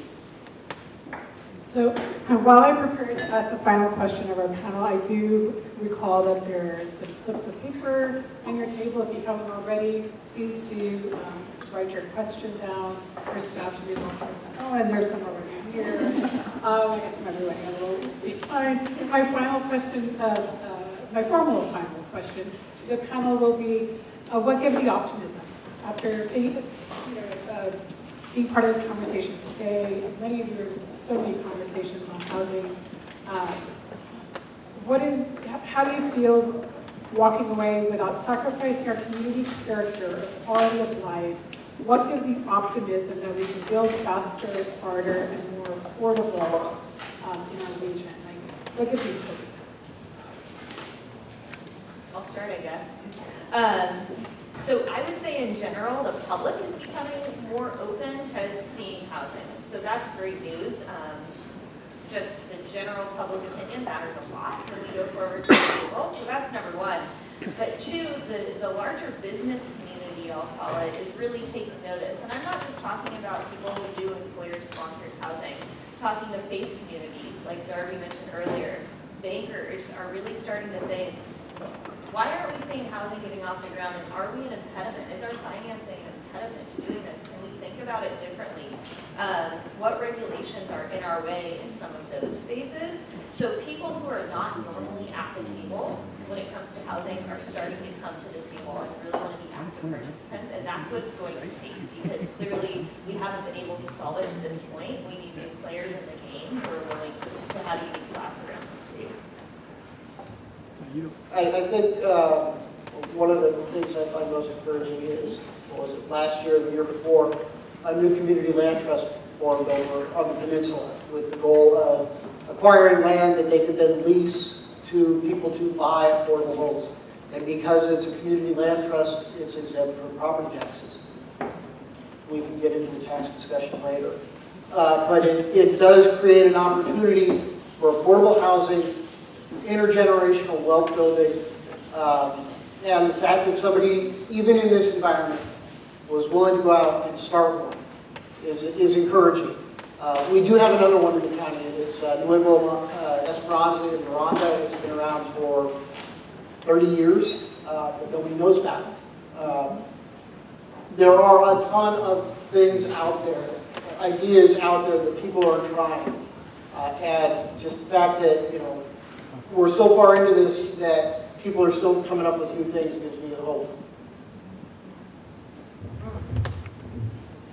Wow. So for me, what gives me hope is almost an ethical responsibility as a superintendent and as a school district to make sure that the future is ripe and ready for this next generation of students. And so for me, the promise is getting into spaces like this with people who have a vested interest in our economy, a vested interest in our city, and to make sure that we're doing our part to really co-labor the responsibility of the future of Salinas. So how do we enter into space being problem solvers and really looking at the situation in response to our future generations? We won't be here. We're all going to be gone. But the future of Salinas and the vitality of it is dependent on our young people. And so I think the next housing summit is going to need to be with our youth in this space, having us listen to them and what they feel the city of Salinas needs in order to be prosperous and vital and a place that they want to stay in. I think what also gives me energy is the hope and the promise of the young people that we serve in this community, and they have clear mindset and ambition of what they want to do. And with that is our responsibility to create spaces and housing and developments that respond to their needs. When you hear from them and they tell us what they need, it is going to be energizing for all of us. It'll be their call to action with us on where we go next. And so with that, I think that gives me incredible promise because the youth are definitely invested in what the future of Salinas looks like. And that gives me hope. Thank you for that. Before we close out, I do have a couple of questions that were forwarded to me. And I want to just add to the conversation to say that I'm very optimistic at the number of convenings and conversations specifically on housing throughout the Tri-County region. So that gives me hope in that there's more folks cross-sector from a diverse community, diverse industries, really realizing that they need to be at the table and they need to learn and be part of the solution making. Today is one day. I know the next 2 days there's another conversation happening on the peninsula specifically about market rate, unattainable, and middle income. Like, how do we create that? And how do we create these various trusts? Like, we run one through the Monterey Bay Economic Partnership. So it gives me hope as someone who's been doing this for several years. I'm looking to Matt, who's been on our team for a decade, and the needle is moving. It doesn't always move as fast as we would like for it to move, but it is in fact moving. So that gives me hope that there are dedicated individuals working on this. So I have a question for Catherine. The question was, how much of the farm worker housing that was built was for permanent residents, say, versus a migrant or H-2A workers? Do you know? So the way that the projects are entitled, they could be occupied by any of those groups of people as long as they're working in agriculture. So from there, it's really up to who are the job applicants that come forward for those positions and that therefore fill the housing. But they would be available to folks who are working in agriculture, dependent on those job openings with those specific employers who are sponsoring those projects. In the past, we've seen Tanner Mantle in particular have folks that are more locally based or maybe based in Arizona, working for them also in Arizona, migrating back and forth, living in their projects. Some of the other projects are more H2A prevalent. It just depends on the project, like I said, the job vacancies and the applicants that come forward to fill those jobs. And the final question was directed to Catherine. It was more about the education of Salinas students. How does Salinas Unified address both the education and the housing crisis, I suppose simultaneously, is what the question is asking, given that the district is showing that its students are not always proficient or at the standard folks are hoping to be. Like how are you sort of working on both issues simultaneously? First part of the question, I heard Catherine's, I don't think. Yes, no problem. How does Salinas address both the poorly educated students and the housing crisis? Well, I think education goes hand in hand with the housing crisis. If you have educated students and that are proficient in being able to be contributing members of society, then it also goes hand in hand with our housing. So if they're educated in knowing how to purchase a home or the requirements of what they're doing, then they have that financial literacy to be able to be prosperous in entering into any type of housing contract. And then going back to the proficiency, everything goes hand in hand with the level of reading, writing, and job skills and so forth that our students are needing to have when they leave us as graduates. So on that note, okay, we've got 5 minutes. So any parting thoughts from our panelists before we turn the mic over to the mayor, close us out, and to Jose? Any concluding remarks that you guys would like to add? Maybe I could just do a call to action for some folks in the room that we haven't specifically addressed, but I was picking on policy, so therefore the folks that are working in government, but I think everyone in this room has a role. I'm not sure if there's any utility providers in here, but your role is super important as we move forward in the housing space. We really need utility readiness. Pacific Gas and Electric has really become an impediment, but we are also starting to see issues with sewer capacity, specifically in South County. That's a big deal. Water has always been a big deal on the peninsula and is still not alleviated. So any of you that work in the utility space, keep at it. Tee up any infrastructure you can to the project site. If we need to go get utilities from far away, it often makes a project financially infeasible. So seek grants or other funding mechanisms that can get those infrastructure pieces closer to viable land for housing development. It is super helpful. And then those of you who are members of the general public who might not have a hand in government or policy making directly, show up to council meetings, show up to planning commission meetings, show up to the board of supervisors. It is so important that those decision makers hear voices that want housing. The naysayers will come out reliably every time in force. We do not see people show up and say, yes, I want this. So please be that person, even if your comment is short, even if you just draft a short letter. It is so important when something comes forward to hear those voices of the community in the room. And I want to echo that. I think there's, whether these meetings are being held on Zoom or, a lot of our city and county convenings still offer both options. And to the extent that you can show up and provide that yay, it takes 30 seconds. And especially if you live, I think most importantly, if you live in that community and how it impacts you. I think too often, community feels like they find out about projects and things after the fact, and I think it's also incumbent upon us, no matter what sector we're in, to share what that information is, those projects, those things that might impact our community where they need to weigh in.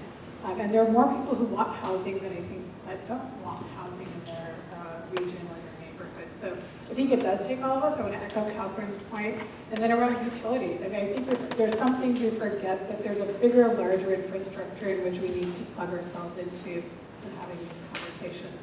And then I just want to conclude by thanking all of our panelists. I really love the idea of like how can we leverage our resources as well as our land, like our community land trusts, and then also if we're going after grants, federal, state, or philanthropic or otherwise, how do we do this together?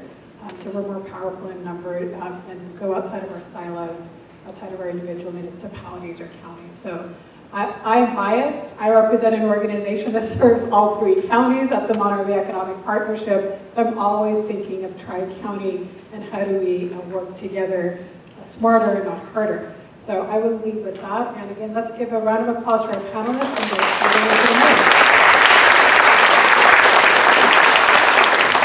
First of all, finish up, I do want to thank Jose and the team for putting on a terrific event. So if everyone will join me.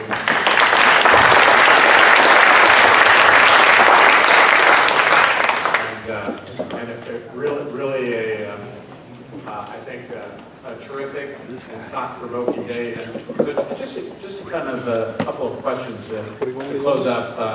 You travel all over the country, the world. So now you've come to good old Salinas. Any thoughts, reflections on your part? Yeah, I thought what I found very encouraging in the last 2 panels was a focus on practical solutions and the importance of building something that makes sense for Salinas. Again, one of the reasons in general I don't like the idea of mandates coming from Sacramento and Washington, and certainly not from the United Nations. You don't want that. You want to do things at the local level because Salinas has a different dynamic. Every community has a different dynamic. And I thought that was very promising. I think what they're doing with the teachers. The one thing I would just make a quick warning about is not to adopt the idea, well, what we're going to do is we're going to create more dense housing and we're going to put it into the single-family neighborhoods. This is what I think would be catastrophic for California, because it would mean middle-class people just say, okay, I can't have a single-family home here, I'm going to go someplace else. And we want to keep those people. We want to keep those people in Salinas, and we want to keep those people in California. I think there's plenty of places we can go. One very quick thing is, we didn't get it enough at Joel Farkas, what he's doing with manufactured housing, but I have something even more extreme. There are really some solutions. I know a company in Houston that is 3D printing homes using a material that's both fireproof and mold-proof. And they can develop fairly large single-family homes for about $300,000. So I think there's a lot of technology and there's a lot of things that we can do using the internet. I've been to new developments in Ontario, California, where they actually have little robotic devices, so if you walk to the supermarket, it will deliver your groceries to you. So you don't have to carry all the groceries and you don't have to drive, you can just walk back and forth. So we really are at the edge of an era in which technology could allow us to meet a lot of these needs. And we have to also keep very much in mind that the planners may have a very different view of what they want to see than what most people want. Just kind of follow up on that a little bit, because it was interesting. I asked Jennifer, and she's gone now, and she left, and kind of this conversation about business processes and moving things forward. I said, does any city do this well? And I was startled by her answer. She said no. Your thoughts? Well, again, I'm not a developer, and so that, but I have seen in Los Angeles, in some of the South LA cities, really good practices where things get done, where they build exactly like, they're not going into the single family areas, but there's a lot of space. And here's one thing to look at. We have a surplus of office space. Everybody's got a surplus of office space. And by the way, if you read the numbers, they're full of crap, because basically they're counting people are occupying space in which it's half empty. I can tell you, I just came from New York. You go into an office on a Friday, and believe me, you could set up a bowling alley. I mean, it's really changed. But you have an opportunity. You've got a lot of buildings, particularly older buildings, which have high ceilings and nice windows, and you have the world's greatest climate here in Salinas. And you could use a lot of the buildings that are underused and turn them into housing. That would be one of the solutions that I would look at. And I've seen them do this in some of the South LA cities as well. I'm going to put in a plug for Joel as we close. When I walk, his podcast, The Feudal Future, is one of my favorites. Now if you listen to it, he's a little eclectic. Everything is not about housing, but what I'm struck by, and the reason I want to bring that up is, besides being a great observer and scholar and writer, etc., the thing I'm struck by is you really do care about the future of California, and so just kind of wrapping things up. You know, I know you're really deeply concerned about the disappearance of the middle class, and so just kind of talk a little bit about why you're so passionate about this. Well, okay, here's my sense, and unlike many people, maybe some of you were born here, but those of us who came from other places, whether it's Caller coming from Mexico City or Mike coming from New York, California was about opportunity. California was about a place where you could reinvent yourself. California was a place where, you know, unlike parts of the Northeast where, you know, basically, you know, if you went to Berkeley instead of Harvard, you were a second-class citizen. It was an open society. It was a society. There was opportunity. All sorts of people came. We're less and less that society. And my biggest passion is how do we get us back to a place where it's a place where, you know, like when I came to LA all those years ago, and there'd be these guys who came from Mexico, and they started machine shops, and they became actually quite wealthy, including one of my neighbors. This is what California is about, and what we're evolving into is a society in which the very rich give some alms to the poor so you don't burn the place down. But there's really no upward mobility, and the only people who can afford to buy houses, and I can see this very much in Orange County, are people either who inherited the money, they stole the money in another country. I mean, you know, I'm sure whatever scandals are going on in China, I can tell where the money is being spent. And for those people who have inherited wealth. It's so rare for me now to find a young couple who on their own saved the money, bought a house, and went up. It's astounding to me that this is now a place that does not attract people from all over the world who want to make a life. And if there's any way of restoring that California, I'm in favor of it.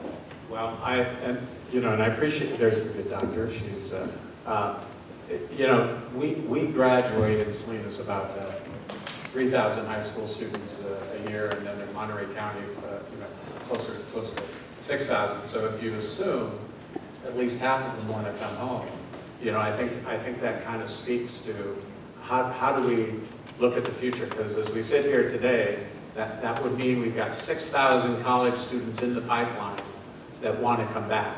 And then we've got a decade of young people who are worried about their future.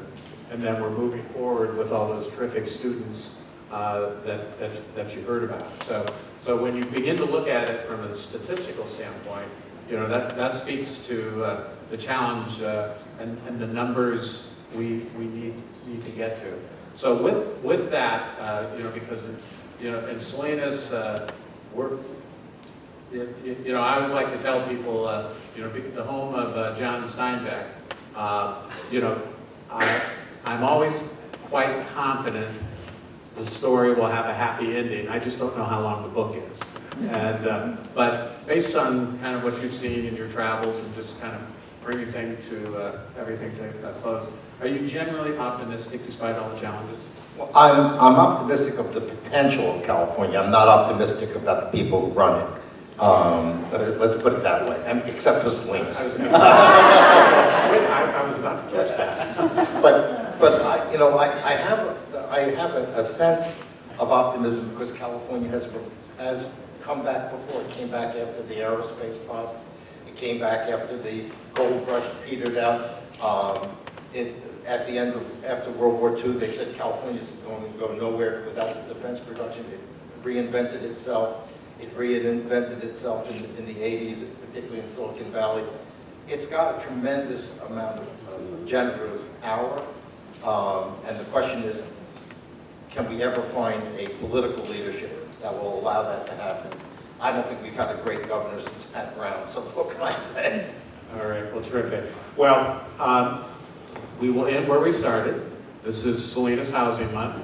As you heard, there's going to be a couple of really good days over at Asilomar tomorrow, and as Colleen Bailey noted earlier in the day, we're going to be back in the same room on November 20th, and so the conversation will go on all month. As I said when we open up the day, we're going to hear a lot of things, a lot of points of view. Some we may like, some we may not.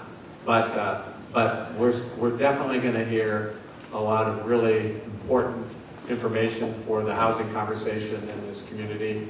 And you know, a lot of people talked about collaboration, and that is good. But we also heard the word action. You know, we want to be ready to move. So with that, I certainly want to.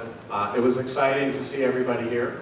And the energy in the room. I know it's been a long day, but there's still some refreshments, and I would like you to join me in applauding our guest speaker, Bill Kotkin.